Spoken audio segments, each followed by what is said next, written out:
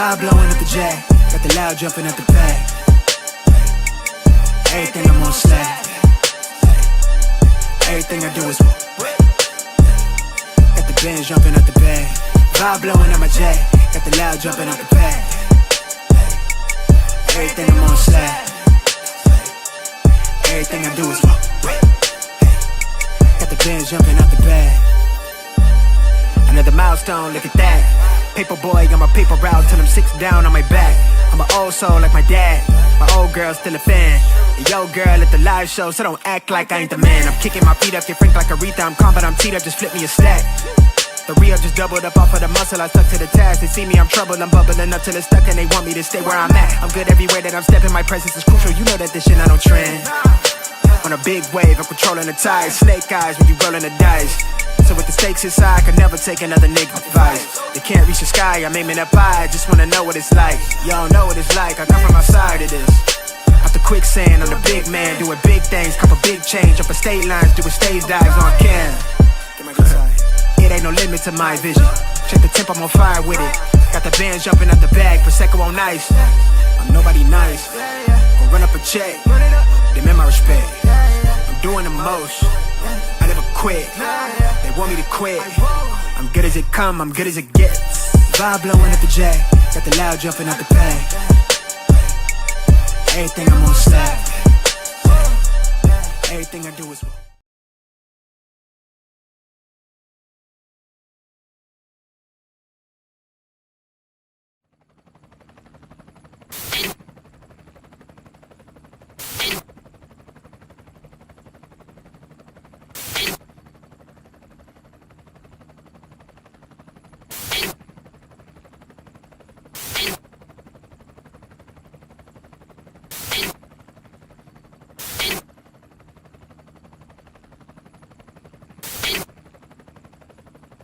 and you're in the Desert Storm bunker with Hollywood CGA. Yeah. Legends ain't born, they built from the grind. From benches to banners, we sharpen the mind. We sharpen the sword and promise and swore that we going hard and leaving it all on the floor. Ayy, yeah, we going hard and leaving it all on the floor. Ayy, yeah, we going hard and leaving it all on the floor. Legends ain't born, they built from the grind. From benches to banners, we sharpen the mind. We sharpen the sword and promise and swore that we going hard and leaving it all on the floor.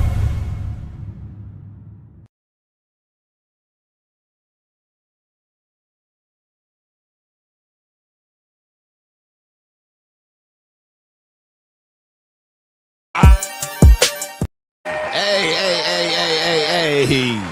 What's going on, everybody? It is Coach Greg Adams back in here with another YouTube live stream. Shout out to the Coach Gang. And that's you. For being in here, being involved, and being active on this YouTube channel. And welcome back to the internationally known and recognized symbol of YouTube excellence and entertainment. It is the Boss Up Show.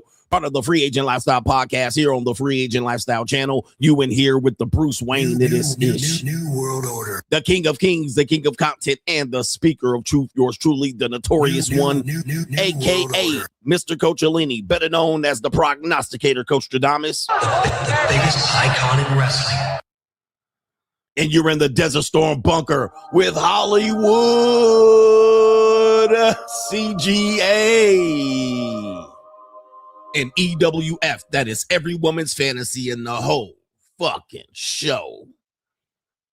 The biggest icon in wrestling. I'm the CEO, Niggero, of Fixes Binds LLC, the unbinder, the undebatable, the undisputed best entertainment here on YouTube. You can call me Senor Gregorio Graybeard. The ladies love to call me Mr. Your third leg was just phenomenal. Also, the man with one trabajo, that is the ecclesiastical Mitch Slapper. You're looking at the anointed one. Acknowledge me. The founding father of the After Pill, the junior college sociologist, the Morpheus of the Matey Matrix, the chocolated Confucius, the Black Moses, the deliverer. Also known as the man that walks ecclesiastically in the spirit of Elijah. I'm the man with more nicknames than anyone in the game. But in case you forget those names, just call me Poppy Malo, Hentai CGA, the Notorious One, Ling Arthur, the Lord of the Lings, James Bind, or the Benevolent Monarch CGA, see God Allah, and the reigning, defending, undisputed, demonetized champion of YouTube. We got a great show for you lined up today. Today, we're going to talk about this man. His name is Stephen, whatever his name is. He's a billionaire, all right? Most of you guys don't know many billionaires. You guys know a lot of millionaires, but not a lot of billionaires. Well, the person in this particular case, his name is Stephen Klobeck or something like that. There he is right there. I've actually seen this man in and around Las Vegas, Nevada. He actually was part of the Las Vegas Athletic Commission, and I believe I saw him either at a boxing match, a fight, a UFC fight, or a slap boxing event. He actually is going to be somewhere near the front row of these events. He got money at the end of the day. I got money. And if you're a part of the Las Vegas fight community, you have seen him ringside. I actually probably saw him at one of the Crawford fights that I went to. All right, but he was a part of the Las Vegas Athletic Commission, also associated with a lot of Democrats in terms of giving them money. I got money. Well, he's involved in an interesting case here. And this is something that I've been trying to warn dudes about the junior college, is that, yes, there are some women who look to get married, and there are some men with money that look to marry some of these women. I got money. And in this case, he attempted to marry not one, but at least two known OnlyFans girls. All right, not one, but two OnlyFans girls. Now, the interesting thing is this story popped up just yesterday, and he's been arrested. Yes, he got arrested on the name of an OnlyFans girl. He did. Yes, he did. And the reason why is this particular girl is known in the manosphere. Yeah, she's known in the manosphere. The manosphere, there's several men in the manosphere that knows this woman. See, the woman involved in this case has been accused of robbing sugar daddies and rich men for their money, watches, and all of that. Yeah, she's just not a flatback. She like to steal. She a kleptomaniac. She like to get the 5-figure discount. She like to not only steal from men, she likes to steal from women. And several men, some of your manosphere heroes, have found out that this woman likes to steal. And we're going to actually show that these manosphere heroes actually got stolen from. Well, they tried to say they didn't get stolen from, but their podcast that hosted this woman, yes, well, she stole from several of their members that appeared on the podcast. So some of your manosphere podcast people know this woman in one ways or another. All right. Maybe they was mahi. Maybe they put a little something on it. Maybe they put a little 5 on it. Oh, yes, indeed. I got pictures. I got the video to prove so. But so she's known in the space. And this guy, the billionaire, this Las Vegas billionaire, Los Angeles billionaire, right? This man actually tried to marry not one, but two of these women. And we're actually going to show you the proof. So he has a long connected story of trying to take monetized dating meat down the aisle for wedded bliss. And let me go ahead and show you this as we, get this story together. Here's the save the date wedding invitation for said billionaire and one of his latest acquisitions, former Mahi Juco OnlyFans girl, the save the date right there. Right? Yeah. She's an evil, nasty woman. So she has been arrested, jailed, waiting for trial. And what he's been trying to do is spread his little money around and grease a little palms to intimidate some of the witnesses in the case, which might be some of your manosphere heroes at the end of the day. We don't know. We don't know who the witnesses are. You big dummy. And I'm going to say everything I say is alleged. Yeah, man. You can fix her. But anyway, we got that as the main event. We got a lot of Boss Up CGA coming up here. We got also a lot of Crime Law CGA. One man shoots and kills his ex-wife because he thought she was going to put him on child support and he was going to go to jail. All right. And not only that, he killed himself. All right. Goodness gracious. These men, it's getting kind of hectic. Hey, yeah, but coach, what about love? Well, they really didn't love each other, apparently. I think they loved each other too much. We also have an update on the woman who killed her husband and then acted like she was the victim, wrote a child book about how children can recover from the death of a parent. Well, we got a result on that one. She has been now convicted of his murder, and we now know her fate. All right. What an evil ass world we live in. Goodness gracious. It's an evil world we live in. Well, what about love? But to contribute to today's show, $ the notorious CGA on the Cash App, Venmo Coach Greg Adams TV, PayPal is paypal.me/Coach Greg Adams. And that is near the top of the description box on the Free Agent Lifestyle channel. And you can super chat by clicking the link on the top of the live chat New on the world Free order. Agent Lifestyle channel. Yes, indeed. Are you any red pill guys in here? Well, the red pill is dead. I don't know if you guys know. All right. And what's going on with my damn internet? All right. Do I have to restart? What's going on here? Right, help me out. We trying to make a good show out of this. All right, the red pill is dead. It's dead, and clavicular killed it. all right. The new Gen Z men killed it. Oh man. Any earlier contributors to today's show? Let's acknowledge those people first, and then we'll get into the Straggle and Sniggles. Crime Law CGA and the FU boss up. Shout out to Ruben, says, love the show, man. Keep it up. We got it. All right. I'm loving the show. You loving the show. And I'm loving that I'm able to do this show. All right. Shout out to our brother here. This was today. He says, Gregory Abrams, GA, Mr. GA. He says to everyone watching, join CGA on locals. Yeah. He said, but y'all don't have the stomach. All right. They don't got the stomach. I see my computer's bugging out. I knew I should have restarted it before. Do you have the stomach? They ain't got the stomach. All right. They ain't got the stomach. It's on my side. It's definitely on my side because I can see here. Do you have the stomach? Don't make me have to restart. To watch a girl that you really love? All right. Don't make me have to restart the stream. That'll be tragic. Okay. My computer works well. And then when I go live, it'd be like, nah. But he says to everyone watching, join CGA on locals, but you don't have the stomach. He says, I bought the face scan sub that you told us about. Tell me why every single one of my sister friends were on a prawn-related site. Free Agent Lifestyle for life. Can you take me out with the gordita howl?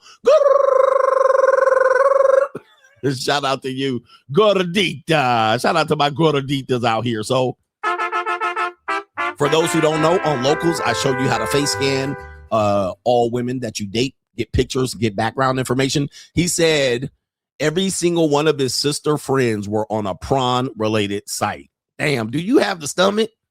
You don't have the stomach. You don't want to see what your girls is doing out here, bruh. All right, and the women are trying to tell you, one thing I've always told men is that women will tell you exactly who they are. It's that you don't believe it. For instance, have you ever had a young lady tell you this? And almost all of us have had that, especially if you've dated around. It's when you dated around. Has any other woman told you this? Like, I'm crazy, right? She says something like that. I'm crazy. Or, once I have sex, I get crazy.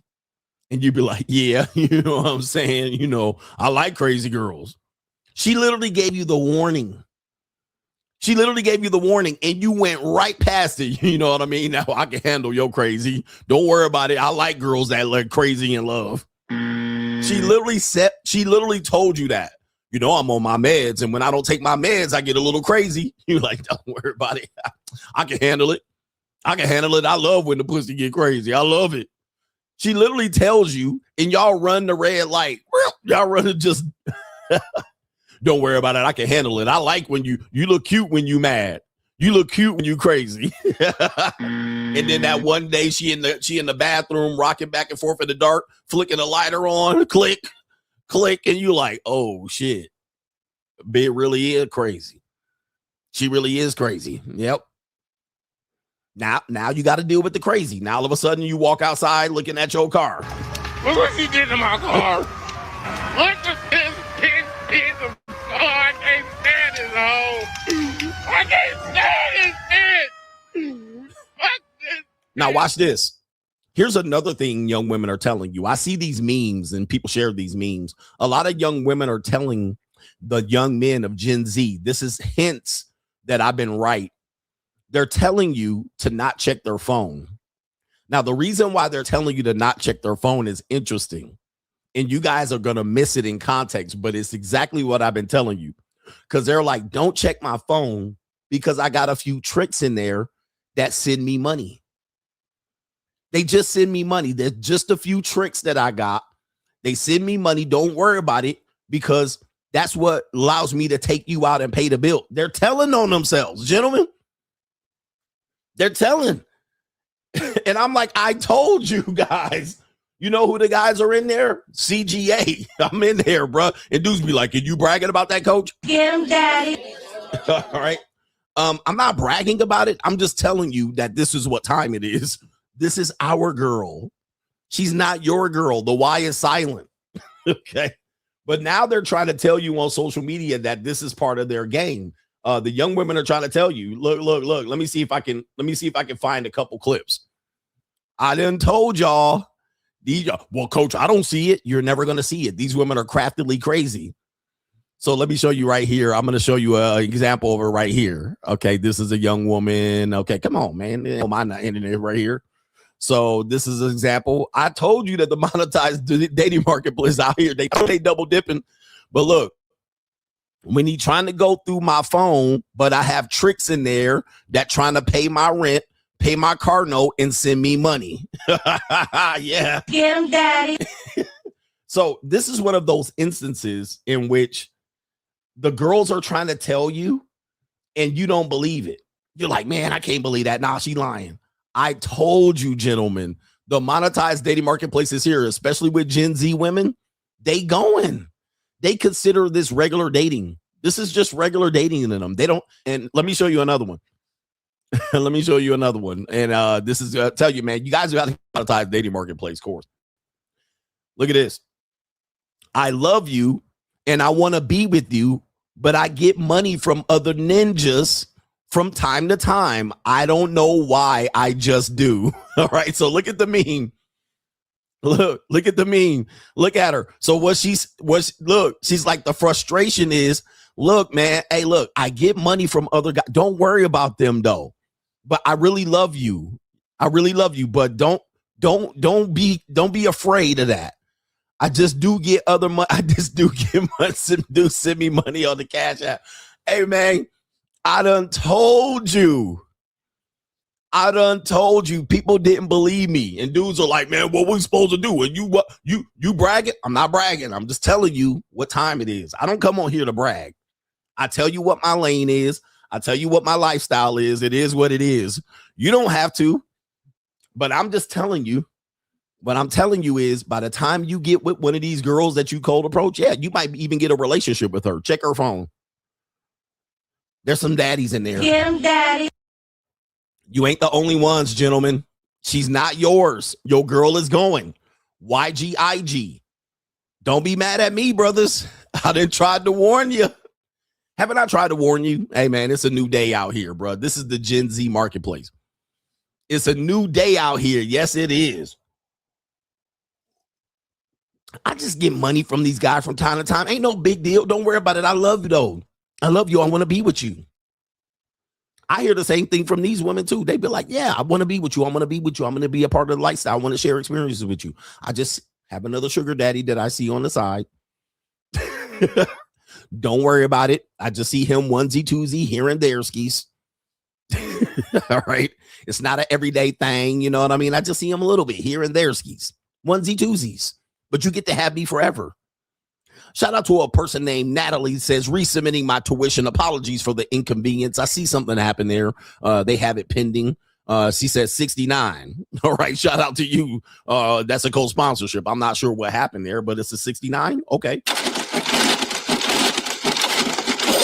I'm rich, bitch. All right. Shout out to our brother here. It is our brother Larry, the mathematician, has something to say. He says, speaking of getting arrested, do you know why cops show up early to riots? To beat the crowd. Shout out to you. To beat the crowd. Shout out to you and the coach gang, including Jay, Flo, and Martin Muhammad, and the rest of the SHIELD members. Shout out to everybody in the SHIELD. All right, we love the SHIELD members out here too. Acknowledge me. And we have Kaylin says, could the only thing that limits married men is a different mindset? Does the happy wife, happy life model create a scarcity mindset? Your lifestyle should enable men to have fun if they get divorced. You got to remember, This lifestyle that I'm selling is not an easy sell. All right. I take a lot of bullets and hits, especially when people discover my lifestyle. A lot of people look at this lifestyle as the last resort. They look at it as a lot of flaws. Some people see it and they can say, well, that's a positive lifestyle. That's something that I can live. I want to live that. All right. When I went viral on Instagram, a lot of guys was like, that's exactly what I want to do. I want to live that. That's who I want to be. Because what they're taught is get married, try to get young, simp, gesture max, settle down, get played, happy wife, happy life, cheaper to keep her, you know what I mean? This type of thing. And then by 40, you're worn out, you're tired, or accept leftovers and this type of thing. So now they see me at 50, living good, being in good shape, being out here with some young tenders, got some money in my pocket. All right. Some dudes can't accept that. Well, I just want to be loved and held. I want somebody to really like me for me. I want somebody to like me for me. This is what it sounds like. I'm going to ask you something. This is what it sounds like. This is why I look at men and I'm like, are you guys men anymore? Are you guys men? What happened to men? I just want her to love me and cherish me. And I don't want her to like me for what I can provide and what I can do. I don't want her to like me for my money. I want her to like me for me. I want her to like me so I can pick her. Go for who you like. Go for who likes you. Go for who likes you. And if she likes me, this is why I have to ask you. That's why I have to ask you. If you applied that same logic to women, this is what it would sound. If you put that same logic to women, this is what it would sound like. I know I'm beautiful and young, but I don't want him to like me for my youth and beauty. I want him to like me for my brain. I want him to like me for me and get to know me for me. Yeah, I know I got ass and titties, all right, and I know I got beautiful hair and I got young skin and I know I'm bad and all of that, but I really want him to like me for what I think and what I know and for how I think and how good I am at work. I want her to like me because I'm ambitious and I'm a go-getter ass bitch. And if a woman ever says some stupid shit like that, we looking at her like, you see that? That's a stupid bitch. We like, yeah, that's nice and all, but guess what? All men like beauty. We like a beautiful woman. Now, at some particular point, the dude will get a little bit of fatigue and be like, well, dating baddies ain't all that. All right. It's better to get an adjustable 7, right? Stupid shit niggas come up with an adjustable 6. All right. And that's basically them saying, I'm going to go down a couple of points to get a real woman instead of a blow up Barbie doll or an Instagram baddie or a top model. Yeah. You're just telling me you can't afford it. Go ahead and tap out and go get something that you think is attainable so you can get control over her. Right. Well, I get what you're saying, but a lot of dudes just can't see this as a lifestyle because they're just too much of a sucker for love. I can prove, man, I can get women to actually like me. They actually like me, coach. The women you got, they don't actually like you. Okay. All right. So that's their thing. Sucker for love ass nigga. Hey, look, if you a sucker for love ass nigga, just say you a sucker for love ass nigga. And then they be like, but I'm a real P though. I'm a real P. I'm going to keep it P. I go with a woman who really like me for me. She don't require me to pay for anything, ass nigga. I'm like, oh my God. Jesus, man. Are you a girl or a boy? What are you, man? Well, I'm going to tell you what you are. Look at this bitch ass nigga. You just a bitch ass nigga. It's okay. Everybody want to be loved. You sound like Heavy D. I want somebody to love me for me. All right. Love me for me, ass nigga. I want somebody. All right. She like me. She like me for me. She like me being a regular nigga. All right. You got to do all. Okay. Yeah. Anyway. All right, man. Shout out to these guys. These guys are some funny ass niggas, man. Anyway, y'all funny. But hey, man, you always in forever ass niggas. Always in forever. Shout out to our brother, no government name. He says, good morning, CGA. Your content has been stellar. I've been busy trying to build financial systems, working on bossing up, layoffs at Walmart, Cisco, etc. Doom and gloom will be a constant. Let's ring the bell. He says, can I hear that Shannon Sharp? Let's give you that Shannon Sharp right there. We're just looking at the booty. We're looking at the breast. We're looking at her neck. We're looking at her feet. We're looking at her. No, I ain't looking at no feet. Man, ain't nobody looking at no feet. You're looking at feet? Yes, I'm looking at feet. Shout out to our brother there, that guy, that gospel singer. I'm looking at feet. All right, anyway, let's get into it, man. We got Straggle Sniggle Theater. Let's get this show on the road. Like, ride with me if you ride with me, you can slide with me if you feel like 550 on the 5 sticky, come get high with me, that's a deal, right? Straggle and Sniggle Theater, just do me a favor. Just give me the likes. Don't pass a scroll. Mugga. Straggle and Sniggle Theater, we only got 2 clips here, but we have a young lady, man. She's calling out men for allegedly using the meta glasses to flirt with her, only to find out that she went home and she was posted all over Al Gore's internet. And she says these men are weird, right? This is a strag term. When you hear black women talk about people being weird, man, that's weird. That's weird. You weird. You weird. That's a strag term, right? Because they're going to say it like 5 times. Now, I might say weird or weirdo here and there, onesie, twoskies, here's and dareskis. All right, but if I hear you say weird, you being weird. That's weird. That's weird. That's weird. All right, that's a strag term. All right. But this woman says she's upset that she found out she done went home and appeared on the internet for being a strag. So as you can see here, let's take a look. All right, let's take a look. An obvious bird. All right. And there she is right there, all glammed up, going out. And take a look at what she's wearing here. Take a look at this. Is that the moose knuckle? Look at that. That's the whole. I mean, that's basically scantily clad. I mean, there's not much left to the imagination. Even the dark-skinned girl out here looking like a whole streetwalker. All right. She got a whole bodysuit on, but apparently she was posted on the internet and she's taking exception to it. So let's see what she has to say. Woke up this morning and everybody was sending me the video to find out this is a famous ass nigga posting that be recording off his lenses and posting it on Instagram because niggas are weird and fucking perverts. Like, why are we recording people through our fucking lenses and coming up to them and trying to holler at them? Like, that's weird. That's so weird content.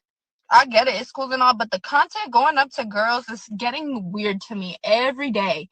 Every day is getting weirder to me. Like, why are we going up to random females and you're just straight recording them? Like, that's so weird. That's so weird. Like, why are we recording people? Like, okay, if a fight broke out or something's going on, but like, men are literally wearing fucking. It's weird. I'm not trying to knock nobody's hustle down, but if I find something weird, it's my opinion. Point, period, fucking blank. Just like how you have an opinion on something that shouldn't be able to come across, right? Man, she's not very smart. She's not very smart. I mean, you press record, and this is your best way to articulate what you're saying there. Well, I'm gonna tell you what happened. She got a roster full of niggies. I don't see the video. I didn't see the video she's complaining about. But apparently this is the type of bird got a roster full of niggies, right? And she thinks she out here running game and playing these guys. And so be it. It is what it is. But what happened was her game got busted, basically probably for what she said in the video. So she probably went out and did this and said that and was out here flirting, spending sugar daddy's money, told another nigga that she wasn't outside, that she just be at home. All right. And she a homebody. And because now the video, she said people were sharing the video that they saw of her in her Instagram, her game got busted. All right, that's what happened. Her game got busted. So she probably went out there and gave her Instagram up or gave her phone number up or whatever she had going on in the background. Then she got exposed. So now that's why she's all upset about it. This is weird. And you guys are weird. And while I will agree that it is weird to use the meta glasses. I'm not a big fan of dudes doing cold approach on meta glasses. But what happened was your game got busted. You told somebody you wasn't outside and then they saw your ass outside. And she said somebody sent her the video or a couple of people sent her the video. Yeah, the dudes that you was trying to play and finesse and you got busted. That's what happened. So that's why she on the internet calling it weird. And you weird. All right. That's why she's having a problem with it. So that's how I feel. Niggas who are wearing meta glasses are fucking pedophiles and perverts. Why are we walking up to females? Okay. Why are we walking up to females? Okay, wait. Pedophiles and perverts? Ma'am. That's crazy. I mean, that's definitely an interesting accusation. They're pedophiles and perverts. All right, but you don't want out here dressed like a hook. I mean, come on, bro. Look at how you dress and look at how the woman's dressed next to you. You got caught. Just say I got caught.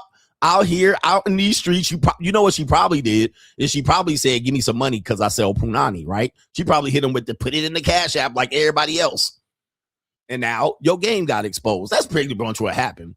All right, but calling men pedophiles and perverts, I think that's a little bit of a stretch. However, I do have confirmation that she possibly might be right here. She possibly might be right. Straggle Sniggle Theater, we have a guy that has his meta glasses on somewhere around, it looks like a beach area, maybe Miami Beach or Huntington Beach.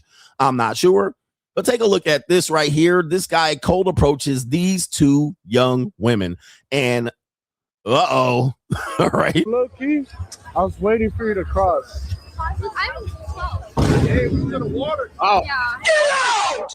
Yeah, I'm in middle school. Oh, no. Oh, the humanity. Oh, no, sir. You go.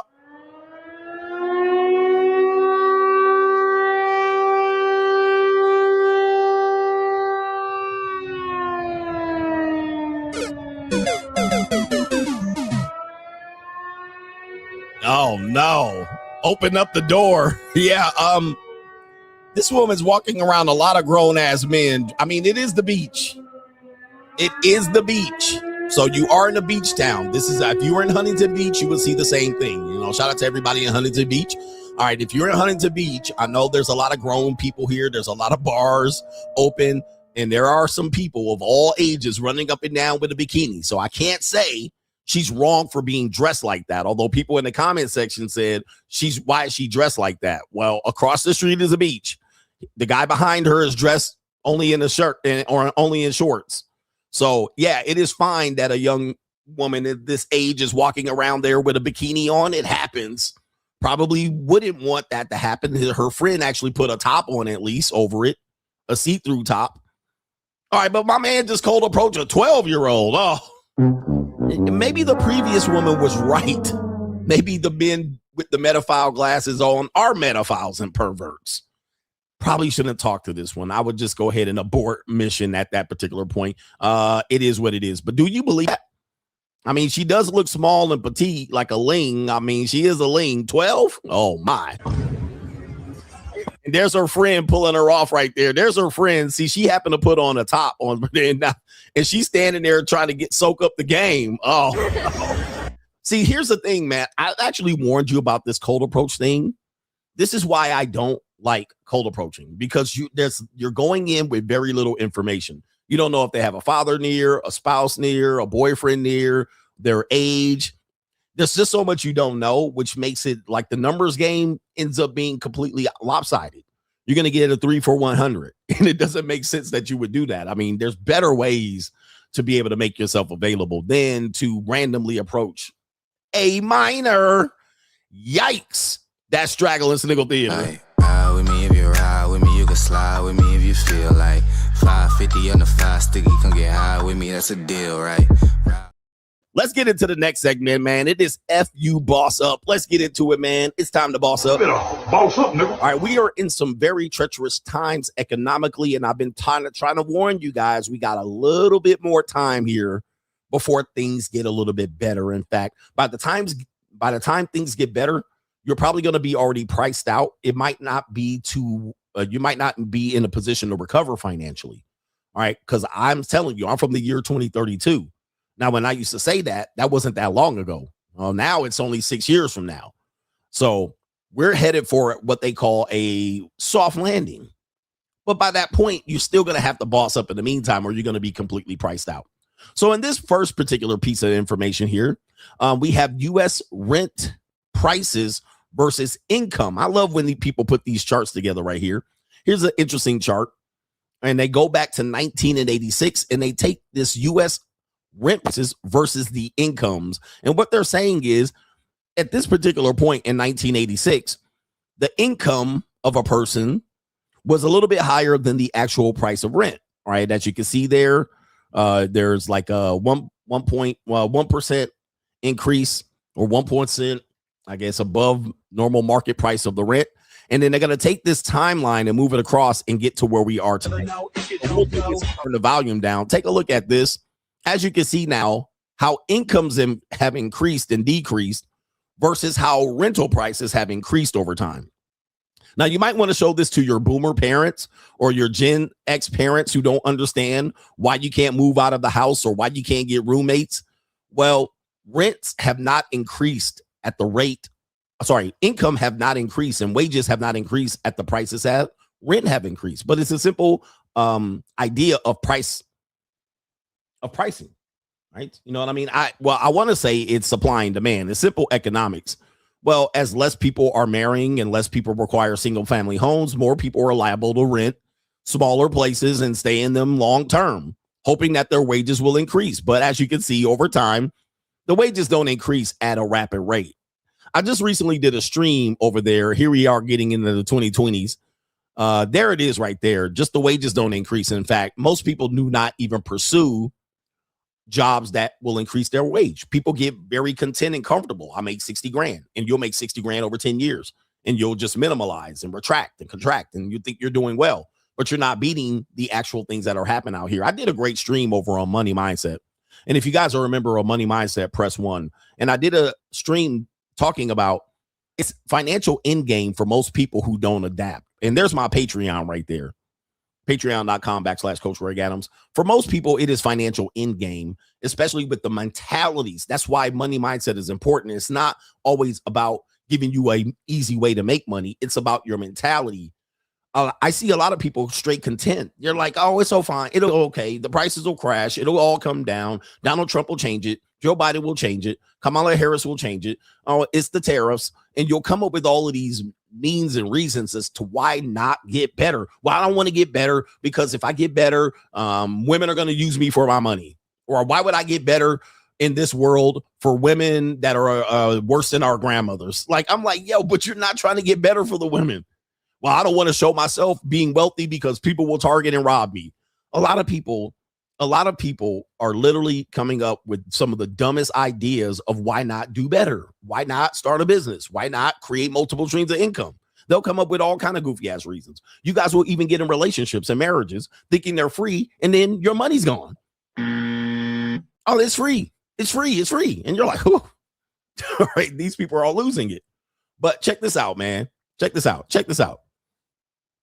This is where we're at. And I showed this on the Money Mindset right here. Take a look at the increases right here. The cumulative price increases in the U.S. over the last 5 years.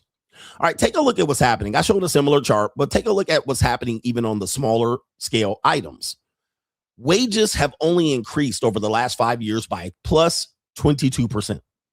Plus 22%. That is the average wage increase in the United States, plus 22%. And this goes across right here. Take a look at what everything else has increased.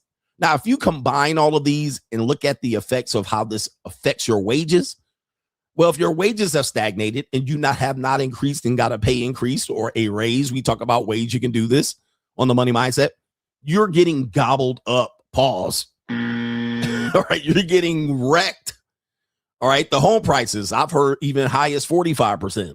Electricity, of course, eggs. If you're getting priced out of eggs, you need to reconsider your life and life choices. All right, utilities have all increased. The price of gasolina has increased. Transportation, cost of vehicles, auto insurance definitely has gone up. Auto insurance is definitely going up. I mean, crazy increase in auto insurance. All right, ground beef, coffee going up, fuel costs. And I remember there used to be a thing here. Stop spending $5 a day at Starbucks. Well,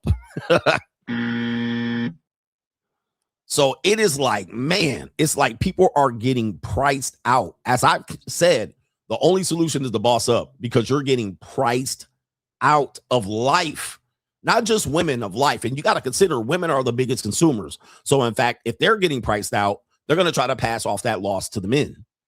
That's what they're going to do. And they're going to supplement that by having boyfriends and also having a sugar daddy. We actually showed you the proof of that.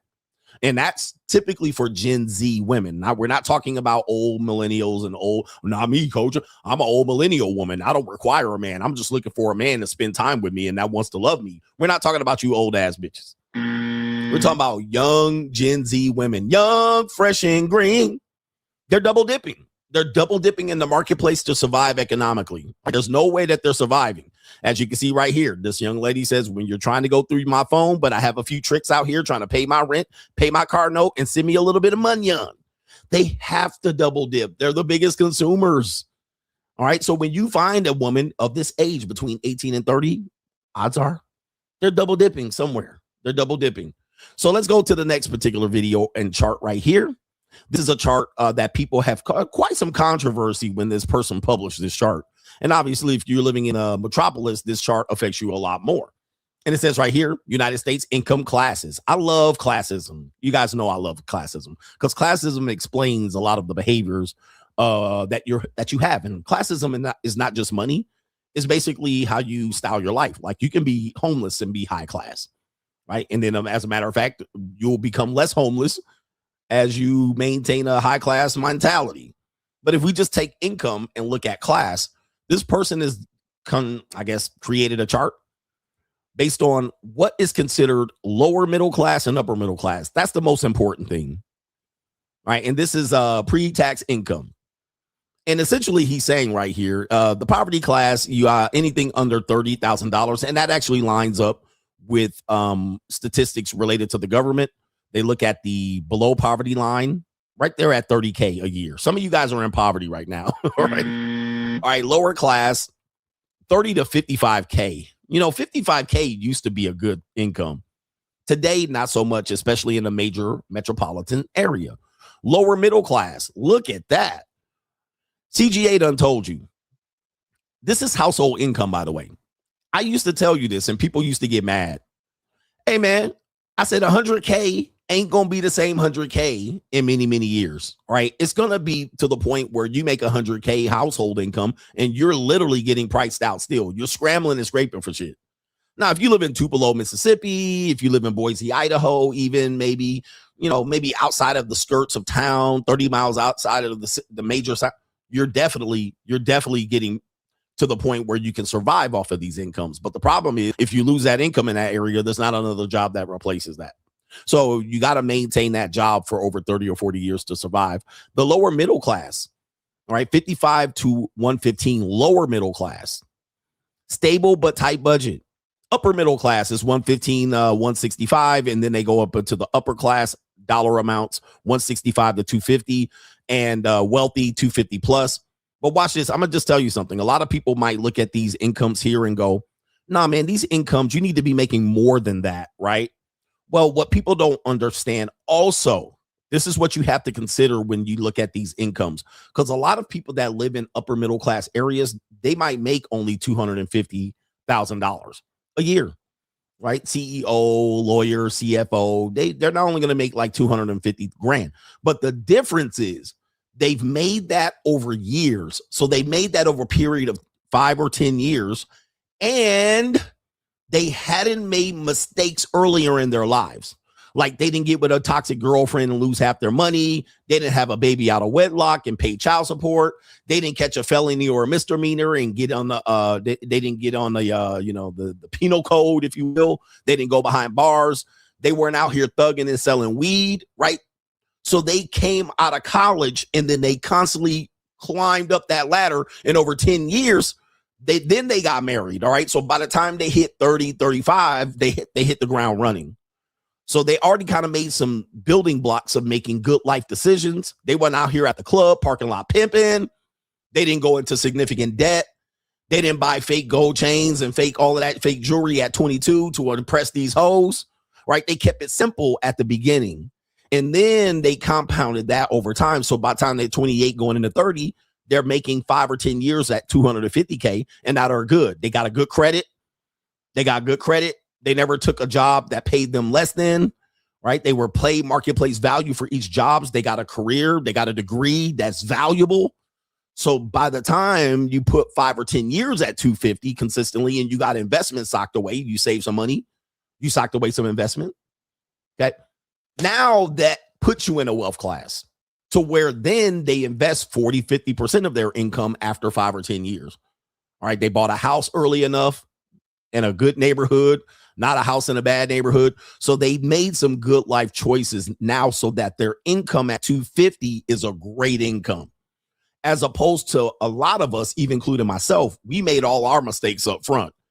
Then we needed to go ahead and hit a lick afterwards and then make all this extra money. And then when you even making $400,000 and $500,000 a year, it still doesn't feel like enough because much of it is going to back debt.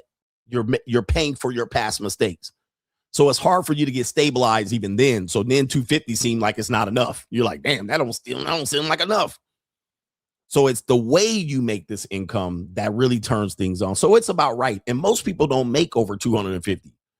Right? There's not even that many people. Like you're in the top 1% of incomes in the United States at 750 grand. That means that 99% of people make less than you. So not a lot of people make that money.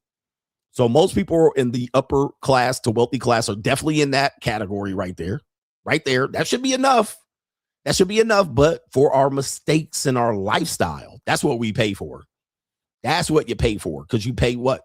What is my constant phrase? What is my phrase? My phrase is, or my saying is, you either pay interest or make interest. There's two types of people, those who pay interest and those who make interest. Making interest takes a lot more time, but compound interest is your friend. But people that pay interest over many, many years, and trust me, you're going to pay interest for decades. Some people are paying interest for decades. So they're paying 15, 20, 25, 30% interest on everything they do for about 20 years until they recorrect or hit a lick or get married. If you think about 5, 10, 15, 20 years of paying 15, 20, 30% interest versus a person that doesn't have debt, their parents paid their college, all right, they don't have student debt, they don't have consumer debt, they didn't get into trouble, they have a good credit score, they never got into much of the game of paying 10, 15, 20, 30, 40%. They never got into that interest paying game. They're in the spirit of making interest. You don't need more than $250,000, right? You make $250,000 over 5 to 10 years, you're living very, very well. But, you know, this is a lesson for everybody. But we talk about this more on the money mindset. You know what I mean? You know what I mean? It's a hard lesson to learn. So a lot of us are literally trying to, you know, play with a fourth quarter deficit with 3 minutes left on the clock. The struggle didn't choose you. You chose the struggle. All right. Let's see here. What do we got going on? We got fuck you, boss up. We still got some more. Give me some more. I gotta do something here because let's see here. I gotta do that. I see what's happening here on my computer. It's computer blue going on right now. If you want a righteous one, computer blue. I'm trying to save something here. Come on, man. What is this shit? Oh, I see what I'm doing here. Bear with me. Right, bear with me, gentlemen and ladies. All right, Straggle. No. This is fuck you, boss up. We're still on fuck you, boss up here. We got crash outs. You guys want to see some crash outs? All right, we got crashing out about the marketplace that they're living in right now. There's lots and lots of things that go into this. You cannot simply simplify it in one 5-minute segment, 10-minute segment. But we have a young man that's crashing out about the current state of the economy. So let me get this straight. work, $80 in gas, work, groceries, keep myself alive. Bounce house, $250. Work, unexpected bill, debt,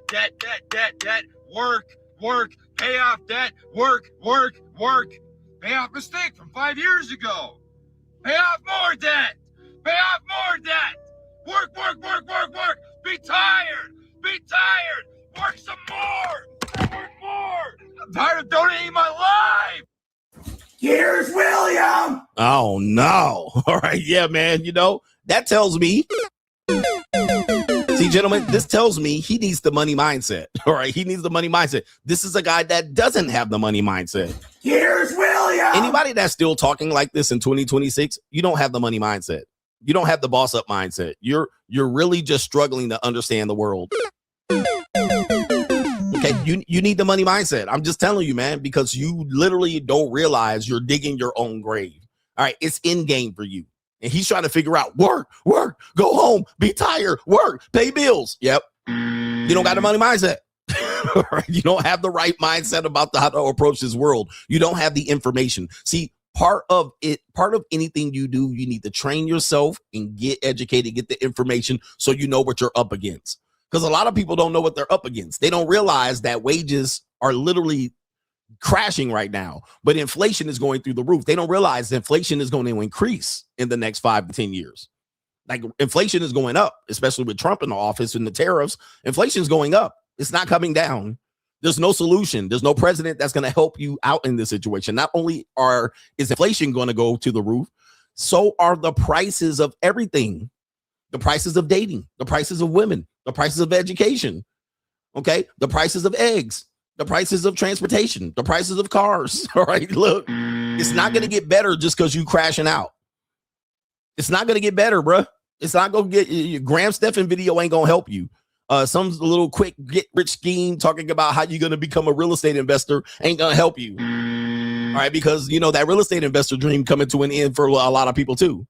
So when people are talking like this, I'm like, bro, you need to get real about what's going on here. You need to understand what's going on and why then work is not the solution. I can tell you the solution. It's on the money mindset though. All right. But I can tell you ain't quick and short. You better boss up, nigga. Like marriage is dead. Even building with women is a dead mindset. Like you can't depend on meeting with a woman and building with her. These women are looking at it and going, oh, I can wait and have fun until my 40s and have a baby, right? Or I can get married and divorce and marry the guy that I want, marry to start a husband and then divorce him and marry the guy I want. Yo, all of the solutions that you guys would look to conveniently are all dead. It's dead. You have to get lucky out here to find a woman to build with. You got to be lucky. So even finding a partner to build with and combine incomes, it's almost dead. Especially before 30. So this is what I'm talking about, how men sound today. And not only men, women sound like this. That means they don't have a solution. Work and pay bills and work and pay bills and work and pay off debt. I made off mistakes from years ago.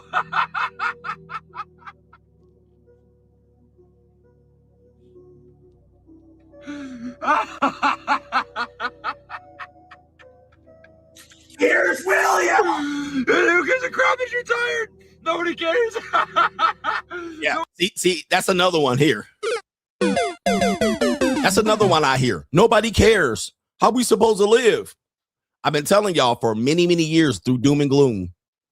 They don't care about that, bro. They need you to be slaves. They need you to be dumb and ignorant. Nobody cares about us. The government don't care. The people don't care. My neighbors don't care. Nope. Nobody cares. Nobody cares. It's hard for men to believe this. Nobody cares. The system was against us the whole time. Money mindset. Money mindset. Okay, come on. I'm trying to wake y'all niggas up as men, because I talk to mostly a male audience. Nobody cares, nigga. Your mama not gonna care if you go homeless. So when I see people doing this, breaking down, crashing out, I'm like, they're really lost. Unfortunately, man, they can't be found. All right, we got a couple of other ladies here crashing out here. Apparently, the independent women, you know, the women out here that can do bad all by themselves. What do I always tell them? I was like, guys, if a system knows that you're trying to angle to kind of defeat it, they're going to always adjust and they're going to make things harder. Let me give you an example. When you tried to cut cable and say, I can just stream something off the internet, what happened? Cable companies adjusted and started offering internet as a package. And then not only that, the streaming services said, well, since they cut out cable, they're kind of beholden to us, so we can offer them an introductory fee into our streaming service, and it can be cheap. And then over time, we'll raise the price. Okay. So they'll get you in under a deal, 6 months free, 6 months at $3.99. So Netflix and all of that. So these streaming services said, oh, okay, you want to cut us out of cable? We can't make a deal with Cox anymore. Pause. We're going to make a deal straight with you. All right, just go in and pay us. Here's Disney Plus, ESPN, and Hulu. Wrapped up in a little package, $6.99. And then every 12 months, they raise the prices. Price increase, price increase, price increase. All right. That's definitely like how drug dealers do shit. They give you a lot, and then they start pinching. So you're being pinched. And you tried to beat the cable system, and now the streaming services, there's 50 streaming services. YouTube Premium is now what? $15.99. It started off at like $6.99. So YouTube even increased their price, and they figured out, well, we don't even have to pay the content creators. We'll have the viewers pay us. YouTube is free. Okay, you're going to watch 12 commercials. You'll watch 30 if CGA was monetized for 5-hour stream. So people have to understand that once a person makes a decision and you're like, oh, this is how we beat the system, they're going to always adjust. And with women, this has happened to them. So women have decided, I can live by myself. Peace. I don't have to live with another man. I don't have to be beholden to what he wants. I don't have to do chores. I can live sloppily. I can live with a pile of laundry right over here or whatever she did. Now they're getting what? They're kind of getting screwed. So we have two women out here going, here's William, about their housing, which is an apartment. Okay, which is an apartment in Los Angeles, is now requiring a subscription for house keys. So shout out to this woman out here, Popcorn Ceilings. What she's going to discover is for these no paying rent ass bitches, not only are you going to sign a lease to pay the rent, you also going to pay for your keys per month. And if in fact you don't pay your rent, you don't get your keys. Let's play the video. Goodness gracious. Off their fucking minds. Apartment hunting, housing market, renting, whatever it is, you've absolutely lost your mind. So as I sit here apartment hunting here in Los Angeles, would you believe that I came across this place, $2,500 a month, okay, 1 bedroom, no utilities included, you have to pay for your parking, bare bones, 3 times the rent, $650 minimum credit, okay? I scroll down to the bottom and I see that in order for you to access your unit that you are paying $2,500 for, right? Okay, that's right. You must subscribe to a monthly membership to use your key fob. If you don't, you will not be able to access your unit that you pay $2,500 for. Your rent's due, motherfucker. Here they go. Look, hey, I told you. Here's William. And shout out to this nice piece of calico. Hey, ma'am, in case you're watching, if you ever in a bind, come see your boy CGA. All right, I'm gonna take care of that for you. I'm in a bind, Nate. If you are ever in a bind, come see your boy. All right, if you ever locked out of your apartment for the weekend, I got something for you. Nigga? What's up for the weekend, I'll put something on it. I'm gonna put something on it. I'm gonna be pulling on your head, pulling on your hair. I'll let you in. Hey, by Monday, you'll be back in your apartment. By Monday, you'll be back in your apartment, but it's gonna have to be a little bit of something, man. You're gonna have to put on it. You got to put something on it.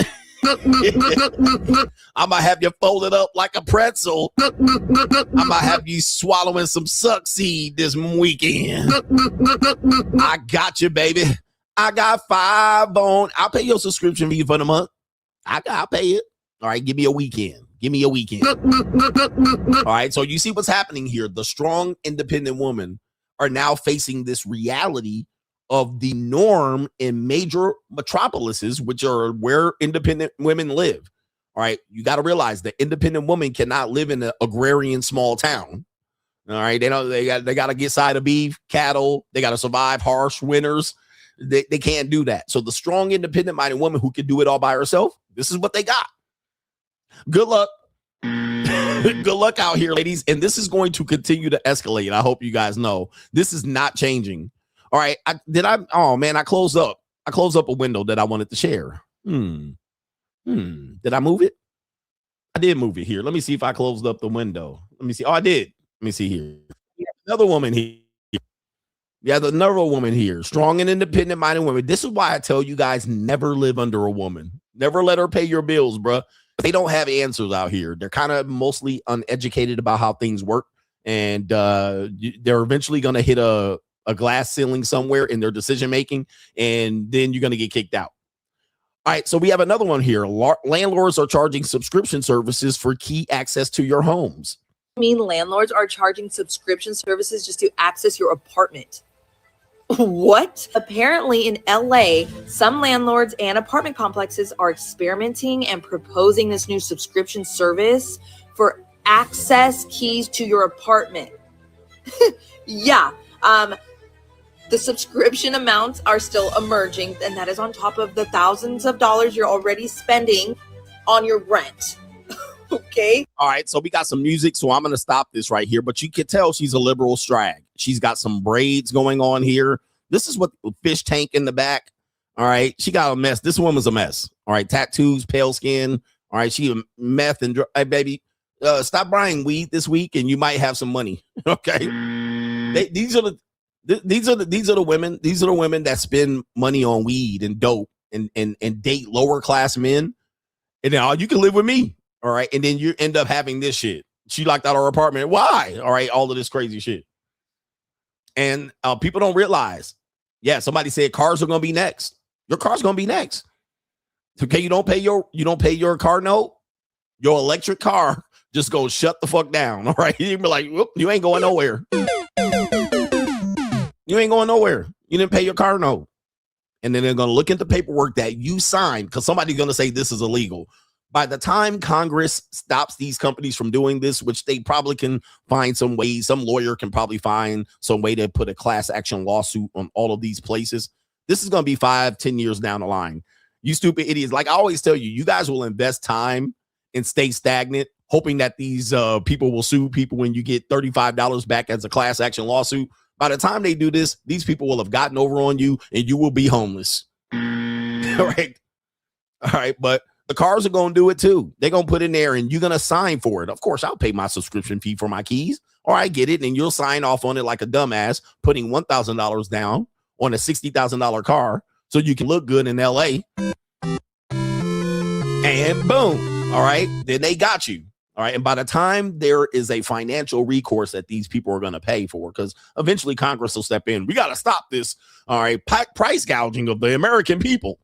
All the congressmen have got all their money in their pocket, right? They've already been paid off by, all of their groups and PACs and all of these donors. We're going to hear about a donor later. They already got their money off of you and you already that much more in debt. Eviction on your credit report, bad credit, bankruptcy, and so forth and so on. So you already got at that particular point. They don't give a fuck. Gotcha. Ask Donald Sterling. They already got their money. They already got their money. Somebody's got to help us. Yep. Some politician will just drag their feet. They'll finally help you, but it'll be too late. Too little, too late. Last one out here. This is the number one indicator that the economy is never really going to repair itself. But a lot of women are turning to this. They're going to turn to this and go, well, this is the fast way to make a quick buck. They're going to turn to sell their body in a certain way. And one way they sell their body is become a nightclub dancer, right? They'll become what they call a scripper. And the reason why people become a scripper is that they can do it a little bit more in anonymity. Whereas OnlyFans and the internet and Instagram is public. Well, being a scripper still allows her to be anonymous, right? Her family doesn't know. The internet doesn't know. It doesn't stay on the internet forever. So yes, girls still do become dancers for this reason. You might say, well, why does she just go on OnlyFans and make more money? Well, not a lot of women make money on OnlyFans, number one. And there's a high price to pay to make $2,200 a month to put all your punani knuckle on the internet. That stays there forever for somebody to just swipe all your content, put it on Reddit. So a lot of girls still turn to dancing and they can do their thing and turn their tricks in the VIP section and so forth and so on. But what this woman is going to say is, the caption says, girls are leaving out of the clubs crying because they're not able to make money to feed their families. Oh, no. So the hoes are having some problems. I just want to point it out, like, this isn't just happening to me or other Black girls. Like, this is happening to a lot of other women in the club. Like, the lady who I'm really close with who works inside the club, she's telling me that there's girls leaving out of the club crying, like in tears, because they're not making money. They can't feed their families. So it's not just happening to me. It's happening to other women as well. So let's see what happens. And really quick, all right, so she said, let me see what happens. Now here, if people just listen to the money mindset or listen to people that will actually disseminate and distribute the information in one place, like I do, that's basically what I do. I just take information and put it in one place and try to repeatedly have webinars so you can understand what's going on, right? So you're not confused. All right, but this is called the Strippers Index. This is even economists, Wall Street has determined and named this the stripper index. The economists, professional economists, have called this the stripper index. And it's right here. Decode the economic signals of sex work. All right, you're going to decode it. Essentially, what they're saying is, it says right here, in the ever-evolving world of economics, economists employ a diverse arsenal of macroeconomic measures known as economic indexes. Okay, these are indicators. These indicators provide vital information and insights into the nation's economy. Okay, whether it's healthy, it enables policy making, businesses, and individuals to predict economic cycles and implement necessary policies. Well, one of their economic indicators is what's going on in the strip club. The stripper index, named for how it relates the revenue generated by strippers' cash tips to the financial strain of consumers in the current economic cycle. Though it encompasses all forms of sexual labor, it has been mostly a joke to economists as they continue to implore and explore different measures to predict the economy. Okay, so there's a relationship, a correlation, it seems. And I don't know if you guys know, economists and Wall Street people, they deal with a lot of sex workers. Okay, if you've seen the movie, it was exhibited in the movie The Wolf of Wall Street.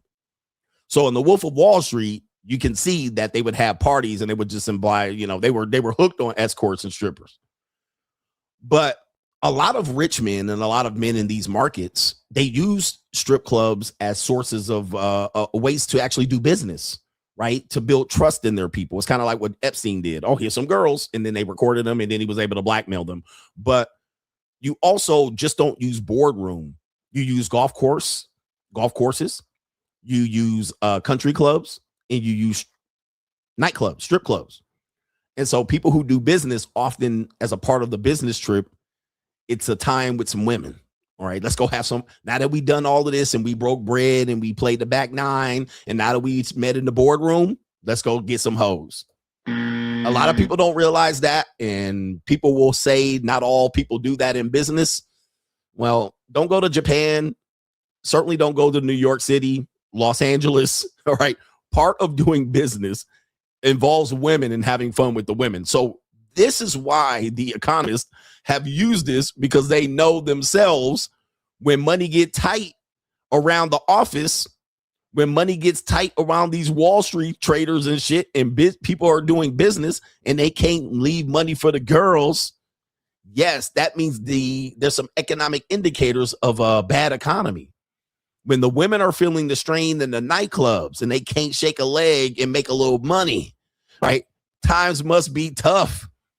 Times must be tough. All right, it's tough out here for the girls. Now, we're going to see this later on in today's show with the main event. This is going to show here as well. But if times are tough on these girls, that means the economy is in some sort of significant strain. But when business is booming, places like Las Vegas, the girls come to the clubs like crazy. Now, I know some girls that are in the clubs here in Las Vegas, and what happens is they tell me that they're in and out. All right, they work their regular job, and then they come in when they are facing economic strain in the regular lifestyle. So some girls are personal trainers, they do hair, right? They have a regular job, they're a lease assistant, and you know, pretty much these women stay up 20 hours a day because they'll work their regular job and then they'll come work in the club a couple days a week. And so this is how they help. But what they're also telling me is there's a strain in the regular world and there's a strain even in the club. So they're going, man, it's even tough to make some money in the club. This is what this woman was saying here. All right. So a lot of people don't realize that strippers aren't just strippers. All right. They're single mothers. They're nail techs. They work in hair salons. They're personal trainers. They work at lease assistants at an apartment complex. A lot of women in Vegas don't live in Vegas. They come in from Phoenix, LA, San Francisco. They'll fly in for the weekend. And this is what they do on the weekend. All right, this is what they do in the weekend. So they'll go in and out. So they'll do it in waves. They'll be like, okay, I won't work all year long. I'll work every other weekend, once a month, twice a month, 3 times a month. And then what'll happen is they'll come back and they'll be leaving in tears. Yeah, college students is another one. College students, and then some sugar babies. All right, sugar babies. They actually do sugaring, and then this is how they meet their clients in the club, and they'll try to get them outside of the club. So these aren't full-time girls. Most girls aren't full-time. And so what they'll do is they'll see if they can make some extra money. But here's the problem with it. Yeah, CNAs. Here's the problem with it. It takes them a lot to even get to that level, right? To get to the club, they got to get their hair done, their makeup done. They got to wear clothes, right? Even them little panties, them little lingerie draws. There's different lingerie draws. Like strippers don't wear regular lingerie draws. They wear stripper lingerie draws. All right, I know people don't realize this. The heels that they wear, they can't just get at a regular heel store. They got to get them at a stripper heel store. Some strip clubs, you'll see the stripper store across the street.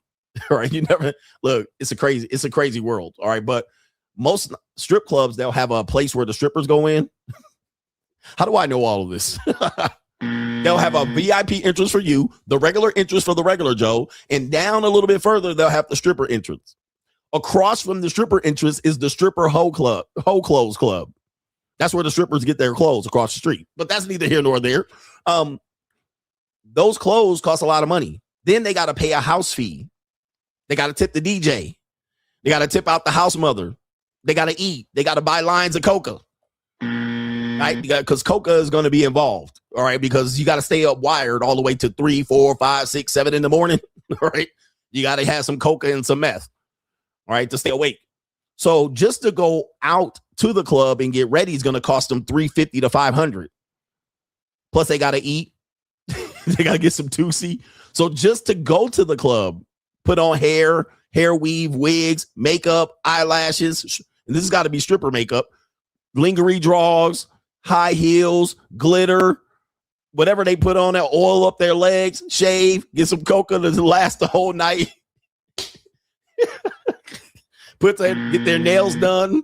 All right, bro, it's going to cost $300 to $500 just to her to show up for one night. So she already in a $500 hole that she got to make up. She already in $500 in debt just to show up to the club, right? So she got to make all of that back. And if she goes twice a week, she already down $1,000. That means she got to make over and above $1,000 just to break even. Whew. Whew. It's an evil world we live in. It's an evil world we live in. Man, join me on the money mindset, man. This is what men don't know. You can figure it out on your own, but trust me, I got 50 years of experience, positive and negative, on how to get yourself in and out of positions. You can see me turn my life around, go from a regular normie to regular normie job having ass nigga to married to divorced to homeless, living in my car for a short period of time to living in a 400 square foot studio, to elevating up, getting my mindset right, to never, ever, ever be in that position again and take control of my life. Or you can learn it all on your own if you want, or you can be part of the network of men that will help you. All right. And we got a network of men, almost 3,000 plus, over 3,000 plus men over on Patreon. So we over here giving that great information. And press 1 in the chat if money mindset has been helpful for you. Fuck around, boss up out here. You better boss up, nigga.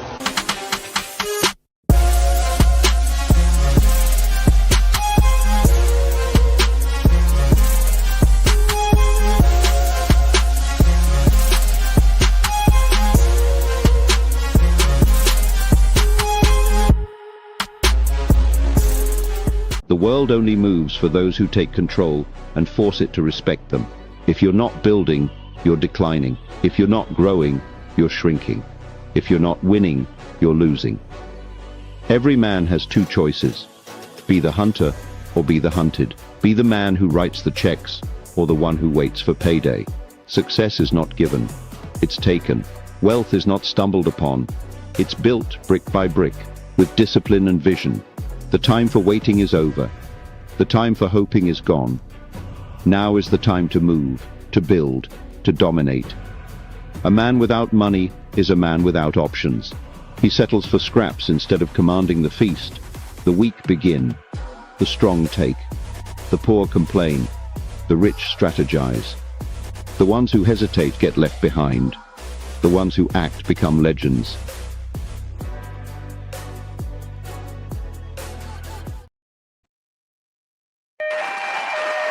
They messing around with my mess. They messing up my stream today. Do me a favor, man. Give me the likes. Don't pass the scroll. Mugga, mugga, mugga, mallow. All right, shout out to Brandon. He says, salute to the GOAT. Just showing appreciation and looking forward to today's show. Yesterday was a work of art, and I'm grateful for these lessons. You are acknowledged. That is us co-sponsorship. Shout out to you, Brandon, who saw yesterday's live stream. And I actually have clips of our live stream. Shout out to the editing team, brothers.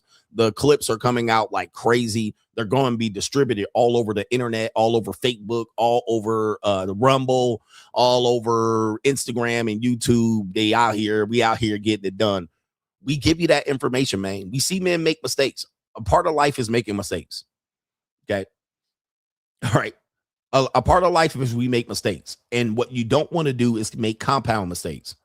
A lot of people think that staying stagnant and staying still, I won't make a mistake. That's a mistake. Okay. Okay. That's a mistake.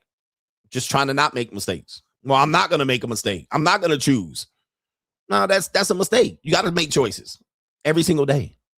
So we are here for you. Shout out to Derek says, church gave us some tips for honoring your wife. Hold her hand, send her a text message every day, telling her how special she is. No sex positions that make her uncomfortable. And number 4, give her a hug, wrapping her in your warm embrace. To wrap you in. Okay, is that what church gave you? My warm embrace. Okay, so holding her hand, send her text messages every day. No sex positions that make her uncomfortable, and give her a hug and wrap her in your warm embrace. Look at this bitch ass nigga. Now, I'm going to tell you, man, listen, as a husband, you're going to do those things. I've done those things. Guys. Let me tell you what happens to the psyche of the female mind. If a woman is absent of those things, if she doesn't have those things, or she's had trauma in her past from men who maybe gave her that and then didn't give her that anymore. If a woman is absent of those things, what's going to happen is she will appreciate those things. She will love those things. She will feel like, man, the guys in my past didn't give me those things. I've been missing those things. So giving her a hug and holding her, keeping her close to you. All right. You're going skin to skin contact, cuddling with her after sex and intimacy, not forcing sex upon her. Right, not clapping them cheeks and telling her and shoving her face in the pillow. Okay, sending her text messages saying, love me in a special way. Holding her hand in public instead of, distancing yourself. Bitch, don't hold my hand. Especially if she's not attractive and she's dealt with a lot of guys that was just using her as a cum dumpster. And then when they go out in public, he act like he don't know the bitch. I see you niggas. Now, I agree with the pastor on this one. But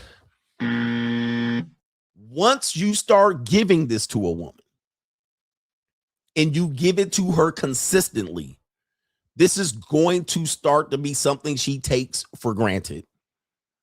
Yes, it's not going to last. And I'm being truthful and honest here. I'm not being nihilist or any of these things. I'm being pragmatic. Once she becomes accustomed to these things, she will become immune to the importance of these things to the point where she's gonna think you a bitch ass nigga. Look at this bitch ass nigga.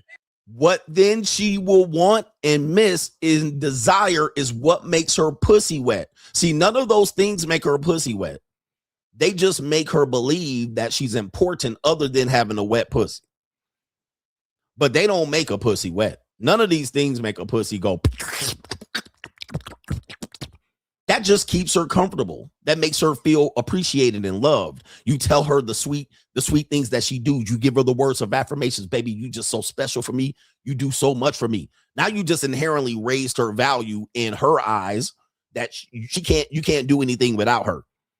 But what make her pussy wet is getting her face shoved in the pillow, getting picked up and jammed up and jibbed against the wall. All right. Sometimes getting choked, whooped, and spanked and all of that shit right there. I like to get dominated. All right. All of that. That's what made her vagina wet until you showed up caressing her and giving them the warm embrace. So I'm just letting you know. Yeah, that sounds great, but that ain't going to make her legs open up like a goalpost in an NFL stadium.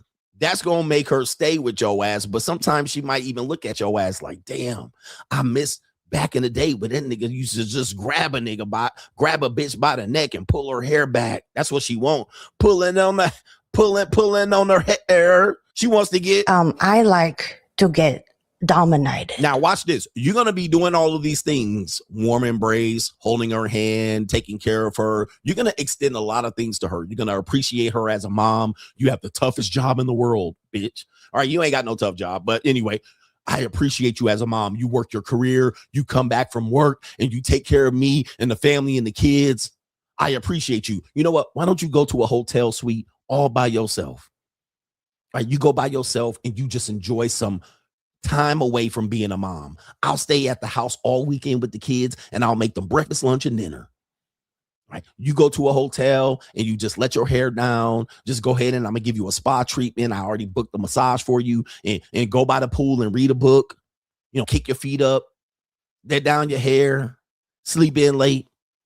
Here's my credit card. I booked you a room. I booked you a suite at the goddamn Meridian. All right, you're gonna be fine. Just take some time off as a mom.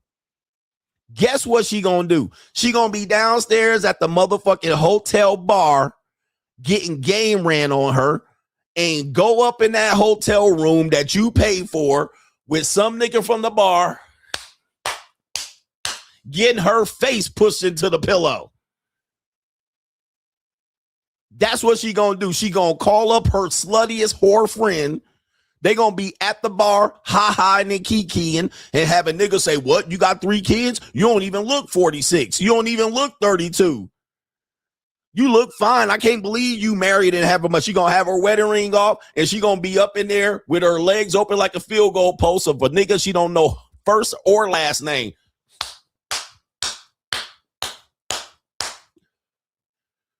All paid for by you. All right. Look at this bitch ass nigga. All paid for by you. Nigga, you gonna pay for her to go get the brakes beat off her. I'm gonna let you know, bro. You think doing this shit is gonna keep a wife loyal and faithful. In today's world, it ain't gonna happen, bro. That's not what keep a woman loyal and faithful. I'm just trying to let y'all know. Do not fall for this bullshit. Do not fall for women telling you that that's how they get. The reason why women are going to tell you why that works is because they don't have it. Okay. The reason why women are going to tell you that works is because they don't have it. They just have a bunch of niggas trying to push her face in the pillow. They're absent of it. But once they get that, they're going to then want the opposite. They're in bizarro world. I'm just letting you know. Whatever they have, they're going to be like, well, I want this. They're like children. You give the children a candy and they look at it. Well, I don't want Snickers. I want Starburst. And you're like, bitch, I gave you some. Well, I don't want this one. They're bizarre. That's how it works, bro. That's why you don't give them what they want. You get because as soon as you give it to them in abundance, they're going to want the other thing. Just let you know. But the reason you hear women say, I would just be happy if a guy just did X, Y, and Z. That's because they're not getting that. Soon as you give a guy that, then she's going to get the ick. Then she's going to be over there looking at what she missing over here. All right. But anyway, y'all niggas going to fall for this goofy shit. Still get played like a buffoon. Jay McGee says, yeah, you're right. People get comfortable being average with a little money. That little bit of money they get. And he says, I pay my rent 6 months at a time. Then those 6 months, I can save more money over time. And that's some of these winning formulas that we teach you. I got money. Pay all that shit in advance so that you get accustomed to not having rent coming out of your check every month. It's a code breaker. Not a lot of, well, I can't afford to do that. No. Man, I'm telling you, man, these will check. It'll change your mind. MC Hampshire says, Coach, you said women are walking asterisks, ass plus tits plus risk. I couldn't agree more. Walking asterisk. I like that. Astis plus risk. Rusted Junk says, according to the chart, I am a single, unattached, with no kid, upper middle class, melanated man. I am striving for more. Fella CGA keeps promoting the money mindset. It's the real deal. I'm ahead of people who live in my suburban neighborhood. It's pedal to the metal. Boss up. Boss up out here, man. I want y'all to have that because, yeah. You better boss up, nigga. At some particular point, yeah, we closing up shop on the money mindset. All right, we closing the doors, meaning that we eliminating opportunities for men to get the message. Shout out to you, Rusted Junk, with the co-sponsorship. All right, we making it harder for you to get it. Not easier. Right? Not easier. Oh, man. Because it's worth it, man. I'm going to tell you. Shout out to our brother Henry Resilient says, LaMelo Ball's 24, first baby mama. Let me see here for a second. I see what you're saying now. You said LaMelo Ball, his first baby mama's 24, who is 36, gave birth. Okay, hold on for a second. Wait a minute. Henry Resilient, what are you trying to say? What that mean? LaMelo Ball, 24, first baby mama who is 36, gave birth. I actually covered that the other day. I think there's a third thumbnail with him on it. There's a thumbnail on it. Let me see here. You said LaMelo Ball? I don't think that's accurate, though. I think he has a baby mama already. Maybe I'm wrong here.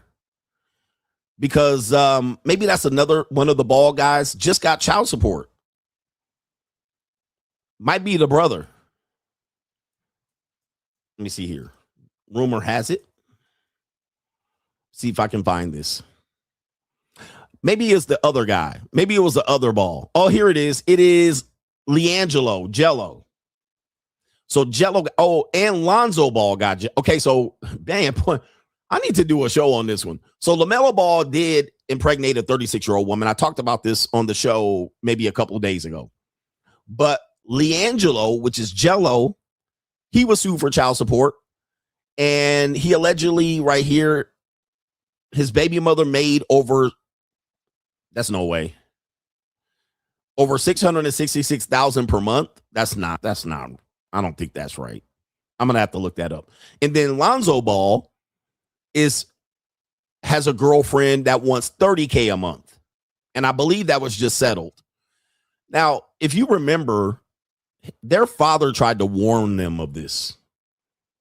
Their father literally tried to warn them.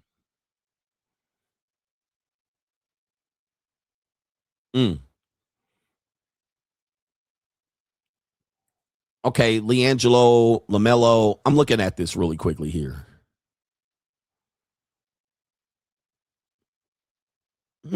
Another woman is claiming that she got trapped. LaMelo Ball claims Denise Garcia trapped brother Lonzo. Okay, so he's then going back to the Lonzo situation. So again, so Lonzo Ball, $30K a month. It looks like LiAngelo Ball has a child support order or possibly paying off child support. And now LaMelo Ball. So, damn. So, what do you call it? LeVar Ball tried to warn him. And they didn't listen. So, this is an example. Even you can have a parent try to warn you and men still won't listen. Men still ain't going to listen. They're going to do what they want to do. They're going to be out there getting dug out by these women. So even when you give in the game, you still going to find that men are still going to follow their lust. Okay. And he told them before any of them had a girlfriend, before any of them hit the league, he tried to warn them, and everybody criticized LeVar Ball. Oh, he shouldn't tell them that. Now look at them. They all got. All three of them got. That's crazy, bro. That's why I always say men got to learn the hard way. Your ego is not your amigo. When it comes to these women, I know y'all want to feel like it's free and she really likes you. I know y'all want to feel that way. And I'm not criticizing you. I am criticizing you for feeling that way because you guys are dumb. This is not true. Women don't like you. They don't love or like you. Sorry to tell you. Okay, LeVar Ball will even tell you, it's not about like or love. You guys got to realize this. I know it feels like it is, but men got to learn the hard way. If it was about like or love, look at the divorce rate. It wouldn't be as high. Look at the marital rate. The marital rate would be through the roof. You would actually have to stop people from getting married. You would have to not bar up the doors.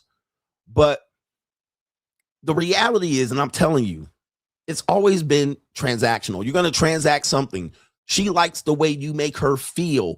If you change the way she feels, she's going to change the way she likes you. 100%. The reason why she likes you is you say yes. The reason why she likes you is she has access to you. She can find you. You're already there. You come home at the same time. You're available. The minute she wants something different, she's going to stop liking you. I'm just letting you know, man. I know people want to, that's the biggest thing people want to argue with. And I'm like, dude, it's not true. Find somebody that like you until she don't. Now what happens? Now, my dude, a dude will say, how do you know she's going to stop liking me? What do I say? Look at your track record, nigga. Like, you're 35 plus. You've had several women like you and then not like you. You're single. You're still looking for a woman that is going to like you. Just look at your track record. How many women have you been with? Many. Some women didn't like you at all because you made her feel a certain way. She didn't like you from the rip. Some women you tried to force to like you, and you just look at your fucking track record. You have just a series and series of women that you fell out from love and relationship with. Come on, guys. Come on, guys. It's not that hard, bro. But what's hard is men want to believe that they're just different. I'm different. I just, when women really like me more than they like you. Goodness gracious. Trying to get y'all to understand, bro. It's just a matter. It's not a matter of if, it's a matter of when. One day she go, dude, there's a video of a woman saying this. I wish I could find the video. There's a video of a woman saying this because I don't think y'all have the stomach. She basically saying, one day I woke up, right? She was like, I was with my husband. I loved him. And then one day I woke up like, what? And like I said, it's just like that. One day they wake up. They felt a certain way. Then one day they woke up like, you know what? I don't want to do this anymore. Oh, here it is. Let me see here. Let me see if I can find it. I thought I had it. It was on the, is this it? Here. I got it right here. This is a woman that she likes me. All right, let's play it. Let's play it for you guys that don't believe me. I think this is the one that said it right here. I have two questions. How far were you into your marriage when you realized this was not your person? I don't think I married the right person. How much longer did you stay after that realization? I'm going to answer first. March of 2020 is when I had the aha moment that I just knew what I did not marry my spouse. I did not marry my husband. Now, just for some transparency, the signs were there prior to me marrying this man, okay? The signs are always there when we are not aligning with the right person, okay? We are never left ignorant. We are never left without signs. Okay, so I agree with her. I agree with her on that. What happens is if a woman likes you, she overlooks signs. So you'll say, go with a woman who likes you. Okay, she overlooks signs. We all got red flags. She's just willing to overlook it until she's not willing to overlook it anymore. Okay, the signs are always there. Yep. Whether we choose to see them, acknowledge them or not, exactly. They are always there. Okay, so the signs were there, but I, like many of us, not only was I ignoring them, and I was also in denial. Yep. I was determined to make this work. You know, there it is, determined to make it work. All right, he's making me feel good. He's a good man, Savannah. I like him. I was determined that we can make this work. Yeah, I see all the signs. I see all the red flags. I see all the things. But we can make this work. We can make this work. I was definitely trying to fit a square peg into a circle. That was me. I was going to make it work. This was going to be my husband. This was going to be my man. We're going to make it work. Okay. Don't ever do that. Don't ever do that. I agree. Don't ever ignore all the red flags, all the warning signs, and try to force something to work that is not meant for you. Now, here's the thing about it. And this is what somebody just said, and I agree with it. A lot of these men saw the red flags too. Like nobody's perfect. I'm not perfect. And I never would portray that I am. I mean, I am perfect, but I'm not relationship material. I keep telling y'all that. Like I'm not a giving person for a relationship. I'll give for a weekend, maybe a week. That's about it. Right. I'm gonna tap out. But what happens is men see red flags in women too. This is why a guy can say, well, baddies aren't worth it. Go get an adjustable 6 or a 7. That's him saying there's red flags in the baddies. I'll take the red flag that this woman is less than and maybe insecure, and I'll make something out of her. You saw the red flags too. You ignored them as well. So he ignored red flags on her, but he was willing to settle for it. Don't do that. So now let's go back to March of 2020. Here we go. March of 2020, our son is about 2 days old. Damn. What do I tell you? Kids change relationships. Damn. Man, am I, wait a minute. Hold on for a second. Am I undefeated, my niggas? Am I undefeated? I'm undefeated at this point, bro. ABL said it yesterday. I'm undefeated. Goodness. I haven't seen this whole video.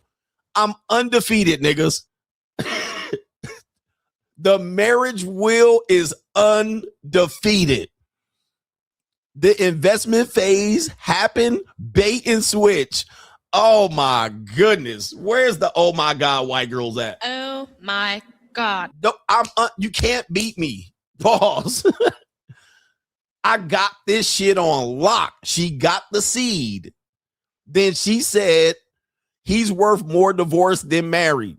I can continue to benefit off of him. I don't have to listen to him no more. I already got the kid. This is what happens when you date older women. Oh, older women can have kids. Well, as soon as the older woman gets one kid, maybe two, she's out, tapped out. Right? Whereas if you have her when she's young, you can get 4, 5, 6 kids and build a whole legacy. They get one kid, tap out, specifically black women. Black women gonna tap out quick after one kid. They can't fake the funk. Ling Ling gonna tap out after 2 or 3 or 4 kids. White girl gonna tap out after 2 kids. All right, so they'll play the role longer. Black woman get a kid, she gone with that one fucking kid. All right, so she got the kid and tapped the fuck out. Because we are heading to his first doctor's appointment, you know, right after we had him, you know, that little first initial doctor's appointment. We're going to the doctor's. I'm in the back seat with the baby. He's driving. Wow. I'm sitting directly behind him. Nothing happened that day. That day was a perfectly normal, fine day. We didn't argue. There was nothing that happened that triggered this feeling, right? Let me stop. So I'm sitting behind. Let me stop her right here, bro. This is everything I've tried to teach you. People are going to be like, why you break up? Why you divorce? It's not going to be one thing. You won't even know. You be like, damn, she just one day just switched up on me. I wasn't even doing anything. I was driving back from, imagine his side of the story. I was driving home from the doctor's appointment. I was feeling good. I was feeling ecclesiastic. And all of a sudden she attacked me. And I was like, what's going on? Why? The divorce is playing ahead of the wedding. You're the last to know. She's already emotionally divorced you before that kid has arrived. She just had to wait to the point of now she's no longer vulnerable as a pregnant woman. She has the kid. She's like, it's time to go. Gotta get my bag and run. Man, I tell y'all, well, she really likes me, coach. I'm like, just wait.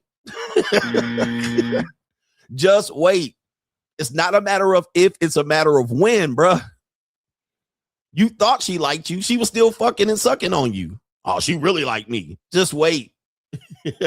Behind him, and I just remember having this cold, intense feeling come over me. As this cold feeling comes over me, I'm also just looking at him. It's like all of a sudden my perception of him is like changed. It's as if like the veil finally came off. Ring the bell, bruh.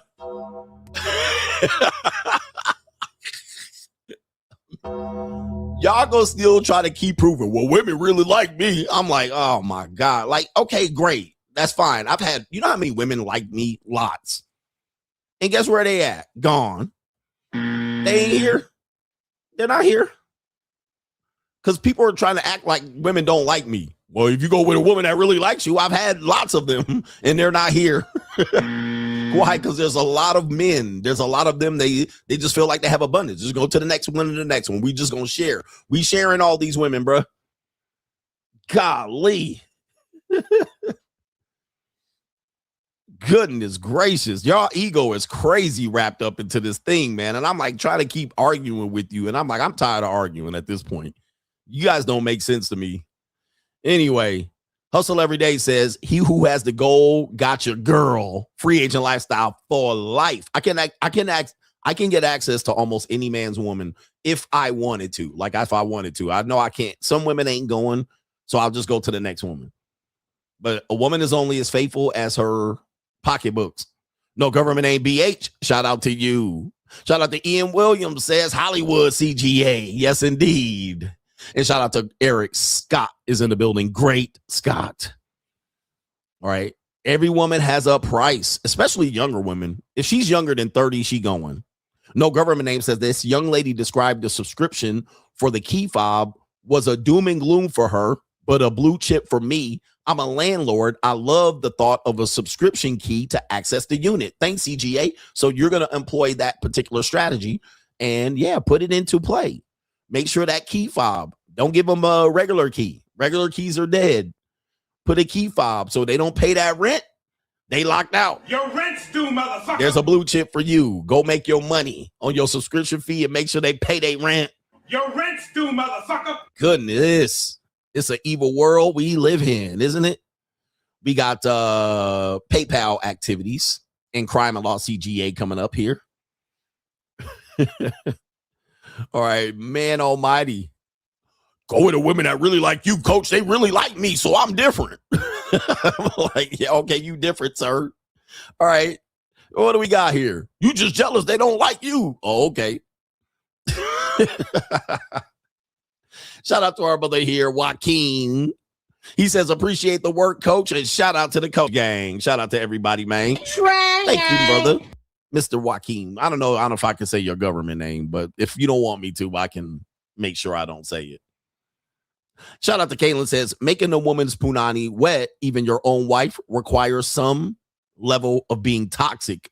Husbands are discouraged from being toxic, only to get the punani, only to get no punani while paying the highest prices. Husbands need to have a toxic trait. Being attractive to other women is most reasonable one.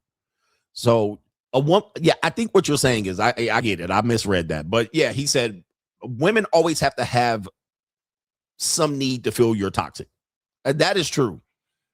That's true. She has to have some need of being scared of losing you. Now, this is called competition anxiety. On one side, she has to really value you more than she values herself. If she comes in and is like, I'm the prize, and he needs to do this, and he needs to buy that, and he needs to give me this feeling that I'm valuable, she's gonna not do anything. She's gonna stop doing anything. She's gonna be like, you cook for me, you clean for me. This is how she's gonna approach it, which is not good long term. This is good for short-term relationships if you have the money, because then you could just lease her off, use her, all right, violate her guts, come on her titties and her face, and then dismiss her. Go back to your cold-ass apartment. That's good for short terms if you have the money. But if you do that and try to transact that long term, that's not going to be good. Then the other side of it is if she feels that you don't get no hoes. Let's say no other women, you're not a threat to leave her because no other woman wants you. She gonna feel like she doesn't have anything. She's gonna be like, man, this is crazy. Initially, watch this. Initially, she's gonna think that's favorable. That's because she doesn't have a guy like that. So then she will search a guy like that. No digital footprint, no Instagram. You just go to work, come home. She's all yours. She has you under her lock and key. She's the best bitch you ever had in her life, according to her. You don't have a history of getting no bad bitches. So she'll like that initially. Further down the line, she's going to find that as a negative. She's going to think you're weird. Oh, you're weird around people, and no women actually check for you. And my friends think you look like a motherfucking the Hunch of Notre Dame. Eventually, she will not like that trait. And then what'll happen is if also you do get a lot of women will be like, oh, you got a handsome husband. You got the dad I like to fuck. That's what they, this type of thing. Your husband's so great. He's so handsome. She will feel like she doesn't measure up. So sometimes she'll stay to try to prove her worth. And then eventually she'll give up if she doesn't feel like she's making ground, but she'll stick around. She'll be like, I feel like I'm not good enough. I feel like I can't do anything for you. Sometimes she'll take that and then she'll go cheat with a lesser guy. So then this is when the lesser guy thinks, oh, I got your girl. And I'm like, no, one of the reasons, not all of the reasons, the reason why you got his girl or his wife is because she doesn't feel that she doesn't feel like she measures up for him, or the fact that he's treating her like a princess. She's accustomed to it and she wants something toxic. So women are always attracted to something toxic, a toxic trait. Women are always attacked. We just don't know what for the individual woman. That's what you got to figure out. You got to figure out from the individual woman what toxic trait she's attached to. Because I can't tell you for every woman. It's different for every woman. Every woman is different. Not every woman's the same. So when I say something and the woman's listening to me, she'll say, that's not true. Well, that doesn't apply to you. That's fine. I can't figure you out. I don't know you and your saggy titties on the other side of this. Because every woman is different. But what you can do is apply something general to accept the fact that all women have a toxic trait they're attracted to. And then you can search for it as opposed to saying it's not true. Like some women are attached or attracted to biker gang niggas that got hair like 1990 Shawn Michaels and Marty Jannetty. But she doesn't have a husband that's like that. But anytime she's around guys like that, her pussy gets wet. And she starts to question her loyalty and what type of woman she is. Damn, why do I like guys like this? After a while, she started asking herself that. But that's after she sucked them off in the bathroom and came home for you and you tasting his kids. So she's going to have to wrestle with that. And over time, she won't wrestle with it. She'll accept it. So then you're still married to her and she accepts the fact that that's who she is. And she'll just keep that from you. Yeah. You got to find what it is, but it's in and around some of these things. So when we're describing women, we're not describing what they all have. We're describing that your woman is one of these things. Okay. So you got to figure that out. But what you don't want to do is believe that I'm lying at all and don't believe me at all and walk your ass outside. You're going to get God out here. Right? You're going to get God. So yes, a woman does require some sort of toxic behavior. The problem is if you're married to them and in a relationship, that trait, while it works for you, may work against you at some particular point. I'll give you another example before we go on. Another example of this would be a woman that says, I want a provider male. Okay. I want a man that pays all the bills. I want a man that takes care of me. I want a man that pays my rent. I don't have to think about money. I don't have to think about bills. I want a man that does this and gives me trips and vacations and prizes and pays rent and buy me gifts here and there and there. She'll ask for that. Women will ask for that. That initially will be an attractive trait. But that eventually will become a toxic trait to her. And she will have to wrestle with the fact, I don't have any money, or he controls all my money, or he controls the bank account that my paycheck goes into. I feel like I'm controlled. I feel like it's financial abuse. It's abusive. I feel like I couldn't go anywhere. I feel like that if I wanted to leave and start a life on my own, I couldn't with the lifestyle that I became accustomed to. That's an example of the same trait being one that was desired and one that became toxic, and he changed nothing. He didn't change anything. He did the exact same thing he did here, and he was doing it here, and one was desirable and one was toxic. It's the same trait. Let me give you another example. I like a guy that makes plans. He knows where we're going. He picks out the restaurant. He has a reservation, right? He tells us where to go. She doesn't have to think. She just has to get dressed, and as long as you tell her where it is in advance, she can get dressed for it and blah, blah, blah. She likes that. That's desirable. Now, 5 years into the relationship, you do the exact same thing. All right, we got dinner at Javier's at 7:30. Be ready. This is what we're doing. Wear these high heels. Wear a high ponytail. All right, put this dress on. That's abusive. You never let me pick the restaurant. You never tell me where I'm going. You never let me.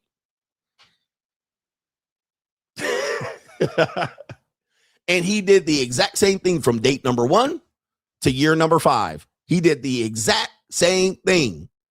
He just told her point blank, and now it sounds cold. When you sound cold, it sounds like you're giving me orders. It sounds like you're telling me what to do. You never let me pick. You pick everywhere we need to go. I wanted to try another restaurant. Now it's a toxic trait. Same trait. Ladies, do I make sense now? But you're not considering the nuance of it, coach. So that's why with men, you're playing a battle that eventually you're going to lose. You're going to lose this battle at some particular point. One day, like I said, that black woman woke up. She said, one day I woke up and a cold feeling came over me. That one day, today's the day. Today's the day. This is what you're dealing with, guys. And she gonna make you the asshole. He never lets me pick restaurants. He always so ordering me around. He's always controlling me with money. But meanwhile, she's never had to pay for a restaurant. She's never had to pay. She basically told me in the lead, I like a man that leads. I like a man that makes a plan. I like a man that knows what he's doing. I like a man that tells me in advance what day we doing what time, how should do my hair. I will pay for her nails and hair. I'll pay for your nails and hair. We got dinner at Javier's. She'll be like, okay, come on. I'm not here to try to hurt y'all and get in a relationship. I'm trying to make y'all realize that what works for her initially, literally, is not going to work later on down the line. So they'll jump on social media and say, I just want a man that does this. I just want a man that does that. You'll do that exact same thing, and she'll love you. She'll love your stinky ass draws. 5 years later, she don't like you no more. Right? She hates your fucking guts for the same thing. You're like, damn. At the end of the day, You can't win. ladies, where y'all at? I know it's like 5 of y'all in here. I know Messy Mashawn is in here. Am I helping y'all? Come on, man. Am I trying to help these men? The ladies don't want to admit it, but coach, you don't understand. Coach, you don't understand. It's just difficult to be a lady. I got a period, postpartum depression. My brain stem don't develop. I piss and bleed at the same time. All right, your BBC make my pussy bleed. It's called bait and switch. Be prepared for it. Shout out to Janelle. All right, Janelle says, yes, we can switch up. Shout out to Janelle in the building. Or is it Janelle?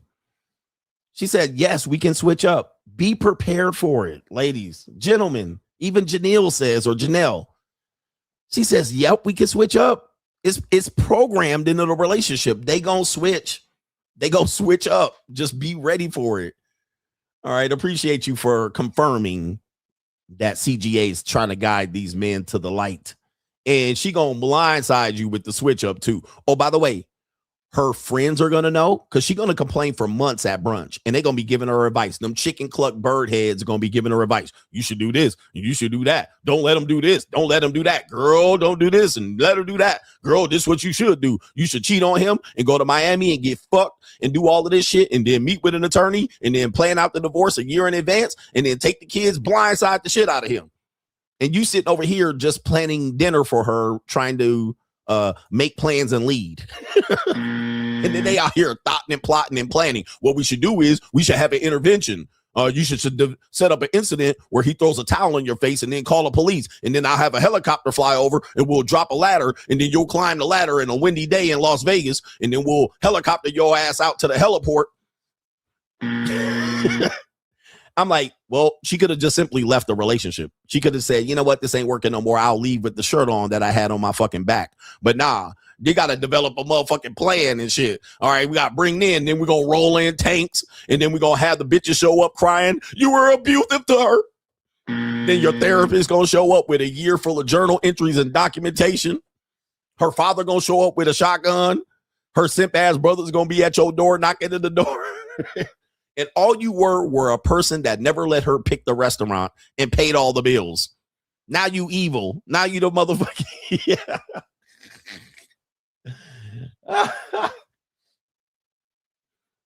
Now you the evil person. I'm like, all I did was pay her bills and do the budget and ask her for receipts and plan dates that she. Oh my goodness. Then a divorce lawyer serving you papers and shit. You're like, what's going on? What the fuck is going on? What did I do? I was just being a leader. And I fucked some girls on the side, but that's neither here nor there. We got Crime Law CGA coming up. Right? Yes, I fucked some young girls on the side and paid their bills too, but that's neither here nor there. Ladies, where y'all at? Quiet as a church mouse, pissing on cotton. Once again, shout out to the angry man. Let's do Crime Law CGA. Okay, this should be a good one.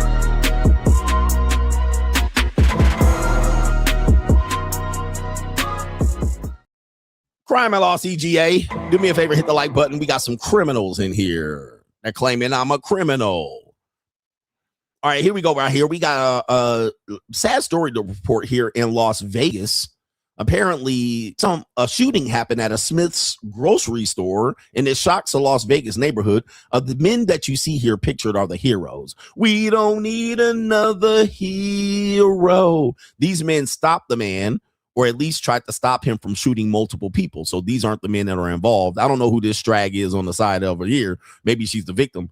But a shooting took place here in Las Vegas, and they said right here, here's the woman here. Oh, that's the victim. Okay, so here's the victim of the, hold on for a second. The pictures are still loading. What the fuck? All right, I guess that's the woman here being involved in the incident right here. And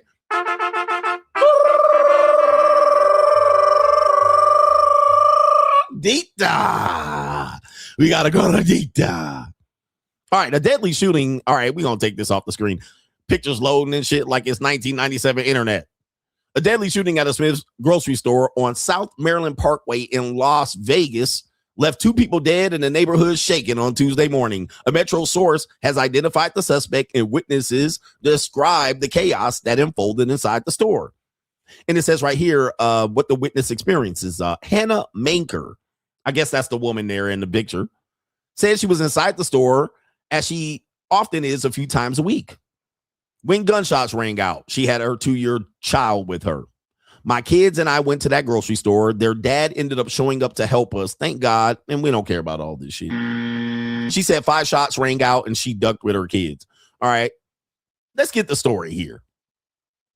What police said happened. The shooting happened around 11:30 in the morning. Several 911 calls came in reporting a man shooting inside the store. When the officers arrived, 3 shoppers had already pinned the suspect down. Police took him into custody. They went inside and found a man and a woman who had been shot, both dead at the scene. Oh, no. Homicide detective and lieutenant said this was a domestic violation situation. A Metro source has identified the suspect as 43-year-old Alejandro Estrada Alfonso Hernandez Cortez Menendez. All right. A Latino. All right, here it is right here. All right, it says the preliminary details we know so far are it appears that the male and the female that were inside the businesses, the victim is the husband and wife and are in some type of relationship. The male suspect was in a previous relationship with the female victim and appeared to have some children in common. Oh, no. So, okay, we got a new husband and wife and a previous husband or a previous baby daddy. Lieutenants also mentioned that the pair have been dealing with a custody issue. So now I'm going to have to go to another article to read this because it says right here, suspect headed west. All right, suspect right here. I'm going to read this on Crime Law CGA. The suspect in the case believed he would be going to jail over child support before fatal Smith's store shooting. So this is, again, what we call death by sim. Okay, we're learning more about the details here. Alejandro Estrada Hernandez Fernandez Cortez 15.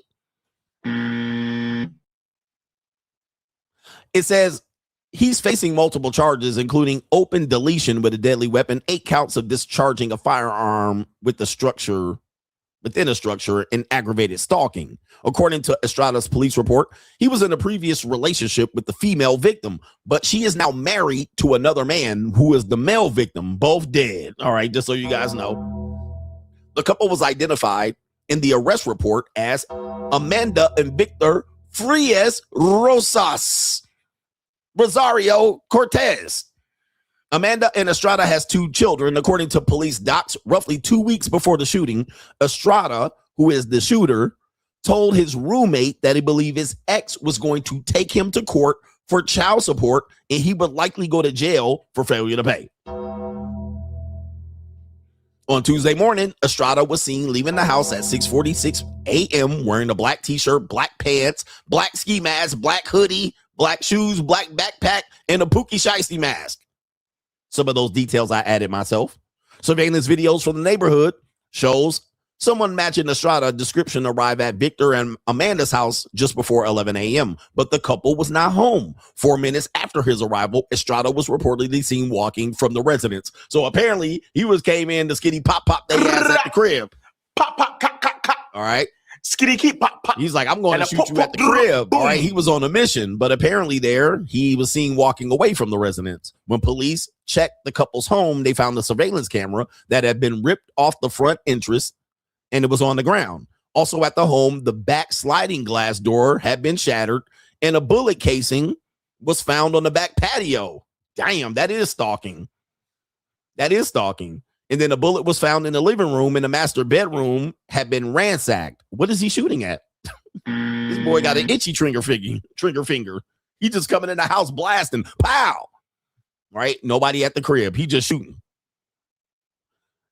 They have also another video surveillance says he arrived at the Smiths on Maryland Parkway in Silverado Ranch Boulevard at around 11:20 a.m., huffing it on his feet. Other videos show Estrada approaching the grocery store from a direction of the couple's.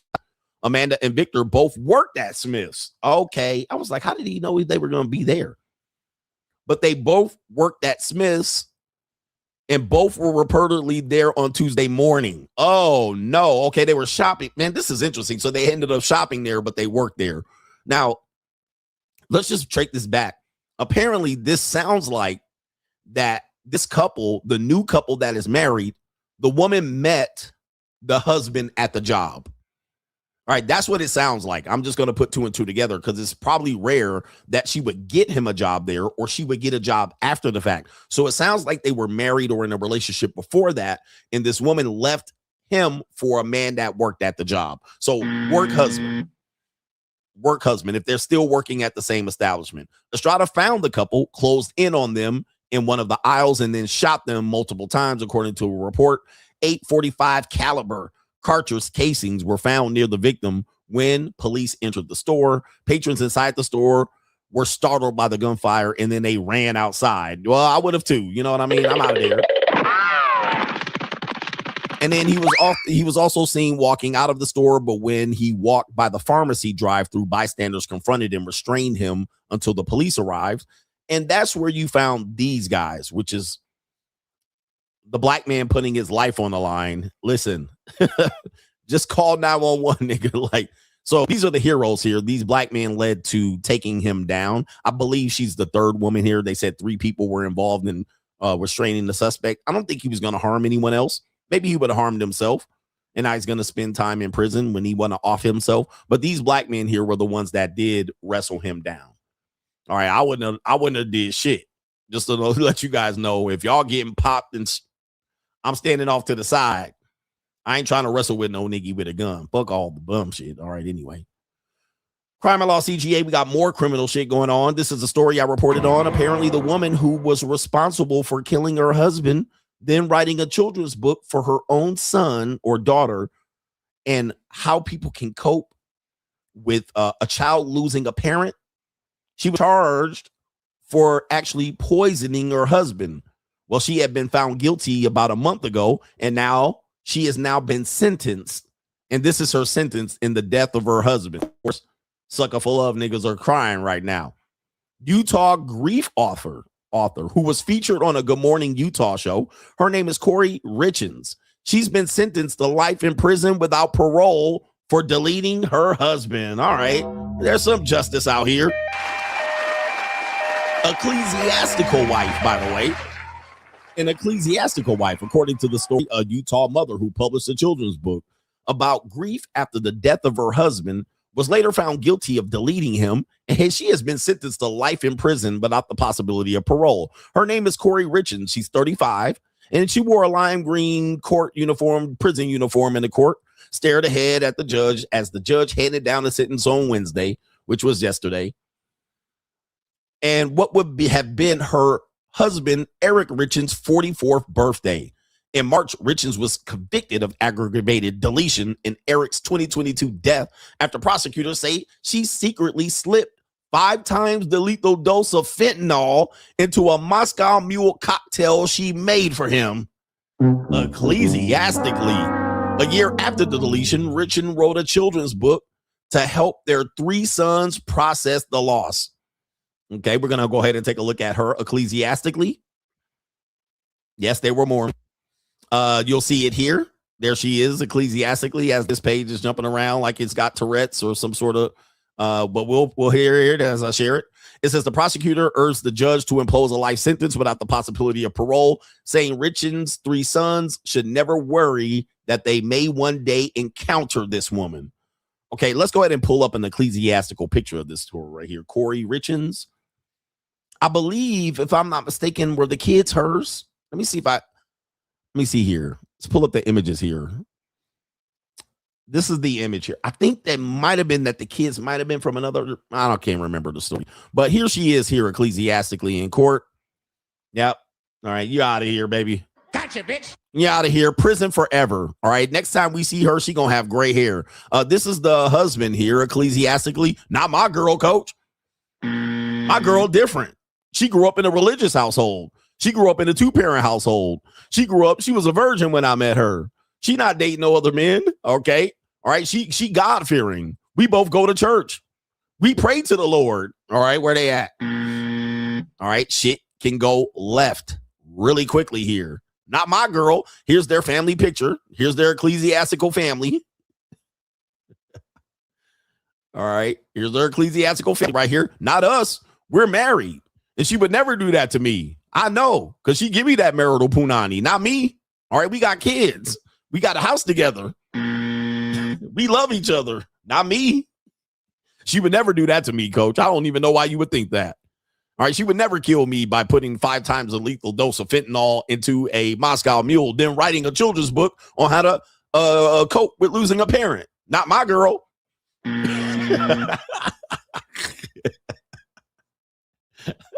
Goodness. Not my girl. We actually have kids together. We got married. All right. She loves me. My girl actually likes me for me, coach. She would never do that to me. She wouldn't sit up under me and have 3 of my kids and then kill me. All right. Not me. All right. Not me. She would never do that to me. She would never cheat on me. She would never fuck coach for a fee. I own that pussy. Ecclesiastically, by the way. All right. We go to church and the church pastor make her give me marital sex. All right. Not me, coach. You got it wrong. Apparently here, this is her finding out she's got life without parole, according to pictures. Here, a picture is worth 1,000 words. There she is right there. Damn, it happens to the best of us, you know.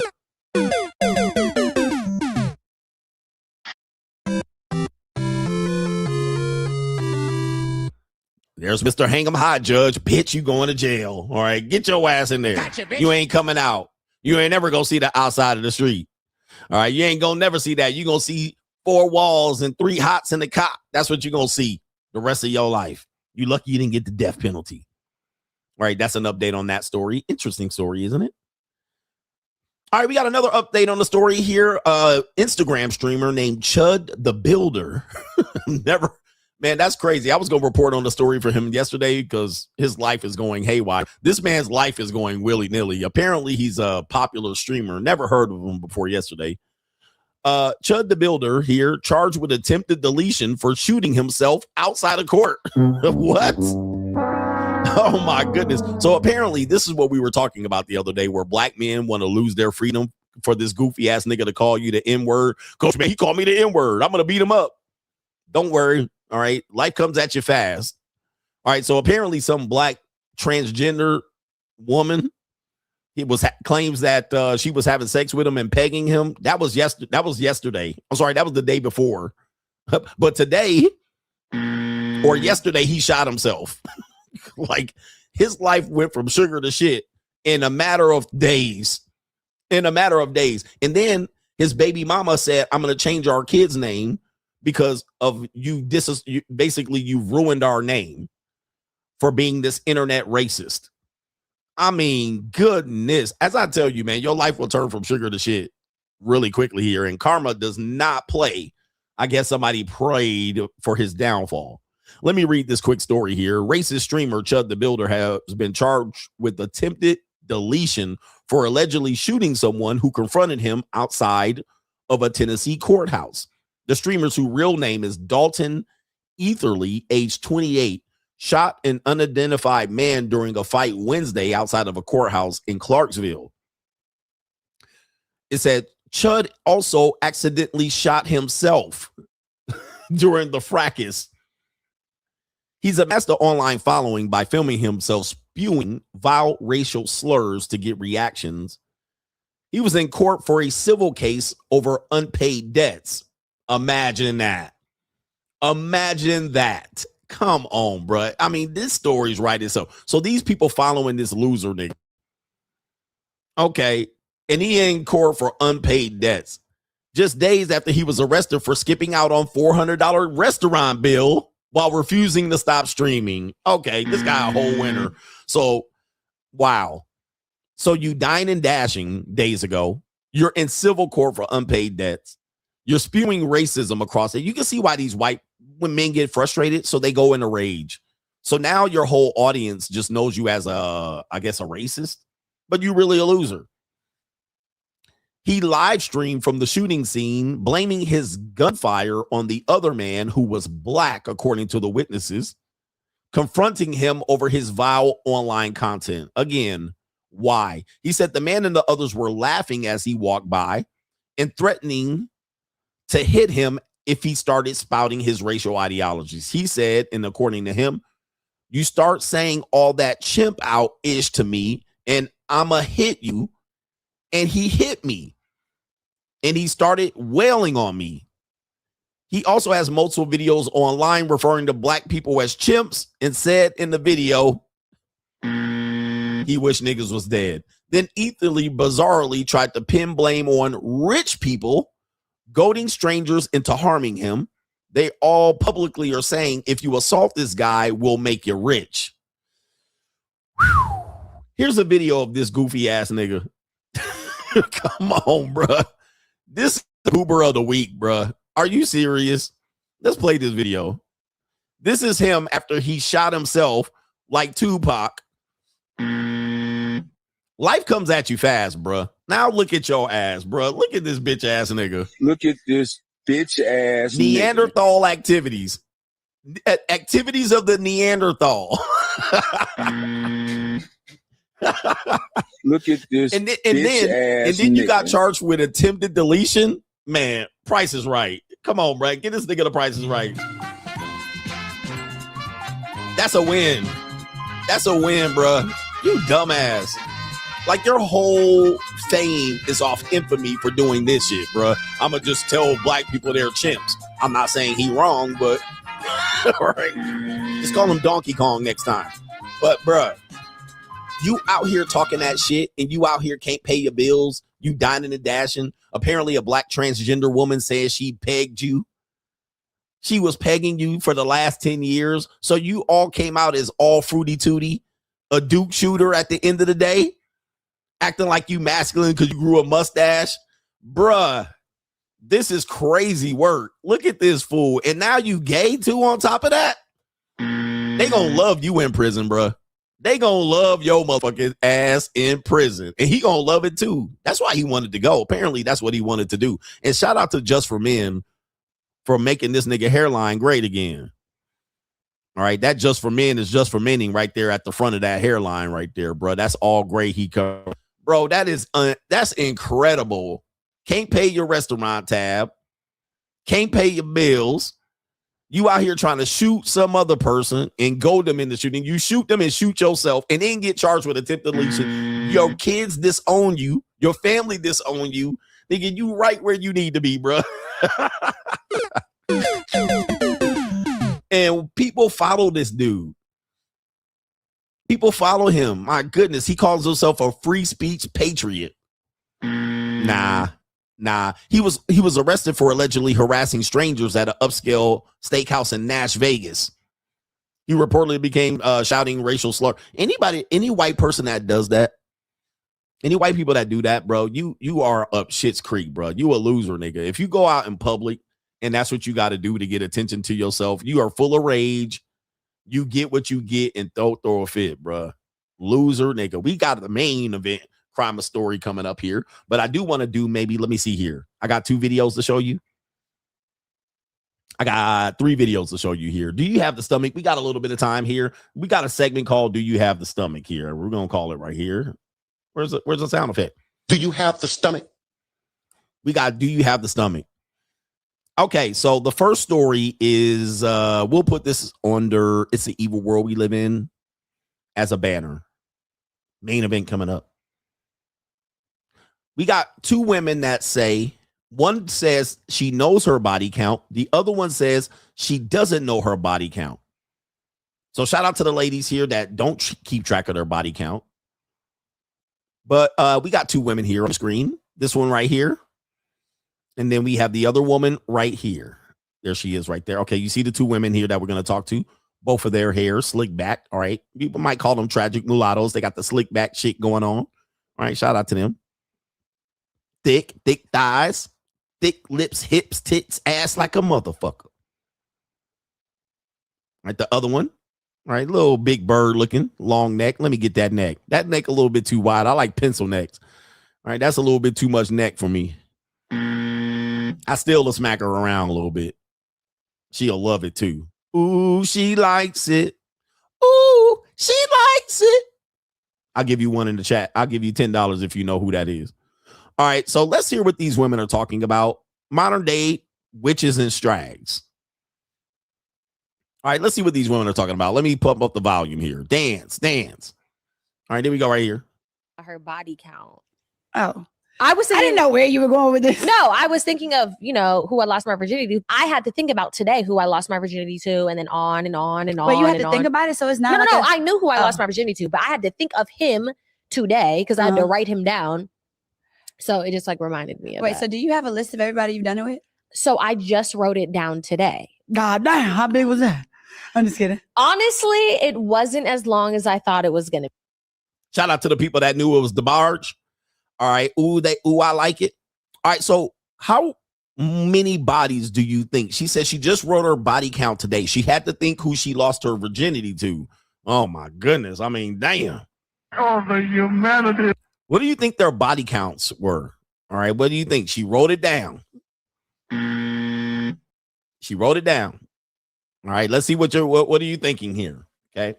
Somebody said 300 plus. We got 50, 50, 11, 60, at least 50, 103, 50 plus easily, 200. All right.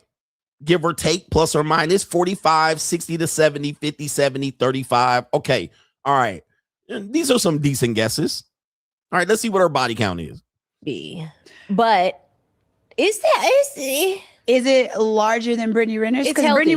Brittany Renner said hers was 35. It's healthy. Is it bigger than Brittany Renner's? Yeah. Oh, no. Oh, the humanity. All right, so for people that don't remember, Brittany Renner claimed, and she was lying, that she had 35. Remember her famous video? My body count's only 35. Lies. Lies, bruh. 35 in 1 year. All right, 35. All right, but let's continue here. She said it's higher than 35. So anybody that said 35, yep, you lost. So let's continue here. And this woman's laughing and straggling and sniggling at the same time. That's a lot of sniggling. But honestly, I don't even believe that's true. I don't believe her body count is only 35. That is that is sleeping with 2 people in a year. Okay, so even this drag don't believe that her Brittany Renner's body count is 35. And I always tell you it's way high. Everybody knows it's way higher. Even if you have a slight hoe phase, that's not even realistic. Yeah. I'm 30 years old. I haven't just slept with 2 people in a year. Maybe I've only slept with one person for 2 years, but then damn. Hey man, look, pussy don't have no loyalty. Just because a woman gives you pussy doesn't mean she likes you, bro. This is crazy, bro. It ain't crazy for me, but it's crazy for y'all. And what if I had a little wild spurt at one point? So I've had a little wild spurt before, but but what? Mine's still under hers, but I have had a little wild spurt. Okay, so she said this one right here says her body count is under 35. Who believes her right here? Anybody? These women are about 30 years old. They look they're definitely not in their 20s anymore. So they're in their early 30s. Do you believe that this woman's body count is under 35? All right. Mine is under Brittany Renner's. All right. Anybody? Not this light-skinned woman. All right. If she was around anywhere near niggas, you know, this light skinned butter pecan, close to Puerto Rican, light bright, almost white woman, you know, she been pegged, bruh. She said under 35. So that's 2 per year from 16. And we always say 16 because that's the technical age of consent. But we know these hoes be out here throwing it around here at 14. All right. And actually, if you look at the data, not many women get past 19. Okay. By the time a woman gets 19, she's already been introduced to sex. All right. At least once. All right. So here we go right here. She said under 35. Let's hear the other one reveal her body count. Body count is under hers? Mm-hmm. Damn. I am. And that's lies. Hold up. Let me show you, bro. She lying. A whole year. Like maybe I've only slept with one person for 2 years, but then what if I had a little wild spurt at one point? Like, you know, so I've had a little wild spurt before, but mine's still under hers, but I have had a little wild spurt. Your body count is under hers? Mm-hmm. Lies. Lies. She lying, bruh. She lying. Hold up for a second. Where's my lying at? Where's my lying? I thought I had a lying sound effect here. She lying. Silence, you so fool. When she answered it, she swallowed, blinked, and she didn't even answer in the affirmative. She said, Let me go ahead and show it again. Silence, you fool. She lying to the people, man. She lying on her punani. Why you lying on one point? Like, you know, so watch her again. Look, there she is looking off about the lie. There she is trying to look off and lie. All right, here she is right here, bro. I've had a little wild spurt before. I had a little wild sport, a little wild spurt, a little one. Yeah, that's all right. Wrong one. I had a little wild spurt, but mine's still under hers. Blinking. Mine's still under hers. Lying. But I have had a little wild spurt. Your body Yeah, right. count is under hers? Mm-hmm. Yeah. And look at the smirk. Look at the smirk after she lied. Do you believe me? Lying, bruh. Lying. Oh, why you gotta lie? You ain't gotta lie to kick it, ma'am. You ain't gotta lie to kick it. Yo, you just thought that lie was just gonna go on by. All right, so let's hear the rest. Sorry. Damn. I am a whore. Yo, really? It's way under. Look, scratching. It's way under 35. Scratching.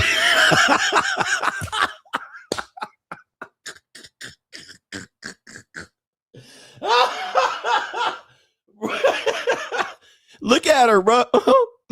Bruh, stop the bullshit. Look at this lying ass bitch. Look at this lying ass bitch. Look at this bitch ass nigga. Stop the bull-ish. Why you scratching the back of your ponytail now? What's itching back there? You know what's itching? You lying. That's what's damn, bruh. It's way under 35. It's still lying. Oh my gosh, bruh. This shit is crazy work, bruh. All right, let's continue. What? Look at her scratching. What you scratching back there? That's a sign of a lying ass bitch. Yo, really? It's way under. Way under. What? What? Because I wrote all mine down. Stuttering and shit. God dang, bro. Damn. I am a whore. Yo, really? It's way under. What? Because I wrote all mine down too. Well, you were with somebody for 6 years. Yeah. So that's helpful. That helps a lot. So yeah. Wide eye, eyes all wide open. Man, bro. Yeah. So that's I had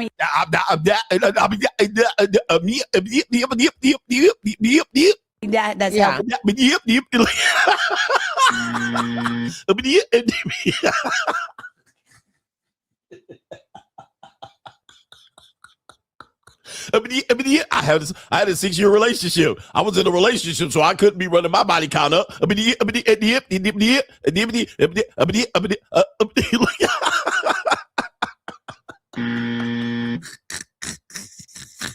That bitch shuffling. That bitch shuffling, bro. She like, I can do some shuffling too. Look out, man. What you going to do? Look out, boys. It's coming through. Yeah, man. Yeah, man. Look on her face.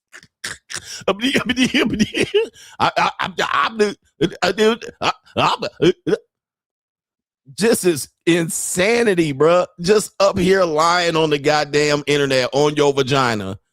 Golly, ladies, this how y'all looking. This is when I'm out with women and I just sit across from them just like another lying ass bitch. Bitch, why you lying? I lose respect for women who lie. Just don't lie.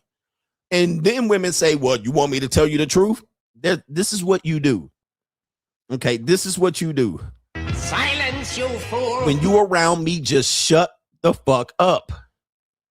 Just keep it simple, casual conversation. You just say every now and then, you just smile and look pretty and say, okay, daddy. That's it. Don't say shit. Don't talk to me. Don't lie. Because then when you lie, I just don't have respect for you. Now, I don't mind hoes. If you a hoe, say you a hoe. I mean, be a hoe. Be the best hoe you can be. Just don't lie. Because then I'm looking at the bit like, now why you lying in my face? Like I'm like, do you think I'm stupid? Like, that's what I hate. I lose respect because I'm like, do you think I'm just a stupid nigga? Like, don't do that. Just come here and be a hoe, smile in my face, rub my hand, hold my hand, put your arm on my arm, nigga, my hand, your hand on my arm, and just be a hoe when you with me. Okay, daddy. Just be the greatest hoe you can possibly motherfucking be. And when we get home, give me the mouth, give me the cheeks, give me the Duke shoot, give me the pussy. That's what I need. And let me nut on your feet. Just be a hoe. Okay. But I know you too, man. I've known you for a long time, and I know that you like hoes. Wow. Well, now wait. Look, just be the hoe I want you to be. Don't try to be wifey because I'm too old for a goddamn virgin. I'm too old for even what did he call these women that's prude? Well, I'm not like that. And I don't understand. I'm too old for prudes. I'm too old for virgins. I'm too old. I just need hoes. I need you to be the best hoe you can be on the time that you here, and I will pay you well. Okay, daddy. Okay, daddy. Don't be here, but I've been talking to nobody for months. I don't need no born again virgins. I don't need no bitches that done found the Lord and don't want to fuck nasty no more. Just give me just give me the 4 holes. Every now and then the earlobe. Every now and then I might want to nut on your toes. Just that's why you're here. I'm not here looking for a wife. No ecclesia. I know you a hoe. Just be a hoe, man. Be out here lying. Right? Lying on your coochie. Now your performance in the bedroom gonna be a dead giveaway. Well, that helps a lot. So yeah, mine is. I mean, but Brittany Renner came out and was talking. All right. So as you can see here, she's steadily just shuffling. Yo, really?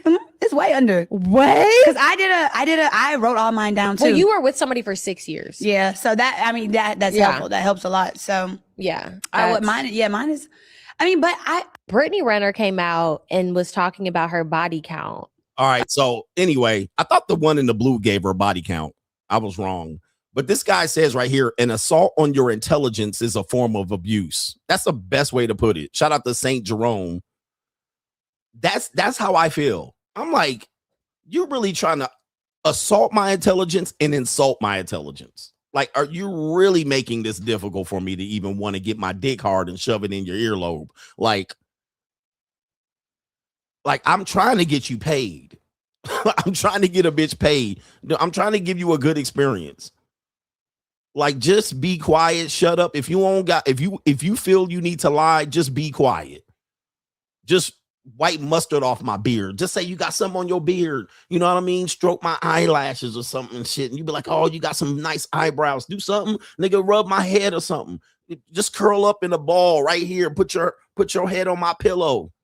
Shut the fuck up. I ain't here to hear your motherfucking stories out here. Shit. I ain't here to make you hear you lying. All right, anyway.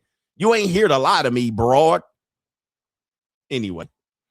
We got another story here. Do you have the stomach here? We got a military man. Shout out to our military men in the building here. Military man says, 3 soldiers, my soldier found 3 other soldiers running a train on his wife. Train. Okay, let's hear the story.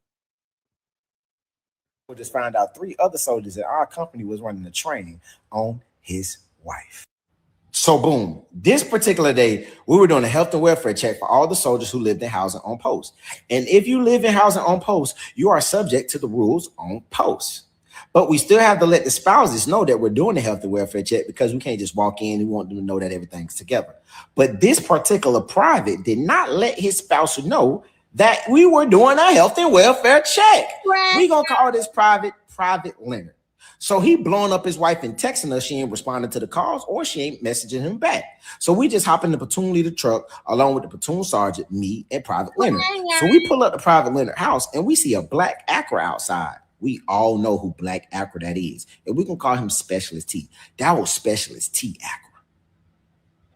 And man, Private Leonard tried to hop out the truck fast as fuck, but I hopped out faster. I caught him because I knew what he was going there to fucking do. I grab him and I'm like, hey, don't knock, just walk in the motherfucking house. So we all walk in the motherfucking house and all we hear when we walk in is Train. Woo! Oh my goodness, sir. Chill out, man. Hey, yo, chill, son. Hey, yo. So in my head, I'm like, damn, his wife getting fucked and he ain't the one fucking her. It's about to go down. So we all rushed to the room because he was moving fast.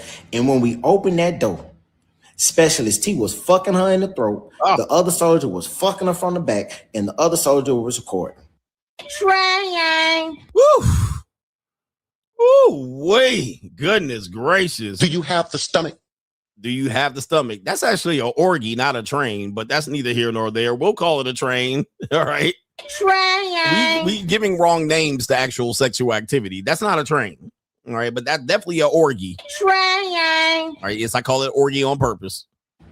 It was a full-on motherfucking production in that motherfucker. You would have thought it was fucking Lionsgate. And the shit that we saw, we shouldn't have never saw. Or I would have killed her. He said I would have killed her. Story time. Man, story time from the military. Brothers on the military, because you're dealing with young, horny women. Most of the time, the women that get married in the military are whores. All right, they're whores from the local town. Fort Bragg, some small military town outside of, you know what I mean? These are 304s. They've been fucking since they was 13, even fucking their cousins. All right, and so they meet these military guys who just young, horny, and they get these benefits that they're like, well, we might as well get the benefit. I got to move out the barracks. And now out here running trains on barrack bunnies. Any woman that goes to the military is a skeezer. Train. All right, so goodness gracious. All right, man. And any woman that marries a military guy when you young, 18, 19, or 20 or 21, that's a schizoid. All right, that's a schizoid. Yeah, that brother's starving.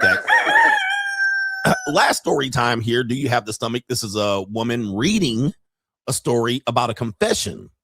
These are my confessions. All right, do you have the stomach? We got the main event coming up here after this segment. So buckle your seatbelt. Facebook sometimes does that. They sometimes turn down the volume and don't let me share. All right, here we go. Okay. All right. So they didn't let me share. Facebook sometimes does that during the stream. I can't hear. They don't want me to share it. But it might be for my best because, you know, I don't want to get banned on the damn show sharing some stories here. All right. Anyway, we got the main event coming up here. We gave y'all some game today. So it should be a good show. All right. Let's see if there's any support. And it's your time to get your support in if you want to support. And if not, we'll wait for Friday. All right. We'll wait for Friday coming up because the weekend coming up. The weekend's here. Man, I was going through my Instagram. And you know how Instagram doesn't show you anybody you follow? All right. I'm like, I don't know what Instagram's showing me because I'm a social media expert. And this algorithm is interesting the last 2 years. And they're just changing up the algorithm again and providing new tools. Snapchat providing new tools this week and this month. Instagram providing new tools, which are tools that Snapchat already has. All right. Facebook providing new tools. YouTube providing new tools as well. I mean, social media is an arms race.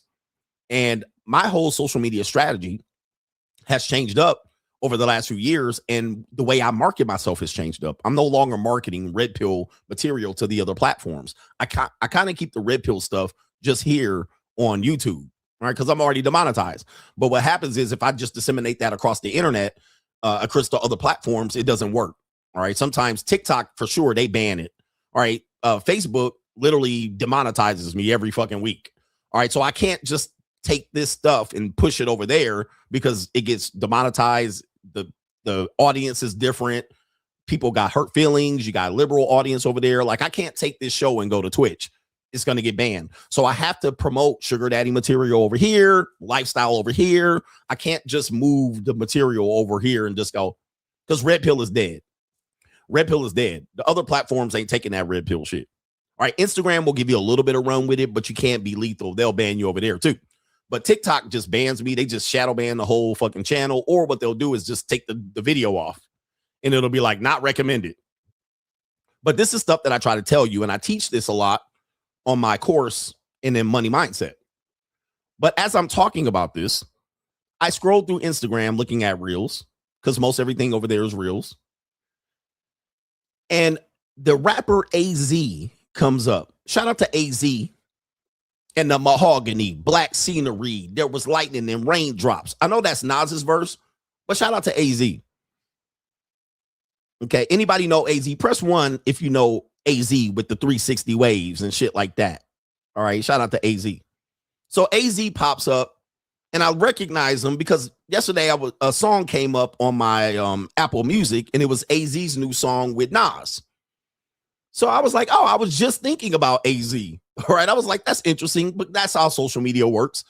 They kind of invade your thoughts, and they also look at what you play in terms of music, and they take all of that and they push it into the algorithm, and then they'll pop up on your other social media platforms because I actually saved the song into my playlist. So now AZ pops up on Instagram.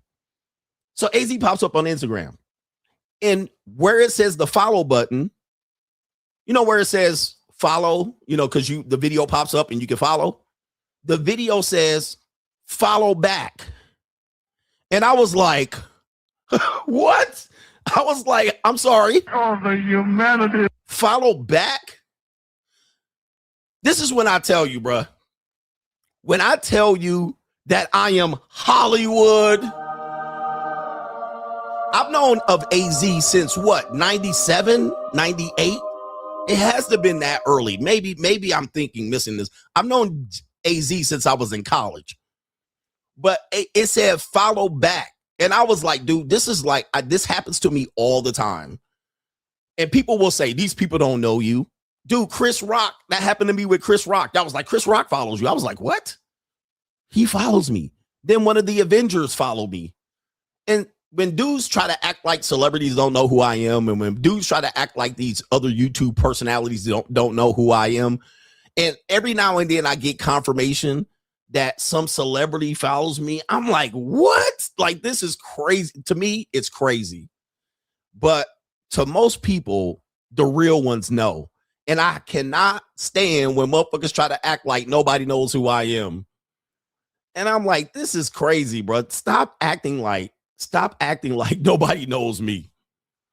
He said, they've been copying you. That's what I'm saying. And I'm not saying AZ copy me, but to act like the stuff that I say on a daily basis on social media is not going to leak into the mainstream. Come on, man. Put some respect on my name. But that was crazy to see that. I think that was early this morning. I was scrolling. I was like, oh, that's AZ. And I was like, oh, let me like the picture. Let me like the video just because, you know what I mean? I never knew he had an Instagram. So I was like, oh, wait, follow back. Follow back. It's Sugar Hill. She's so lovely. She's so lovely. All right. Shout out to the realist AZ. All right. I need to come up. We got DJs and people follow me. A lot of people, one of the guys from the Wu-Tang Clan follow me. All right. Shout out to all these people, man. It's real out here. Yeah. Chris Evans from Captain America follows me. Chris Evans, Captain America. Like, who knew? Who could know? If Captain America following a nigga, if Captain America following a nigga, I'm like, Captain America following me? Shit. All right, I need to go mainstream. Hollywood. All right. New world order. All right, CGA ready for prime time. Am I ready for the mainstream? Yeah, it ain't no red pill shit. Can't take the red pill mainstream. All right, but I need to get out here, man. Captain America following a nigga, man. Yeah. He says they'll follow you if you're making a big deal. Yeah, man, I'm going to keep it quiet here, but it is what it is. So, yeah, man, I saw that shit, man. It is phenomenal to see who follows me and stuff. Shout out to our brother. There's another rapper that follows me. A couple of them do, but Edie Amin from the Outlaws. Shout out to him. And there's another one. He also does OnlyFans. He's a mainstream big time rapper that does OnlyFans. There's another one. Andrew Tate follows CGA too. All right, he follows me on he follows me on Twitter. Sauce Walker is the other one. Sauce Walker. Ray J follows me. I don't know if Ray J follows me, but Sauce Walker follows me as well. And Dwayne Wayans made a whole show about CGA. Right? If you don't remember, Sauce Walker follows me. Let me see if I can find Dwayne Wayans. Shout out to Dwayne Wayans. I want to say Dwayne Wade. Dwayne Wayans. He literally copied my whole flow during COVID. Not Dwayne Wayne. What was this TV show? He came up with a show where he had a son and he had a podcast. I was like, well, hold the fuck up. Or it's Damon Wayans. I said Dwayne Wayans. Like Dwayne, I done fucked up his name. Legendary Damon Wayans. Yeah, me. You know me. I be fucking up. Damon Wayans. But he came up with a show in around 2023. Damon Wayans came up with a show called Papa's House. Let me show if I can pull this up. And I was like, nigga, I was looking at this show. This is the show right here. And I'm looking at this shit and I was like, where is my residuals, nigga? Because I'm looking at this like, wait a minute. Who are you? Bruh. He got the same chair. I'm like, hey, sir, you're a man with a son that lives with you. You got a beard and a bald head, nigga, and a podcast, my nigga. Hey, Damon, I know I done called you Dwayne Wayans. Nigga, where my residuals at? I know the show got canceled, my G, but you literally you had a show with your son, which I was trying to get custody of my son, living with my son. Look, this is what he looked like in the show. This is what he looked like in the show. Nigga. Huh? Bruh. Wait a minute. Who are you? Drake jacket. What?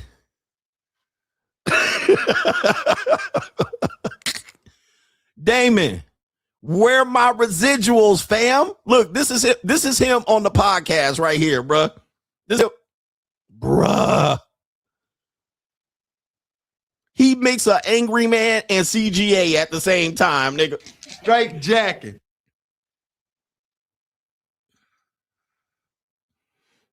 Straight jacket. Hold up, bruh. What are we doing, man? Wait a minute. Who are you? He took Angry Man Valdez and CGA and made a whole show. What the hell? Damon Wayans, you owe me some money. All right, give me my residuals. Straight jacket. All right, he like, man, I ain't do that to you. I ain't did all that. Okay, I don't know, man. And that was when I used to wear the headphones. Cause look, this is when I used to wear the headphones. Look at this. Remember this? Look at that, bro. What? Straight jacket. Come on, man. What? Hey, bro, come on now, dog. Come on, man. Where my headphones at? I done retired them damn headphones. I don't even know where them headphones at. Stop the cap, bro. What are we doing? Coach, man, they don't know who you are. Somebody owe me some money at CBS.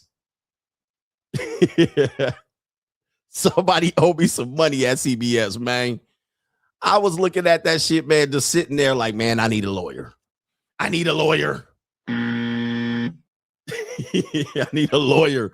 Somebody need to do me, man, represent me well out here. This is some cold, evil shit. I can't even stand up for myself. It's the Hollywood machine. The U's gonna have me ran out of the courtroom. You know what I mean? I'm gonna go up in there, try to sue, and them U's gonna run me out of court.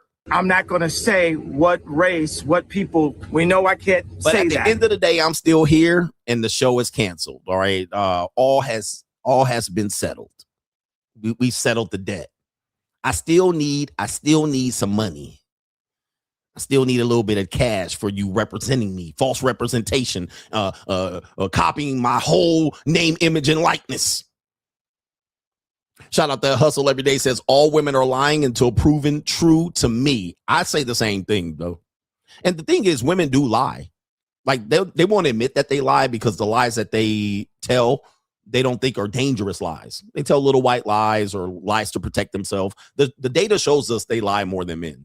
Now we're accused of lying because, you know, we can't lie, right? We're lying to manipulate them. They're lying to protect you. So they don't see it as a deadly lie, but they lie on paternity. They lie about having boyfriends. They lie about a whole bunch of shit. Shout out to our brother Macaroni Tony. You just broke down the love life of 95% of the chat. Surgical CGA. These are the problems men have. All right. I figured out the game. Yeah, they also lie by omission. They'll just leave details out. And they'll leave details out to make them look good. Now, men lie too. Like, listen, I lie as well. I mean, I'm just saying, I'm not saying men aren't liars. Well, what about when men lie? I'm not saying that. Men are perceived as liars. Women are not perceived as liars. Like, men can't believe a woman will lie to them. She wouldn't lie to me. Yes, she would. They leave out details. Even in the situation, I always say, a woman will say, man, some woman approached me in a grocery store and she did this and I did this and I cussed her out. I called her all kind of shit. I raised up. I put up my fist. I was going to whoop her ass. That's what she'll say to you. And I told her off and I responded and I said this. None of that shit happened. Number one, everything she said was passive aggressive, barely under her breath, walking away, right? Running away, hiding. None of that shit happened. She didn't get in nobody's face and I got in her face and I told her. She didn't say none of that shit. It did not happen that way. It did not happen in that sequence. She was not a victim. She was literally the person who started and instigated the shit. All right. She was the one that started the bullshit. So never believe that anything they telling you happened sequentially or in the manner that it happened. She literally is exaggerating, exacerbating. She's literally, what do they call it? Adding to it. But dudes will think a woman won't lie to him. I'm like, you crazy as cat shit, bro. You crazy as hell, bro. They all lying to you, all of them. Junior says, Coach, not lying. My wife says I'm no longer affectionate and wants to seek couples therapy. Would it matter if I'm seeing a male therapist instead of a female therapist? No. Embellishing is the story I meant to say. Yes, embellishing. But no, guys, if marriage counseling, that means your relationship is dead. All right. What you're trying to do is put it on some sort of life support, or you're trying to take the little EMS machine, the little, that's all you're trying to do is revive the shit or reignite the spark, or you're setting yourself up for the breakup or the divorce. All right. You might as well just say, let's just spare ourselves the fucking expense and just settle this shit like gentlemen, or we can get into some gangster shit. It's over. A male therapist, most of the time you might, because there are some masculine therapists out there that will hold women accountable. But what will happen is if she meets that therapist, she gonna fire that therapist and go find, this is called therapist shopping. So what the woman will do is she'll just go with the therapist that actually agrees with her. So she'll go to that person. She'll start holding her accountable. If it's a male therapist, that's masculine. First of all, she ain't gonna be too dumb to let you go to a male therapist. But if she does, and she goes and that person holds her accountable, she gonna fire him. And then she gonna go to the next one. Let's look up another one. I don't like him. Especially if it's a nigga therapist, all right? A nigga male therapist. Even if it's a black woman is not going to a nigga male therapist at all. I can guarantee you, a black woman is not going to a black male therapist. I don't care if he gay. that she's not going because black women don't trust black men at all. So she ain't going if it's a black woman. Now, if it's a white woman and she's going to a white male therapist, she might try his ass because she'll just say, I'll cry. And but if it's a black woman, she for sure ain't dragging your ass to no black male therapist. And here's the thing. There's not many black male therapists to begin with. So if you're a black man sending that to me, I'll show you that black male therapists in any level of therapy or any level of psychology represent, and my guess would be 13% or less. How many black male therapists are there? I would say 13% or less would be my guess. Oh, it's worse than that. It's 1 to 2%. What was I doing? All right. 13% will be the racial bracket. What? So black men are highly underrepresented in mental health.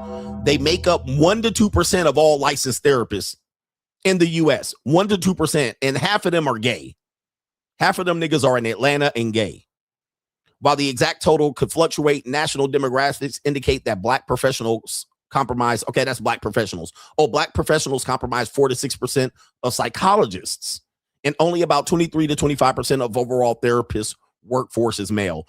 It's an overwhelmingly female-dominated profession. 75% of all therapists are female. All right, so it typically is women that experience trauma in their life. They will pursue psychology and therapy as a profession. Okay, so most of the time, this is kind of like broken people attracting broken people. So a woman has experienced trauma and then she'll go to school for this particular thing. And unfortunately, a lot of marriage, family counseling therapists are divorced. Let me go ahead and look that up. We're giving y'all game. It's a high number. How many? And by the way, that one fake therapist, Cheyenne Bryant, got exposed for being a goddamn quack out here. How many? Let me see here. How many marriage, family therapists are divorced? They don't have any data. It says right here, but the rate in similar therapy categories is roughly 12 to 40% higher than the national average. All right, 12 to 40% higher than the national average.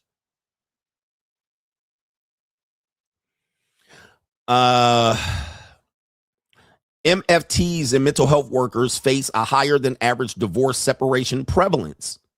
I mean, look, I just said that as a means to say I've never researched the numbers, but there you see it. The numbers kind of match up with what I'm saying. The prevalence is higher. They're more likely to experience it. Plus, they're likely to experience divorce and remarriage. I've met when I was dating, when I was dating, normie dating before I was doing any red pill content after I got divorced. I met a lot of divorced marriage family therapists, and it was awkward to me. There were a lot of therapists that I was dating and meeting and shit like that off of Bumble, Tinder, Hinge. Hinge wasn't around. It was basically like Plenty of Fish and Tinder and Bumble slightly. But a lot of them were therapists and shit like that. And I'm like, damn, what these divorce? And they were whores too. They ended up being the biggest whores, like nasty whores. And they also had a little bit of witchcraft. They would tell me that they were in some sort of crystals and therapy, crystals and witchcraft. So they ended up being nasty whores too. And most of them ended up was like fat white women, not like completely fat, overweight, but like chunky white women, divorce therapists, psychiatrists, spiritual. Like, whoa. So that's why when I look at what's going on around here, why people are telling people to go to therapy, and I look at the people that are therapists, and I'll be like, why would you? Like, shout out to my therapy people out here. We got some therapist coach gang people. I look at the therapist and I be like, why the fuck are y'all asking me to go to that person? I don't see no healthy therapist. I see some. I remember at one time we had an incident in the family, and they brought out a child psychologist, and it was a big fat overweight Mexican woman, not even over 24. And I was like, and she brought out the questions, and she was like, we got to go through 100 questions. I was like, I give up. I'm literally having an adult conversation with this fat Mexican. I'm talking about fat, well over 300 pounds. And I'm literally having this person sit across from me. It was a family issue because we had a toxic co-parent relationship and the kids got involved. So there was an incident and we had this therapist come in.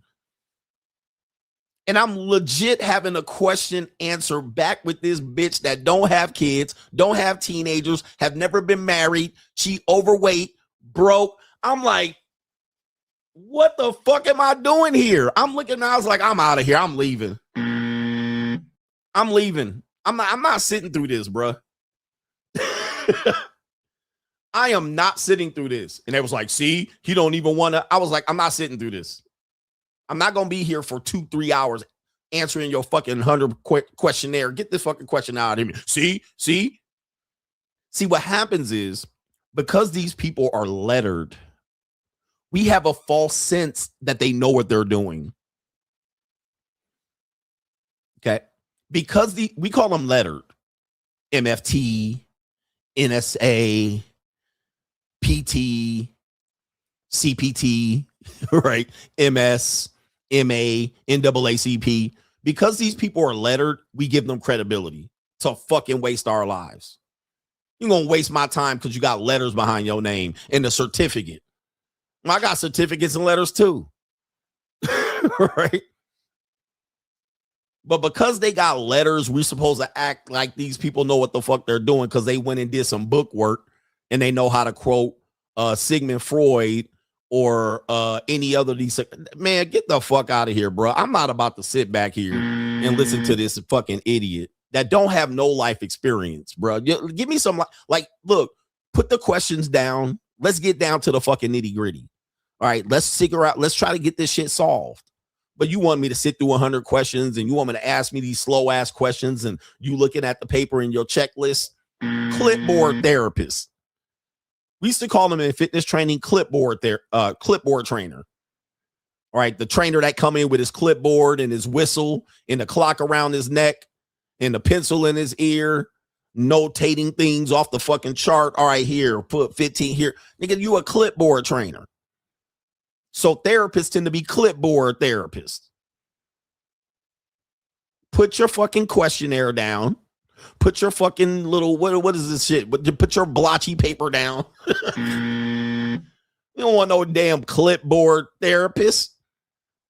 Let's get down to the nitty gritty and shit. Don't be out here trying to say, well, according to this, it looks like you're a IPDWFLZ personality. No. We ain't doing all that shit first, bro. All right, let me get my shit off. All right, let me get my shit off my chest real quick. And then they're like, oh, you look like you're having adverse situation to authority. All right, I'm out. I'm out. I ain't listening to this shit, clipboard therapist ass nigga. Trying to, you know what these questionnaires do? They try to get a one-up. It's kind of like when you go to buy a car. What do they tell you to do first? When you go buy a car, hey, I'm interested in buying this car. Oh, come sit in my office. And what do? Have you fill out an application, and then they want to pull your credit. Those are the first things they're going to do.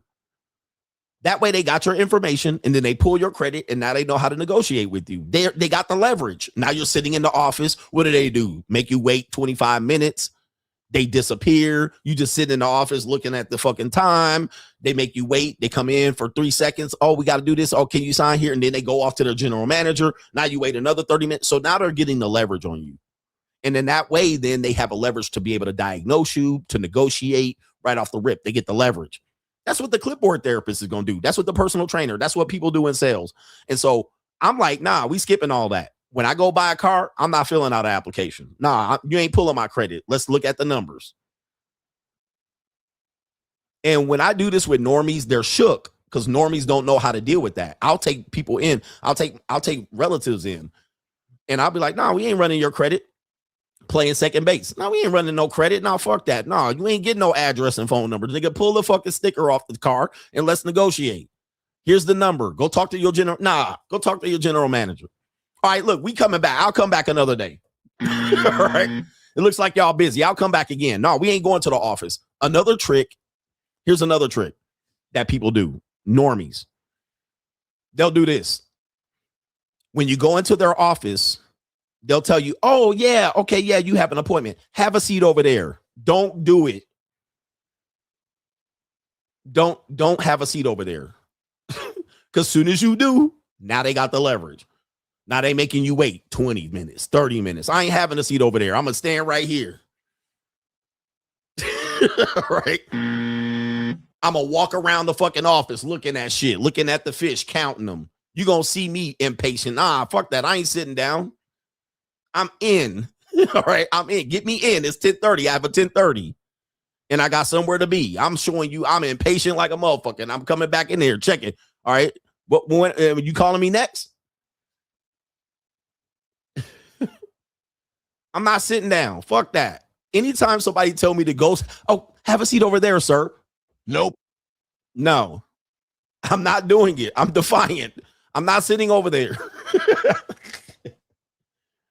Fuck that. Nope. All right, call me when I'm ready. I'm going in the car. Sit down.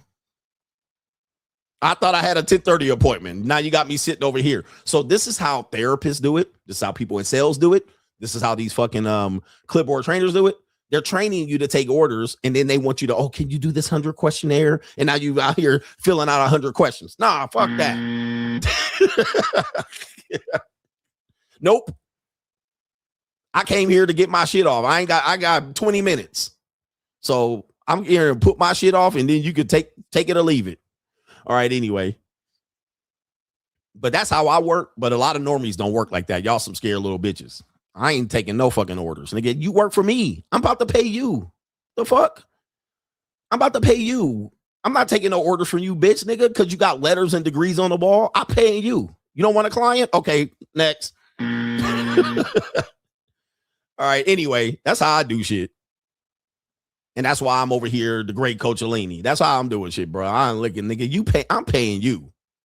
Fucking gonna pay you and take orders from you at the same time.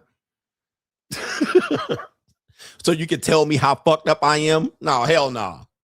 You better get out here and tell me I'm the motherfucking man. I'm about to pay you $250 with your goofy therapist ass. All right.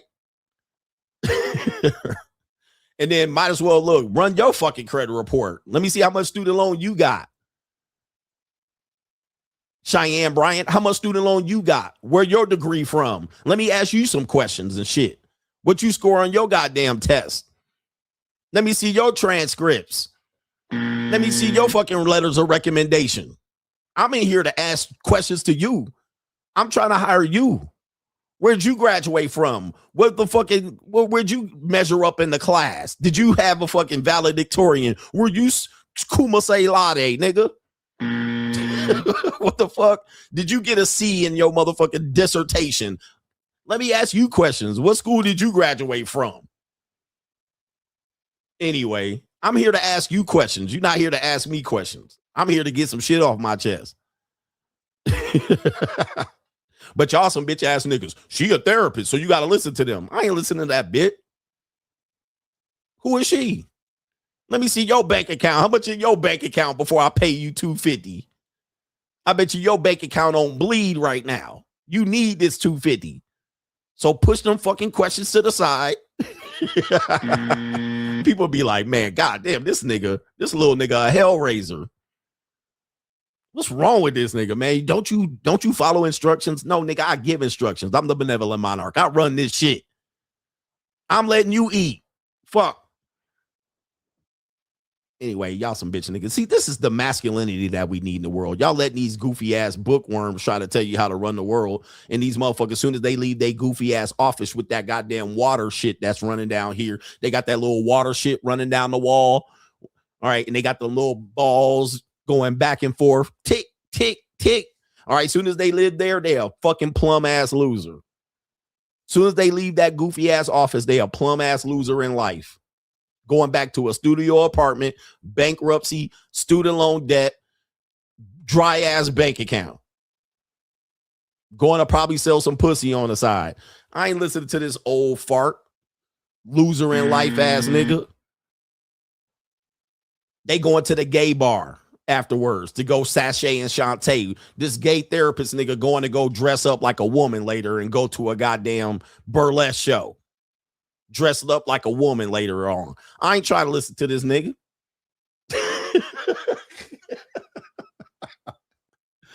All right. Anyway, bro, I got real life experience, man. I got some real issues out here.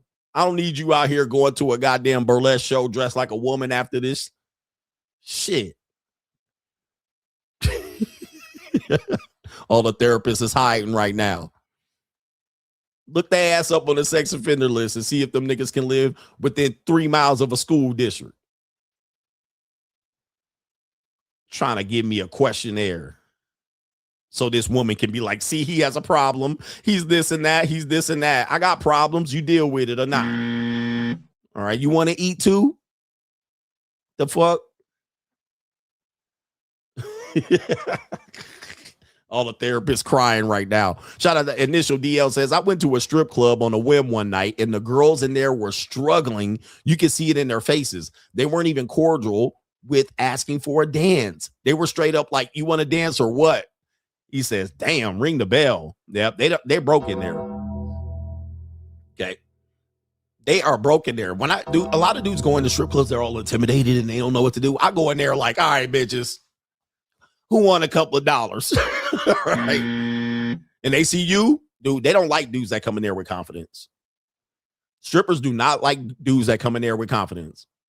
I go in there like, bitch, you'll do. Snatch over here. Stand on the VIP section right there. Let me grab your ass here. Stand right there. Hold my dick right here. Put your head right down here. All right. And people think I'm lying. Ask Iggy. Ask anybody that came to Las Vegas event. We end up going to the Rhino. Did we go to the Rhino or Sapphire? I think we went to the Rhino. I walked in with my event planner host. All right. I had the security dapping me up. What's up, CGA? Sit me over there. All right. Give me 2 bitches. I want 2 little titty Asian bitches. All right. I saw a Puerto Rican bitch. I was like, you come with me right out the bathroom. All right. Sit down right here. She was like, she didn't move a fucking muscle. She was like, okay, daddy. Okay, daddy. I literally grabbed a girl coming out the bathroom. I went to the bathroom. I had a little petite Asian woman because they know I like what I like. I had her right here. Then I went to the bathroom to take a piss. A little Puerto Rican chick was coming out of the bathroom. I was like, come with me. I just grabbed her arm. She was like, okay. Sat right next to me the whole night. Okay, daddy. She was like, I was like, put here, grab this. Let me grab that. Let me slip the thumb up her ass. All right. They was like, oh shit, this nigga. Then I was making it rain and they was like, thank you, daddy. Okay, daddy. All right, drink some drink, get some birdseed. All right, other bitches looking in there. Can I get in? All right, they was waiting to get in. All right, anyway, then I go in there with women and they be like, damn, I didn't know if you wanted something. I'm like, sit right here. All right, this woman's looking right there. Play with her titties. This is what they're here for, bruh. They're not here intimidated, trying to have conversations with them. Where are you from? And where's your kid going? Why you moving? And why you out here stripping?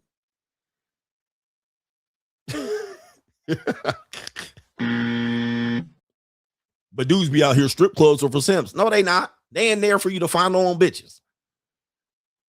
That's what they there for. Bruh. They there for you to buy them a drink, get drunk, and let them pass off a couple of hours while you fondle them for money. That's what we're here for. You're not here to be like, well, I'm scared. I want to marry you. They're there for you to play with. They're toys. They're toys. They literally volunteer in the toys, sex toys. Anyway, and you can get a little more out of it, you know? You just got to have it in a boss way. But that woman was saying that. She was like, he just grabbed me right out the bathroom entrance. She was like, I guess I'm going. Okay. Okay, daddy. He said it's a waste of bread.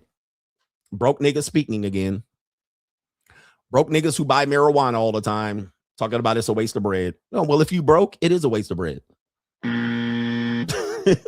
If you broke, just say that. Hold on for a second. Let's remind these niggas. Broke niggas always want to speak up. If you broke, just say that. Here's the thing. You know, if you're broke, just say that. Don't be mad at me for charging people for my time, materials, and efforts. God. If you broke, just say that. Just say I'm broke and I don't have the bread. That would be a better thing to say. Niggas always in somebody comment talk about it's a waste of bread. Next thing, just say, I don't have money like that to spend. So if it was a waste of bread, you consider paying me a waste of bread, don't you? Because oddly enough, You don't even give me any money. I've never seen your name come across goddamn Ko-Fi. So it's not a waste of bread. You just don't have the money. You just don't spend money on things that you would find valuable because you never have donated to me either. So it's not that you can't afford this with women, is that you don't find value or couldn't afford it for any goddamn thing. It's not that you want women for free. You want things in life for free. Because I don't see you donating to me either, nigga. So what is it? Is that a waste of bread? Because you sitting here wasting 3 hours watching me, nigga, on a daily basis. Just say I'm broke and can't afford it. Just, guys, let's be men. We're men, right? Just say I'm broke and can't afford that, CGA. I would like to do it, but I can't. I would like to donate to you, but I can't. I'm not able to. Just say I'm not able to. Just say I don't have the funds, nigga. I appreciate what you do. I appreciate hoes. I just don't have the money to do it. That's what you should say, bitch, nigga. But don't come in here trying to rain on our fucking parade because you broke, nigga. Don't do that. Let you get into your thick skull that I'm broke. Don't do that. I'm teaching you how to be a man, nigga. Don't come in here and try to rain on our fucking parade while we out having fun, touching titties and putting thumbs up assholes. And you want to jump up in here and I don't come to your house and kick dicks out of your mouth. I don't do that. I don't come to your mama's house and kick dicks out of her mouth. If she want to go out here and make a living, go make a living. Just say I ain't got it. CGA, how do I get it like that? Because I can help you, nigga. You know what I mean? We men here. We don't do shit like bitch ass niggas. We do shit like men around here. We do shit like men around here. We don't come here pocket watching, nigga, and counting pennies and shit like that, nigga.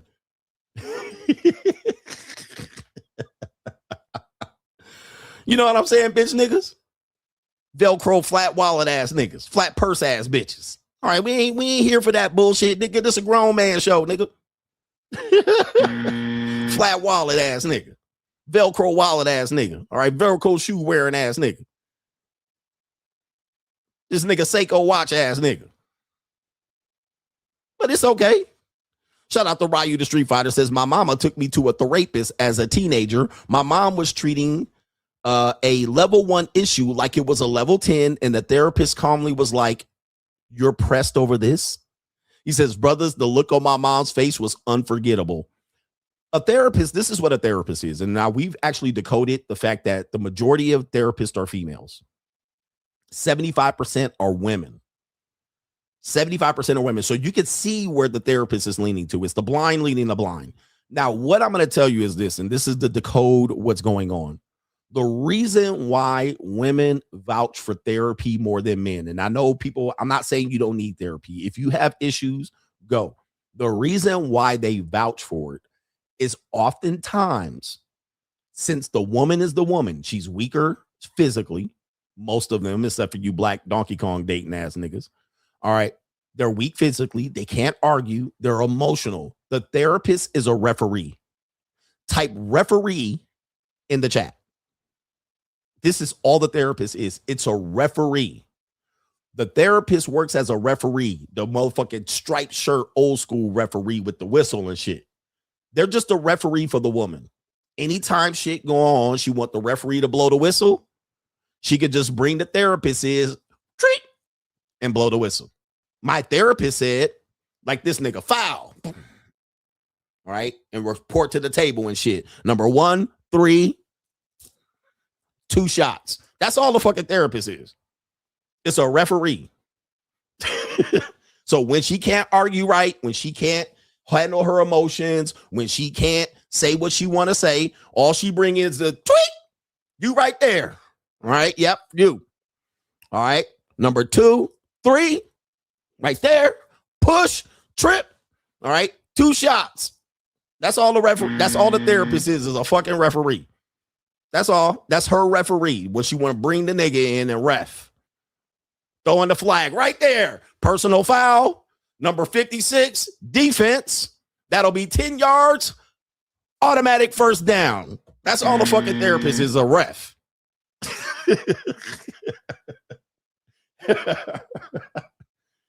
Yep, that's all they are, is a referee for the bitch. All right, when she can't figure out how to get the shit right and say what she want to say, she gonna bring in the motherfucking ref right there.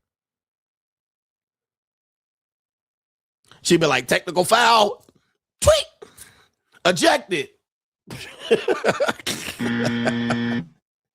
All right. A bias ass ref with the fucking bifocal glasses, don't know shit but hearing her side of the story, didn't even bring you in to consider your side of the story. And she's sitting over there like the motherfucking umpire, like, strike right there, punch him out. Safe. You're out. That's all the therapist is a referee for the woman. That's why they're always trying to go to them, and they would try to drag you into the ref to get trained in MK Ultra into the shit that she wants you to do, so you can come out with your asshole bleeding.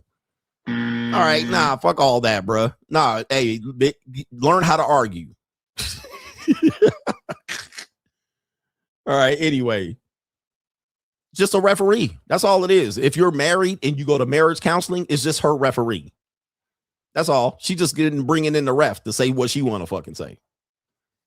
Anyway, shout out to Anthony B. Says, what do you think is the biggest sign that a skeezer is a skeezer? Is it the tiny tattoo or the vape pen?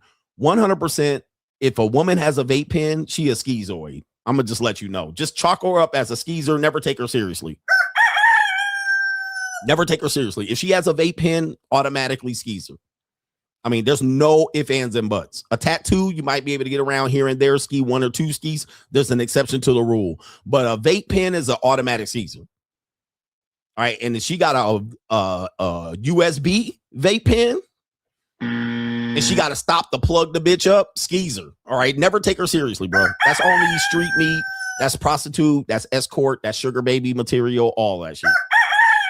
All right, automatic skeezer. Automatic. I mean, there's no exception to that rule. All right, now, tattoos, you're working towards schizoid. I mean, if she got a willy-nilly helter-skelter amount of tattoos, and a chest tattoo in any place of the chest is an automatic skeezer. That's a mentally unstable skeezer. She got a chest tattoo right here. She got a tattoo on her titty. That woman been through some things. A tattoo on her chest? Like where your titties are?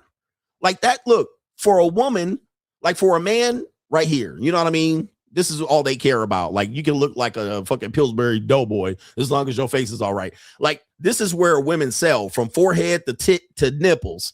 And she put a tattoo of a sword right up this motherfucker like Brock Lesnar. Oh, my Lord. Like, you asking for fucking trouble and trauma. All right, anything, but most of these Gen Z women got tattoos. Let me give you the data here. So it's almost unescapable, but of course, Gen Z also has a lot of mental illness.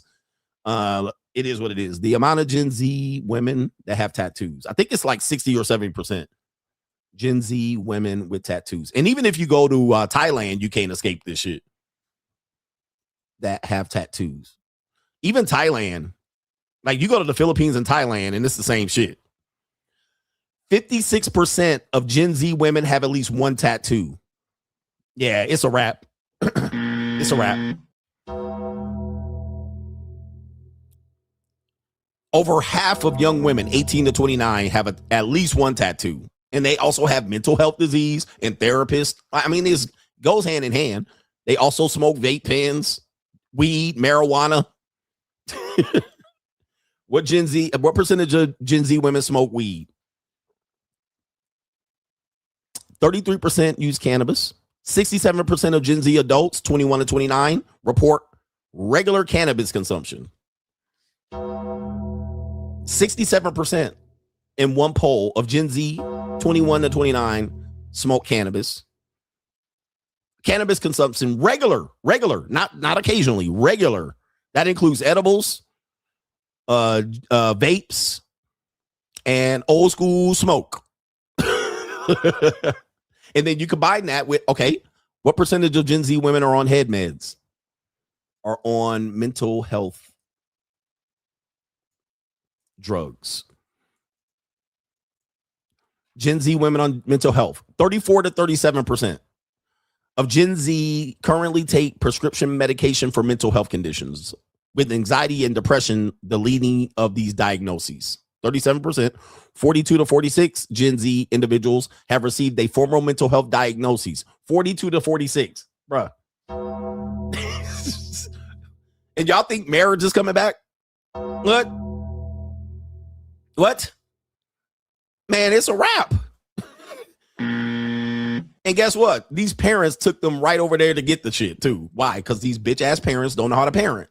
So the only thing they can do is take their kid to a referee because they don't know how to parent. They ain't got the balls. Anyway, so shout out to the millennial and Gen X parents that can't cope and parent and tell their kid no. So they got to take them to the referee and dope them up so your kid will listen. And these old parents that don't know how to parent their kid because they want to be a parent, they're like 46 with a toddler, all right, and can't tell their kid no, and they got to dope their kid up and give them weed because the parents smoke weed too. So the kid, they smoking out with the kid at the crib. Right on mental health, man. These people out here, bro. I tell you, when I tell you people are losers, nigga. Like, it's easy to win in life. It's easy to win in life. Like, to win life, literally the bar is in hell. The bar is right here, nigga, at your goddamn, the bar is at your shin to win in life. People are literally laying down their life to be losers. Every day. Like, not just once a week, nigga. I'm talking about every day. They wake up to be a loser. These niggas can't sleep without pills. They can't motherfucking wake up without pills. They can't do shit without drugs. The majority of people, these niggas can't even go to sleep at 9:30 p.m. That's foreign to them. They can't go to sleep without a blue screen staring at them. They can't go to sleep without silence. These niggas, they whole neighborhood they live in don't have no silence. Gates crashing, booming systems, ambulance going crazy and shit. The city bus pulling up outside their house. Niggas shooting. Helicopters flying over their fucking house. They can't go to sleep in silence. They don't know what to do. They're like motherfucking chaos. Living above the corner store, going to the store at 3 in the fucking morning to the bodega. Like, niggas. Fire alarm just beep, beep, beep. Kids up, rolling dice and playing quarters and shit. All up, playing video games all up in the middle of the fucking morning. And then guess what? These people are supposed to what? Wake up and be ambitious, goal-oriented, wake up at 7:30 in the morning, go to the fucking gym, all right? Do their job, change the oil at Jiffy Lube. Like, be ambitious and put together their goal worksheet. This is why. When I tell you people, the majority of people are losers, they losers, nigga. Like, they don't even realize it because you'll tell them they losers and they'll make an excuse as to why they in a loser situation. I'm like, nigga, you choosing that. You choosing to be in that situation, nigga. Like, you can leave, well, the economy. Okay, shut up. All right, shut up. Just settle for your loser life, nigga. All right, $50 is too much for you for the money mindset, nigga. All right, it's a waste of money. That's a waste of bread. All right, okay. In order to win, the bar is in hell. Most people ain't even trying to win. They wake up every day choosing to lose. They wake up every day choosing to lose. Yeah, they be out here sucking from a vape pen telling me how Trump fucking up the world. I'm like, bruh, we cooked. Man, please don't talk to me. This is why I can't talk to people in the real world. I'm like, well, you antisocial. Looks like you have some anxiety about talking to people in public. No, I look at most people and I be like, these niggas just trying to lose. I don't want the loser spirit on me. All right, don't be around me with that loser shit. Niggas had the nerve to one day say, sound like you have social anxiety. What? No, I have loser anxiety. I have anxiety of being around losers. Right? Like, no, fuck that. I don't have no reason to engage with anybody in public. I ain't missing out on shit. The bar to win is underneath your kneecap. Most people waking up trying to lose. They're choosing to lose.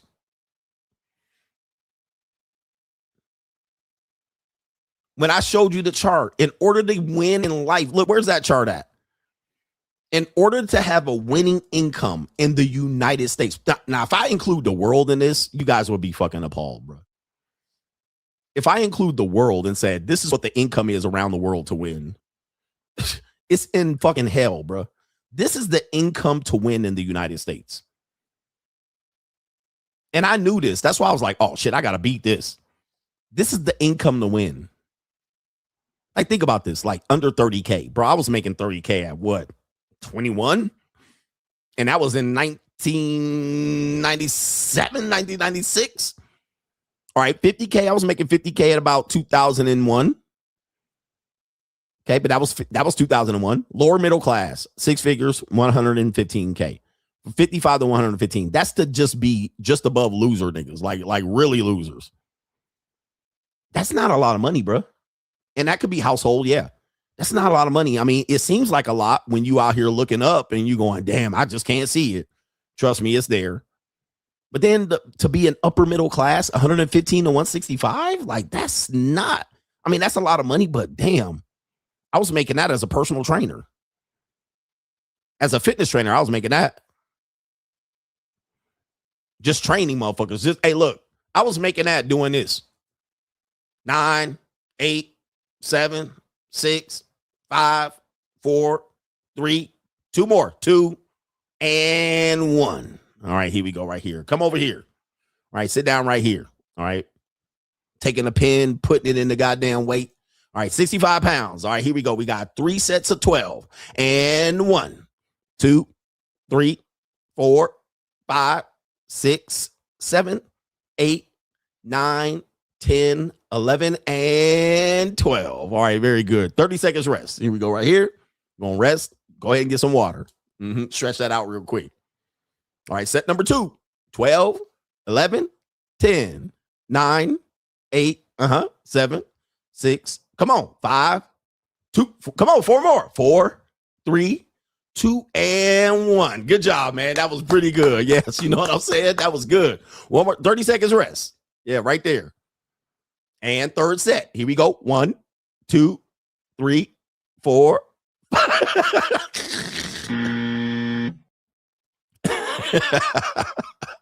Look, y'all niggas, man. Y'all crazy, bruh. I was doing that. I was making 115 to 165 counting for a living and shit. All right, I'm just joking. It was more than that. I did more than that. But what I'm saying is, it don't take much in life to make more than that. I was a salesperson. I was a friend. I was a confidant. I was a therapist. Like I was like their friend that they paid for. You know what I mean? That they could hang out with me and get some shit off their chest and get their endorphins and dopamine going. You know, people paid me as a more than just counting for personal trainer. Okay. But the point I was making is that's what I was getting paid for that. Like the bar's in hell, bro. Like if you can make over 100K a year training people, the bar in hell, bro. The bar's in hell. Like you could do, if I could just get paid to count on a daily basis, you can too, nigga. Now then what happened was I literally did YouTube at the same time. So about year 7 of me being a trainer, leaving coaching, being a trainer, I started doing YouTube at the same time. So there was a period of like 2.5 years that I was doing YouTube fully monetized and training. So that took me up to this green area. Then I was in the green. All right. Then it became like, oh, I'm double dipping. All right. So now I'm like, what's going on, everybody? It's Coach Greg Adams cutting videos. And then I was getting a lot of money from YouTube being monetized, just cutting videos. And then I would go train. But I was just doing that every day. I stopped dating hoes. That's when I started coming up with the free agent lifestyle. So I was like, oh, I'm going to just do this. Fuck dating these fat bitches and these ugly bitches and these bitches want to be queens and these single mothers and treat me like a princess. All right, no, hell no. All right. I'm going to just do YouTube and train. Y'all bitches can go over there. All right. And I saw where the money was. I was like, shit, if I keep doing this for 5 years, hand over fist. Then COVID hit. All right. Then COVID hit and then threw a monkey wrench in the program. So when COVID hit, The gyms closed up. This is California. The gyms closed up. People start canceling. You know, you had to social distance. You had to train outside. Then that hit 2020. All right. And then that threw a monkey wrench in my training business. Because then half of the people that I was training, I didn't train anymore. So I was like, damn, I had to train people out their house and their bedroom and their garage. It started being like, oh, shit. So then I was like, 2021, I was like, I could double down on the social media. Okay. I could double down on social media. At that time, I was doing 2 live streams a week. Then I think I was doing evening live stream, like just the evening live stream. Then I was like, what if I could do 2 live streams a year? 2 live streams a day. The rest is fucking history, right? The rest is history. Now I'm here. I'm rich, bitch. That's when everybody was doing 2 live streams a day. I was like, I'll just do one in the morning and night. And then the morning show ended up being the better show. I thought the evening show was the better show, but I got better numbers in the morning than the evening show. I was like, oh, that's interesting. Didn't guess. But what I had to do was I had to get rid of the rest of the clients that I had. So all the clients that I had that remained, I had to be like, walk away from that money. I had to walk away from that money. So I had to tell them, look, I'm going to go double down on this YouTube thing. And they were like, man, fuck YouTube. They was like, I'm still want you to train me. And I was like, dude, so that whole 2021, as I'm doing the 2 streams a day, those clients are like, when you coming back to train?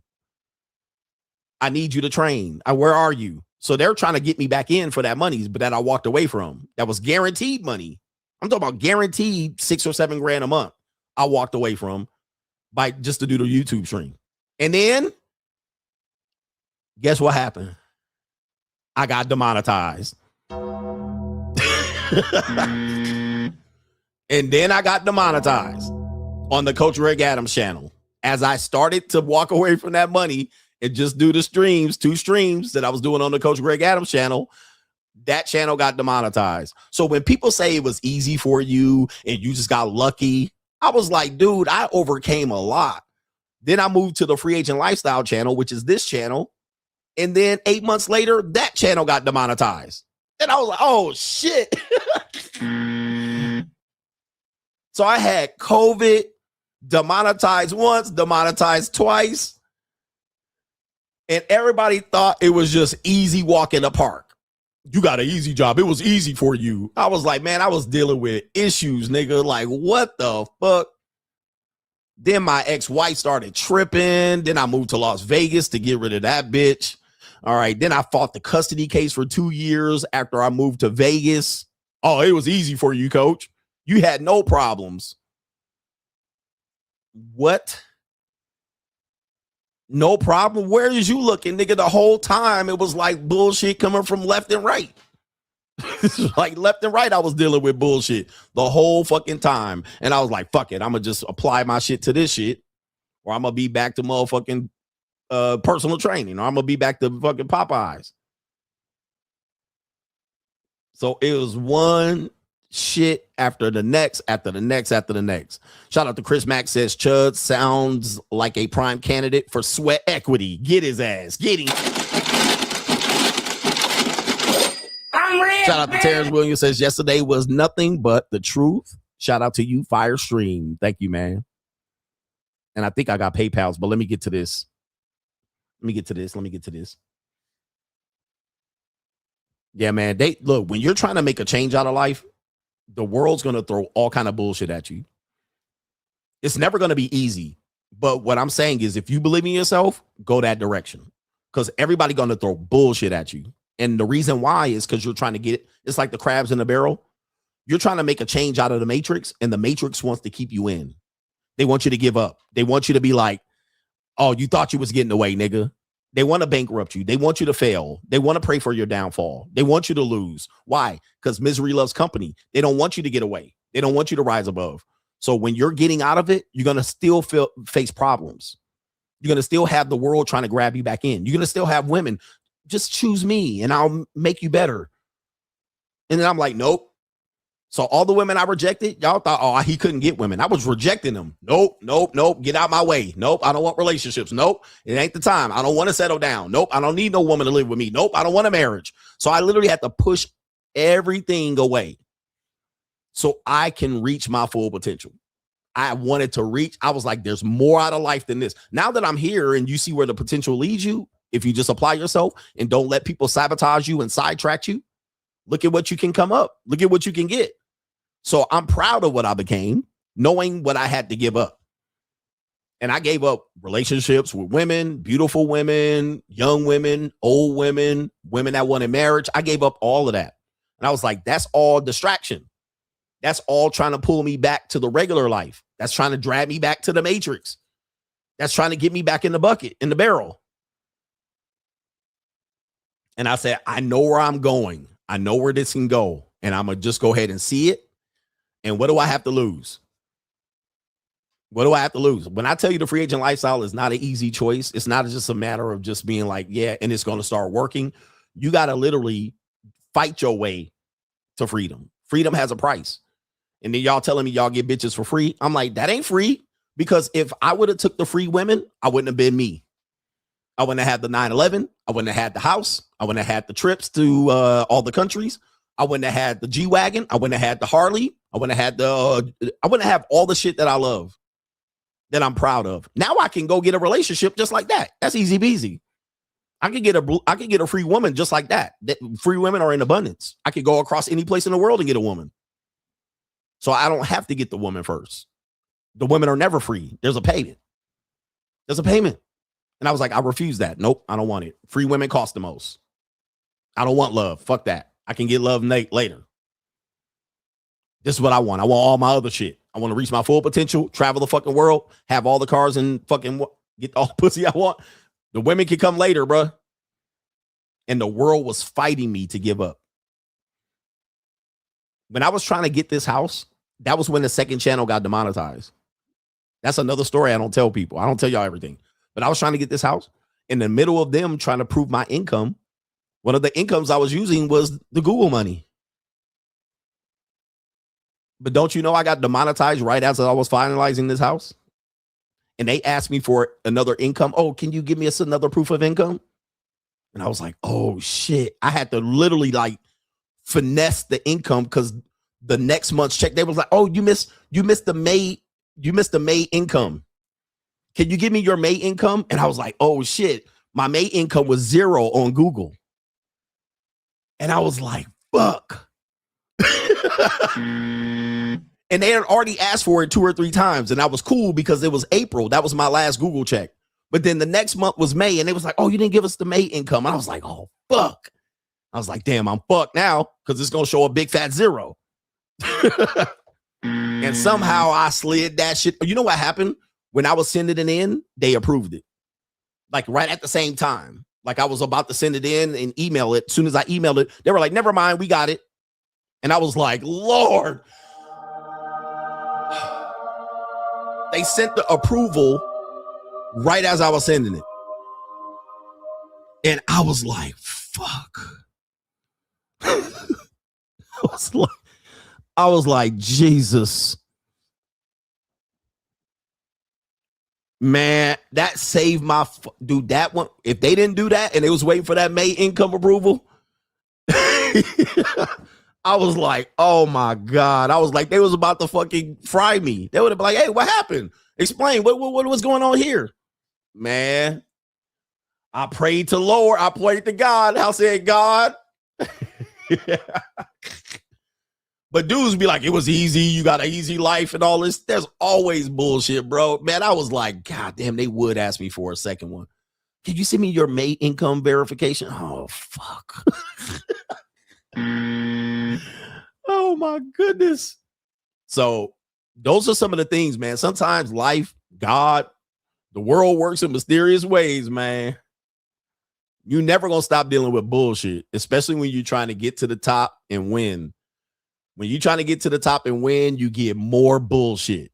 More, not less. And the bullshit you getting is more expensive bullshit, is tragic bullshit, is life-changing bullshit. Not this little bullshit you dealing with today. And Sean Johnson says, JUCO restock as the class of 2026 crosses the threshold. Out with the old, in with the new. Shout out to you, brother. Out with the old, in with the new. Shout out to the new class of JUCO Calico Legal class of 2026. We love it. Let's do the main event. I hope y'all know, man, the main event. Yeah, let's do the main event here. Okay. All right. Hold on for a second. I don't mean to do that. Okay. We'll do the main event as quickly as we possibly can because I got to hit the road, Jack. Okay. Do you have the stomach? Main event. Ring the bell. Okay. Let's do the main event here. The main event is a story about a billionaire guy. This is an interesting story. A billionaire donor was recently arrested after allegedly pressuring witnesses in the glamorous fiance's court case. Now, you're going to see this happen. A lot of guys don't think at the JUCO, which I struggle to tell newbies at the JUCO. Yes, JUCO women do want to get married. Their ideal is to get married to some of the millionaires and billionaires that they allow put hands on their hips. All right, so that's their number one goal. But if they don't get that, they will go and try to marry a gump, all right, or a guy that's just lucky to have them. So in this case, we have a billionaire arrested in a glamorous fiance's fraud case, and the billionaire's name is Stephen Klobeck. He's on the thumbnail. This is Stephen Klobeck. If you're in and around Las Vegas, he's a very prominent figure in Las Vegas. He got rich, I think, primarily through selling. What is it called when you get a rental property somewhere else? Timeshare, which I would never fucking do. But he got rich selling timeshare back in the day. And he got filthy, rotten rich. All right. But he is also a prominent figure in politics. And also he's a part of the athletic commission for boxing and, wrestling and shit like that. Like MMA, UFC, professional boxing. So if you go to boxing matches, he'll be like in the front row. Like sometimes he'll be on TV. Like you'll see him on TV. So this is Stephen Klobeck. Now, Iggy sent me this article about this situation, which does affect the manosphere or the male space.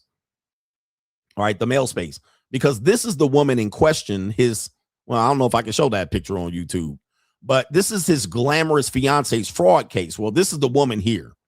She's a former penthouse pet, and I think she has OnlyFans too. She definitely has an OnlyFans. Well, she has been charged with robbing wealthy men. Okay, robbing wealthy men. And what she does is she not only robs men, she robs women. So there she is right there. You can see her flatbacks, all right, petite woman. And we'll show you some other pictures of her here and them. All right, this is Stephen Klobeck and his fiance here. Her name is, she's Jewish, if you will, Israeli, I believe. She's Israeli or Jewish, if I'm not mistaken. And there she is here. She's pictured in a lot of scantily clad model shit. All right, you're going to see her in the high-end casinos. There she is, pictured there with her little pup and her little titty implants and all of that stuff. And there she is here with a picture right here. Stolen Porsche, residential burglary. All right, her name is Adva Levi, but she goes by Mia Ventura or Shoshana. Yeah, she definitely Jewish. I'm not going to say what race, what people. We know I can't Shana say or that. Shoshana. That's definitely on that Israeli U-tip. And apparently she then drove or was in a Porsche Cayenne. Okay, so there she is right there. And there's more pictures of her here. So if you see her in and around Las Vegas, she is in Las Vegas and Los Angeles a lot. There she is in Las Vegas right here. All right, that looks like either the Red Rock Casino pool right there, and there she is with a number. So she definitely on that, where she is associated with many manosphere figures. And let me show you proof here. Many of your favorite heroes in the manosphere have come across this woman. So let me go ahead and pull this up right here as a burden proof, saying that the manosphere has had some association with this woman. This is Los Angeles model Advia Lavia, or Mia Ventura, faces 6 felony charges and alleged dating app burglary. Mia Ventura, her real name is Adva Lavi. She's accused of using dating apps to burglarize homes, stealing from the people that she met online. Prosecutors allege that she would pose as a girlfriend and travel companion as she cultivated relationships with wealthy older men and younger women. In one case, she's accused of a bio podcast host. Uh-oh.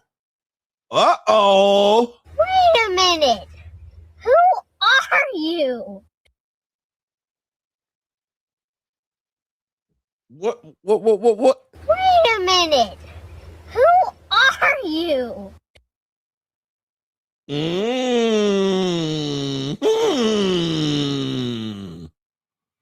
Spin plates.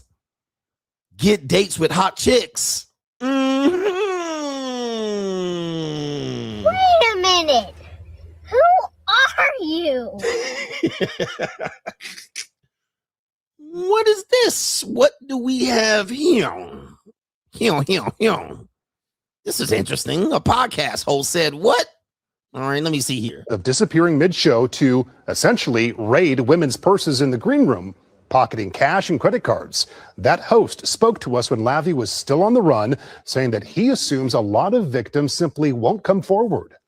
Just say you work at a law firm or you've been married for 10 years. What were you doing dealing with this Playboy model in the first place? Stop paying women for their time in any capacity whatsoever. Go out with a woman who actually wants to go out with you, not because of how much money you have. Well, if convicted on all counts, Lavi faces nearly 12 years in state prison. Lavi is currently not in custody, but is wearing an ankle monitor and has been ordered to stay away from her alleged victims. She is due in court April 6th. All right, so there she is right there. There's her story. She had appeared on a Vegas podcast with those two content creators there. Interesting connection there. Okay, let's continue. Yeah, all right, but they tell you they don't be around these hoes.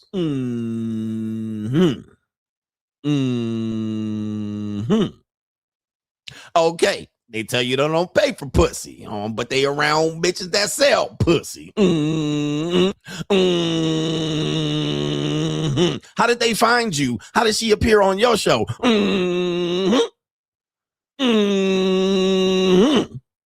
All right, but it says right here, penthouse pet Adva, they pronounced it right. Age 28 turns herself in and gets banned from all dating apps after robbing rich old men. So this woman definitely mahi, or we would call her JUCO, which we tell you, there are some apex predators out here, bruh. There are apex predators. So when I tell you, man, at the JUCO, there are some women that will get your ass. They will get you and finesse you and play girlfriend and girlfriend experience. They will get you. They will set you up. And so this is her here with the, I guess these are all, look, suspect vehicles. We got Porsche Cayennes and Mercedes C-Class vehicles. Okay. And all of that stuff. It says she's been identified as a suspect involved in a series of residential burglaries throughout LA County. She targets elderly men posing as a girlfriend or a companion, AKA sugar baby or JUCO, and burglarizes their residence. She contacts victims via social media dating platforms or apps. So she probably on a lot of the platforms. This is in Calabasas right there. And there she is right there. She definitely of the white upper class women body, because she kind of small, petite skeleton, if you will, very skeletal. And it says right here, she found her victims on social media right there. She found her victims on social media. All right. So here's the thing right here. It says right here, she showed her lawyer filed a motion to replace ankle monitor with a $27,000 bond. So she was trying to get up out of here. They didn't let her. Here's another piece of information right here. Anybody like skinny, petite women like that? What? Hold up for a second. Wait a minute. Who are you? These people look familiar here. All right, she's been banned on all social media apps. Okay, let's continue here. Apparently, so let's go back to the original story. So Stephen Klobeck, this is what had happened was, so she's with a billionaire. So when these women say that they got access to billionaires, it's true. Dudes be like, they lying. So that woman was on a podcast, a Manosphere podcast. If she would have said, I have access to billionaires, people would be like, she lying. But as you can see, she's not lying. This is her literally boyfriend and fiance. Let's go ahead and show you this. They're scheduled to get married. So let's go ahead and pull this up. This is their save the date wedding picture. Right there. There's the marriage. There's the wedding, June 18th, 2026. So this is him set up here to marry this girl. Okay.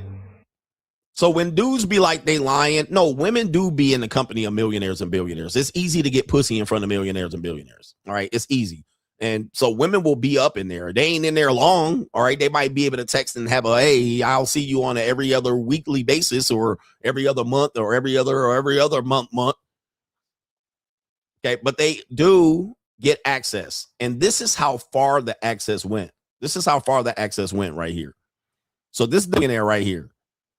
This is Stephen Klobeck. It says right here, billionaire Democrat donor. Yes, he's connected to a Democrat who ended up being the Democrat he's connected to. I'm sorry, I'm skipping around. The billionaire he's connected to is this guy, Eric Swalwell, who I think literally had to resign or not run for office for governor. And he also was the person connected to the Chinese Fang Fang. Okay, so they're connecting him to Eric Swalwell right here. So that's why they're calling him a Democrat donor in this particular piece here. But so they're kind of making connections politically. Billionaire Democrat donor Stephen Klobeck has been arrested for allegedly tampering with his glamorous fiance's upcoming court trial. Klobeck, aged 64, has been accused of attempting to intimidate and dissuade a witness from testifying in his girlfriend's case. I won't say her name, after she was accused of robbing wealthy old men. But Klobeck and Lavia have denied the allegations against them. She was ordered to wear an ankle monitor early April after pleading not guilty in Los Angeles courtroom to 6 felonies, including grand theft, burglary, and unauthorized use of identifying information, quote, identity theft.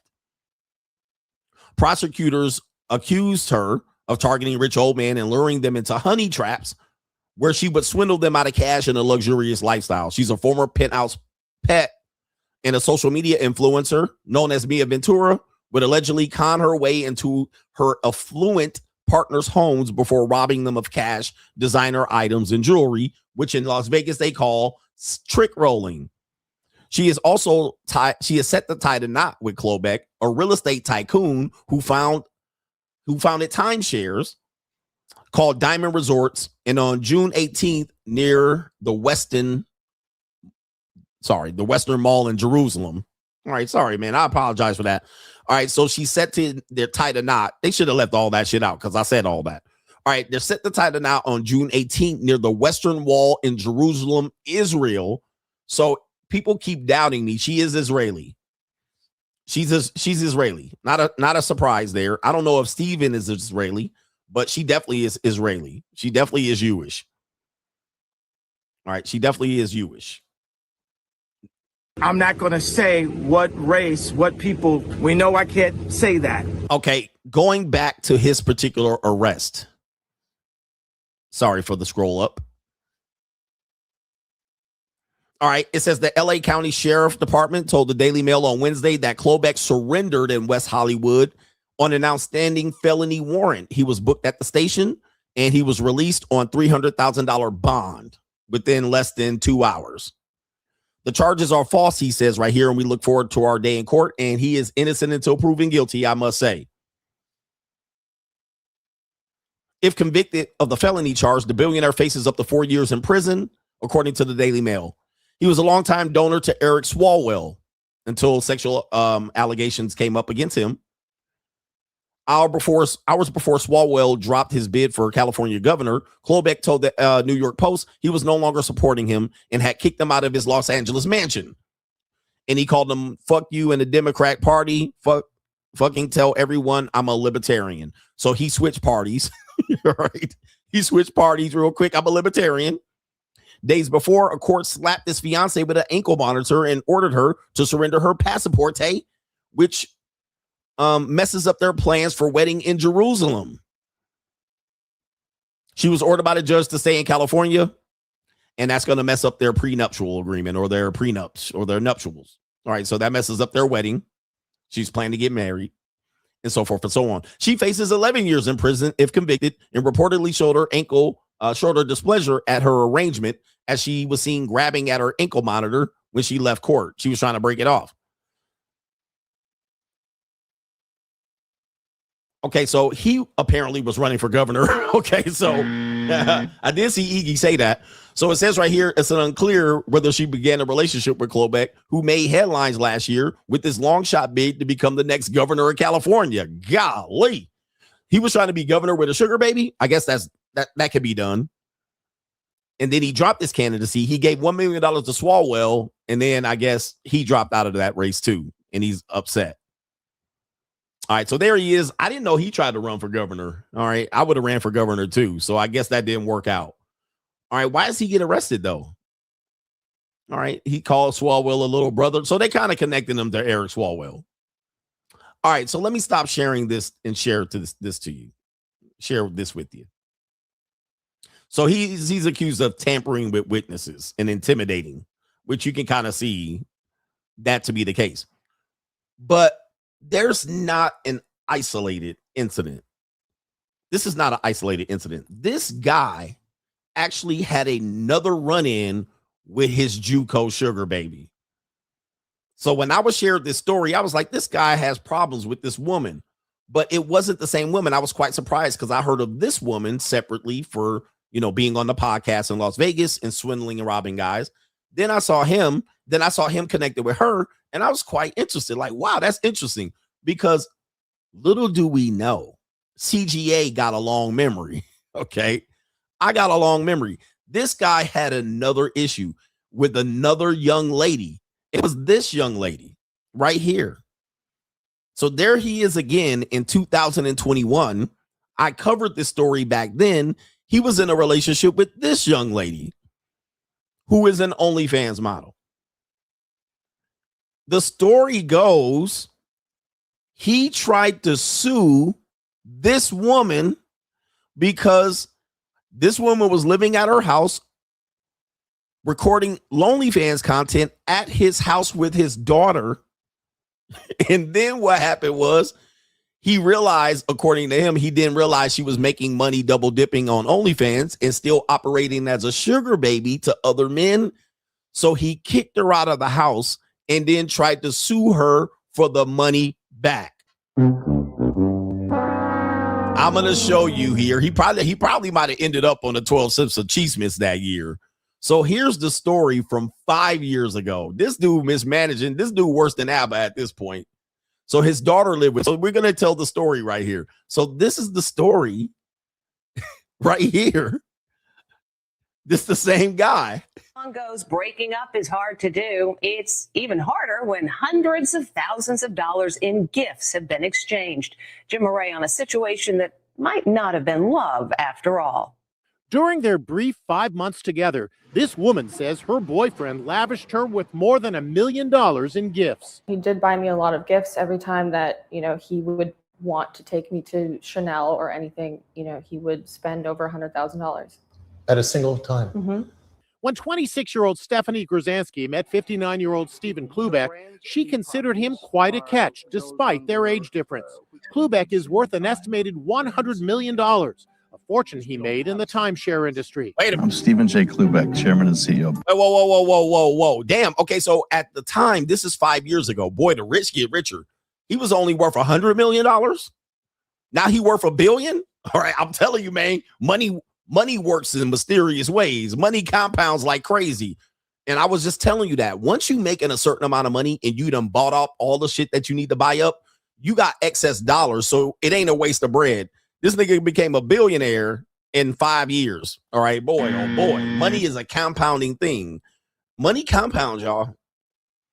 Like I always tell people, once you done bought up all the cars and watches and clothes and took a couple of trips, you don't have much more. But if you can keep that income, money compounds like crazy. Once you invest it in that shit riding, compound interest, the eighth wonder of the world, compound interest adds up quick when you're not spending your money. Now he has so much money, he only spending it on the hoes.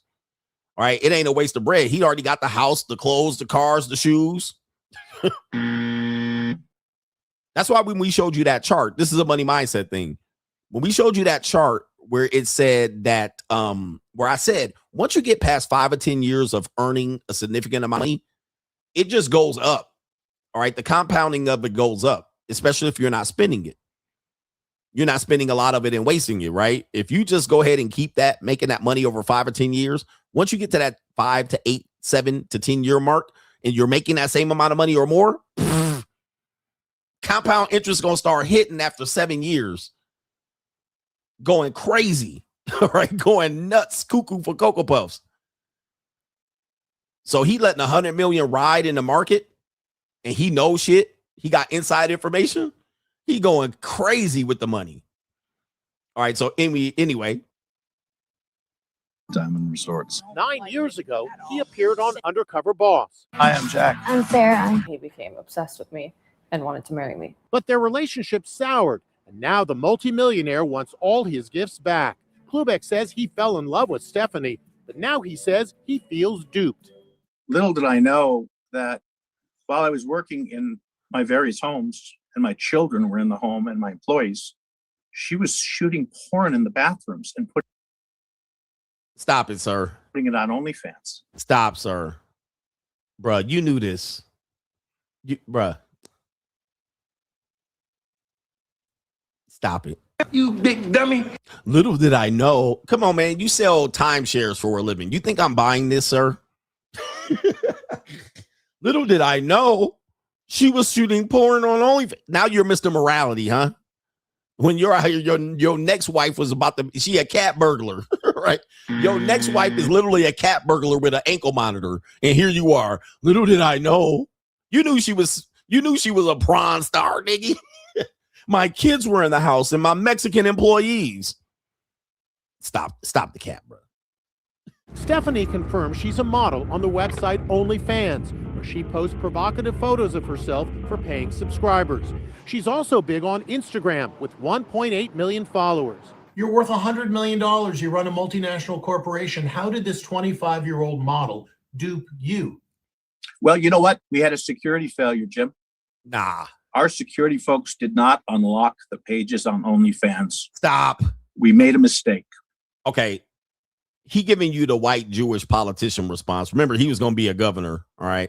This is what white people do. Our security folks did not unlock the pages on. This is what white people do. This is what white men do when they lying. Well, you know what? We had a let me show you. Security failure, Jim. This right here. This the white man face right here. This one right here. This the I'm lying white man face right here, bro. Stop the cap, nigga. What are you talking about? When they hit you with this Kermit the Frog shit right here, they lips disappear. This is how white and Jewish men right here, they lying to your motherfucking face. Anytime they do this shit right here, man, what's this, bro? Is this the Joker shit? What is this, man? Well, what is this? Where your lips at? We had a security failure. Look, let me see. We had a security failure. That means I'm lying and I got caught. That's what it was. Gotcha, bitch. That's a I'm lying white man face. All right. Anybody do that? Anytime a white person do that to you, they lying they motherfucking ass off, bro. What the hell are you talking about? Anyway. Our security folks did not unlock the pages on OnlyFans. Oh, that's your security fault. We made a mistake. We saw the content that was extremely pornographic, which showed my assets used as backdrops. What? Assets like his mansion and his jet.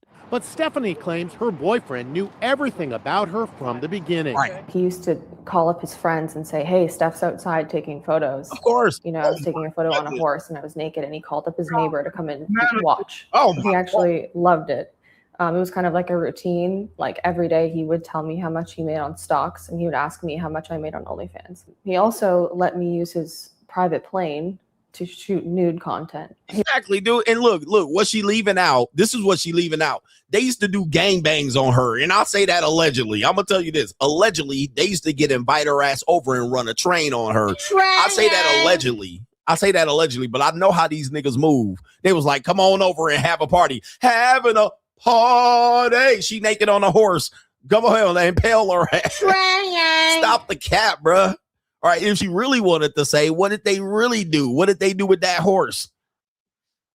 They used to probably do the Diddy parties and have niggas coming over there with a horse anyway and come over there and impale that beast. Stop the cap. I didn't know. We had a security failure. Oh, she used to invite his friends over. What happened? He loved it. He thought it was hot. Jim? What? Fictitious. What? Fictitious. Fictitious? She's reckless. She's a menace. She's a con. Man, this dude a trip. And he live in Las Vegas, so I got to be careful, bro.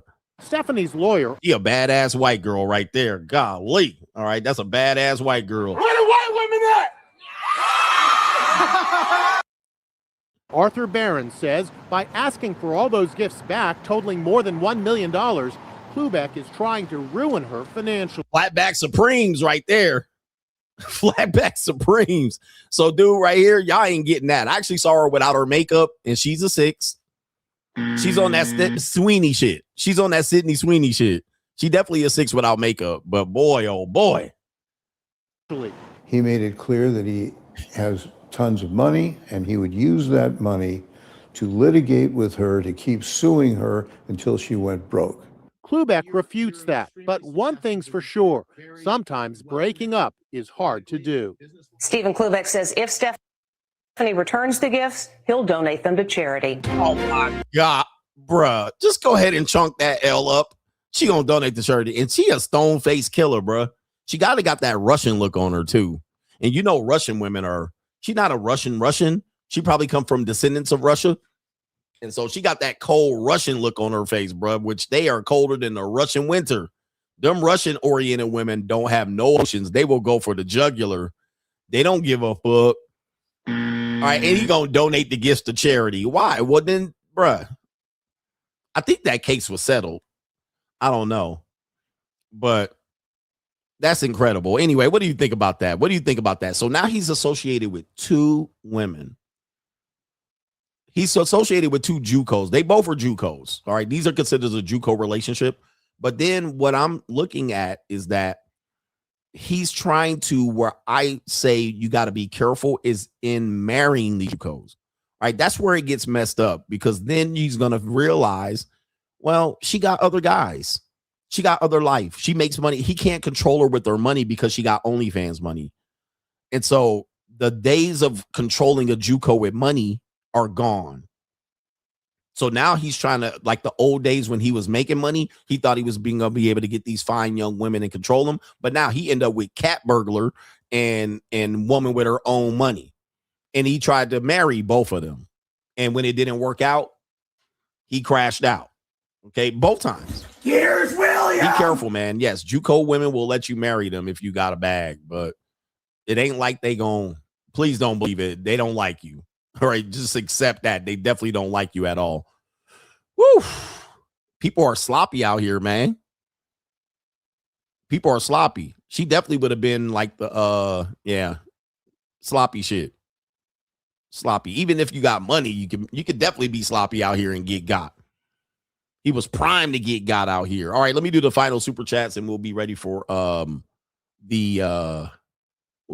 weekend coming up here on the next stream. We got Coach J says, thanks for the signs of schizoids, Coach. Jims, shout out to you, man. Appreciate that. Buckner with the money over there, delivering over on the Cash App. Shout out to Buckner as we close up. We got PayPal and Cash App taken care of. We only got a couple more apps. We got Venmo and then Ko-Fi to talk about. So give me a second as I sign in. Mr. Handsome Paul, shout out to you. Tell that bit at Coach. He says facts. He says, I thought the strip club was waste until I got some paper in my pocket. Now I love my occasional margarita and Latina titties. Take me out with that. Look at that big ad nigga. Look at this bitch ass nigga. Dudes will be sitting up there talking about, red pill talking points. All right, that's a waste of bread. All right, so that's where Sims go. I'll go up in there and I'll be like, not so much. You can go have fun. Just have fun with the girls. Hey, man, don't take girls seriously. Don't take girls seriously. It's strip clubs everywhere, bro. Full of dudes out here, some getting played, some getting finessed, some getting their pockets picked, and some putting a thumb on some girl's bum. Right? It is what it is. You just go in there, get in, get out. Get in, get out. Have some fun. I don't go all the time, but don't fall in love with a stripper. The whole thing is don't fall in love.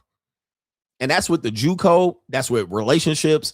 You maintain leverage by not falling in love. Once you fall in love, that's when you get got. As we can clearly see, you're going to get got falling in love. Dudes be falling in love with girls. I think the girl really liked me. She don't like you in there, bro. None of these girls like you. None of my sugar babies like me like that. None of these normal women like me. I mean, not like that. But you fall in love with an apex predator, she gonna run you dry. She gonna pick you apart. Pick you apart, bro. They're professional pocket pickers. But you can have a lot of fun with them. That's the problem where men can't draw the line. They don't know how to have fun. I get it, because I used to be that.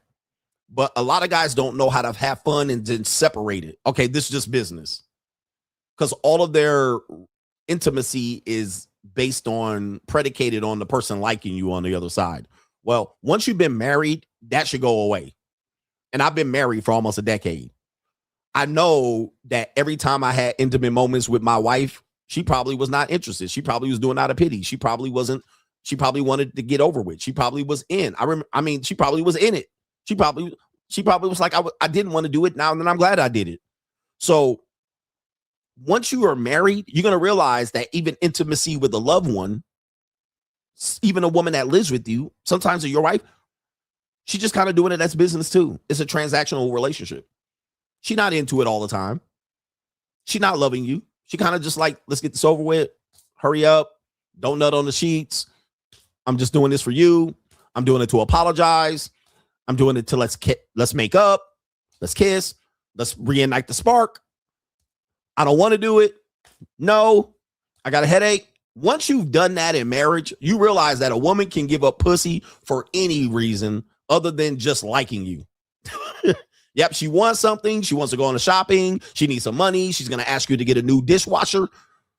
That's why they have sex with you. So it's almost always transactional. Almost always. The only time it's not really transactional is if it's like a hookup.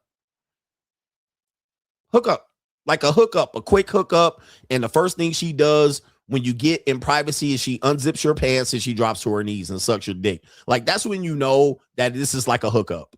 This is what she wants to do.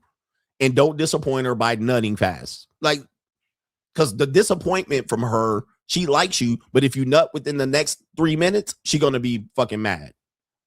So she's there to get a longer, she's there to get ecclesiastically pumped. That's the only real time that it's like non-transactional. But let's just say you're a target. Let's say you're a guy that makes 100K, 200K, 300K. If she does that, you better be watching out to see if she's setting you up. Okay. So it changes that now you're a target. Let's say she assumes that you're wealthy, or she thinks you're wealthy, or you have status. Now, if she does the same thing, you get into the bathroom and she unzips your pants. Now you're going, hold up. Now it's not a hookup. Ask Ben Roethlisberger. Now it's not a hookup. It's a hookup if you're broke, if you're a regular nigga. But now if you're a guy with status, it's not a hookup. Now you're like, who are you? And what are you going to do? And what's your name? And I have a non-disclosure agreement and we can't do this here. And ask Colin, what's his name? The MMA guy from Ireland. The MMA guy from Ireland. I can't remember his name. Colin McGregor. Colin McGregor had that happen to him. And she came out and sued him for rape. Conor McGregor. You see, I can't remember anybody's name. Conor McGregor. So Conor McGregor is literally on video dragging a woman to the bathroom, and she claims she got raped. Conor McGregor. McGregor. How do you spell that shit? Okay, Conor McGregor. A woman bathroom video. All right, so as you can pull it up here. Okay, we got several pictures here. So now you've gone from a guy who is recognizable and got status to now it's a grape. See that? So you can't then do hookups. See that? There's another bathroom beach. There's another bathroom beach. Another bathroom beach. So now you can't let a woman just unzip your pants and take you for a quick hookup. Now you can't do that. Whereas you a regular dude, you could do that, but now you can't do that. You're like, oh.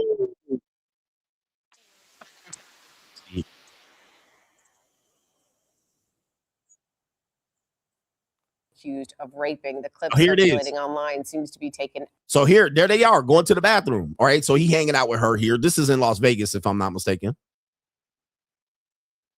So there's a video of him walking her to a bathroom. So in that case, where dudes like, well, she really likes you. She'll let you hook up for free. Well, now you got status. Now you got money. Now you can't. Now you be like, oh shit, I can't do that.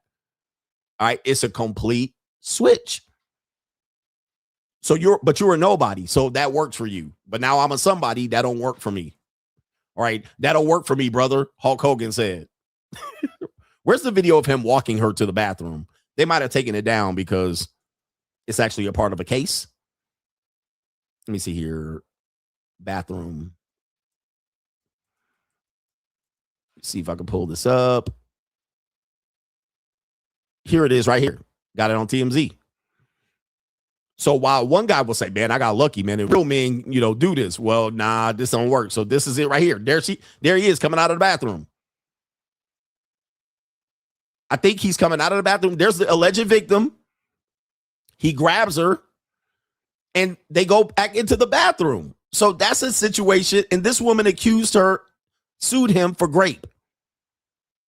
And there's all the evidence right there. Like it's literally on video. It's in front of hundreds of people in a nightclub where a dude will be like, man, well, yeah, I'll do that. Coach, do that. Now, he literally did that. And he took that big old torta. Again, he took a 5 in there, a 4, a 49er. Out of all the people who he could have grabbed. Look at that big ass back. Look, gentlemen. Look at that. Hold up. Let's get the music going, bro. He took that big back in there. Big back, big back, big back, big back. I'm always hungry. What do I tell you about dudes that hook up with girls? They almost always gonna be regular, degular, or below. He literally took this big ass back up in there in front of everybody, got his dick sucked, and she didn't get no aftercare. And now then she had to sue his ass. And he lost some money for that because guess what? Like Octel Alba, once she sued, everybody started suing him. Guess what? Did he have any allegations before her? Nope. He ended up getting convicted for that same allegation because once she sued, guess what? Everybody else started suing him. He then had more cases. He beat that case. But guess what? It opened up the door for the avalanche. He ended up getting convicted in Ireland, if I'm not mistaken. And he was going to run for office there, maybe president or prime minister. Soon as she sued him, then it opened up to more lawsuits. And he eventually got convicted of something. All right, so you can't move that way. Sorry, gentlemen. Can't move that way once you reach a certain level. When you're broke, when I was broke living in the studio apartment, I had a lot of that. All right, as soon as I started getting status, I can't do that no more. I can't do that no more. All right, shout out to our brother QD Exec says, lover boy ad niggas get caught out there with real life cat women. Crazy ass man, too short voice, crazy ass man. Fuck your uncle. Shout out to QD Exec. Shout out to y'all. We gonna be back tomorrow, man. We out of here. Hit the like button on the way out. Peace.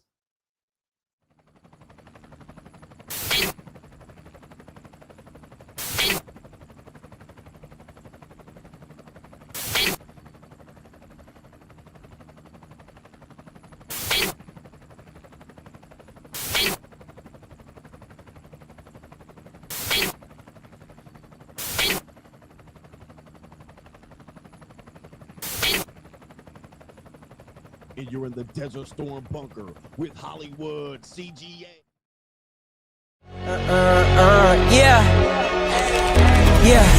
Legends ain't born, they built from the grind. From benches to banners, we sharpen the mind. We sharpen the sword and promise and swore that we going hard and leaving it all on the floor. Hey, yeah, we going hard and leaving it all on the floor.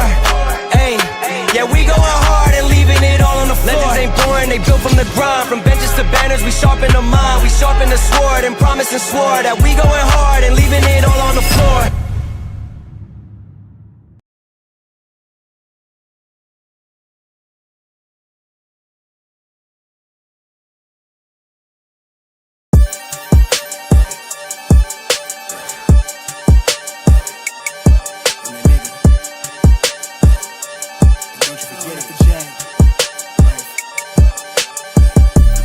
Vibe blowing at the jack, got the loud jumping at the bag. Everything I'm on slack. Everything I do is got the Benz jumping at the bag. Vibe blowing at my jack, got the loud jumping at the bag. Everything I'm on slack. Everything I do is got the Benz jumping at the bag. Another milestone, look at that. Paper boy, got my paper route till I'm 6 down on my back. I'm an old soul like my dad. My old girl's still a fan. And yo girl at the live show, so don't act like I ain't the man. I'm kicking my feet up, get frank like Aretha. I'm calm, but I'm teed up, just flip me a stack. The re-up just doubled up off of the muscle, I stuck to the task. They see me, I'm troubled, I'm bubbling up till it's stuck, and they want me to stay where I'm at. I'm good everywhere that I'm stepping, my presence is crucial. You know that this shit not no trend. On a big wave, I'm controlling the tide. Snake eyes when you rolling the dice. So with the stakes inside, I could never take another nigga advice. They can't reach the sky, I'm aiming up high. Just wanna know what it's like. Y'all know what it's like, I come from outside of this. Out the quicksand, I'm the big man, doing big things. Cop a big change, up a state lines, doing stage dives on cam. It ain't no limit to my vision. Check the temp, I'm on fire with it. Got the bands jumping out the bag, Prosecco on ice. I'm nobody nice, gonna run up a check. Demand my respect, I'm doing the most. I never quit, they want me to quit. I'm good as it come, I'm good as it gets. Vibe blowing at the jack, got the loud jumping out the bag. Everything I'm on slack. Everything I do is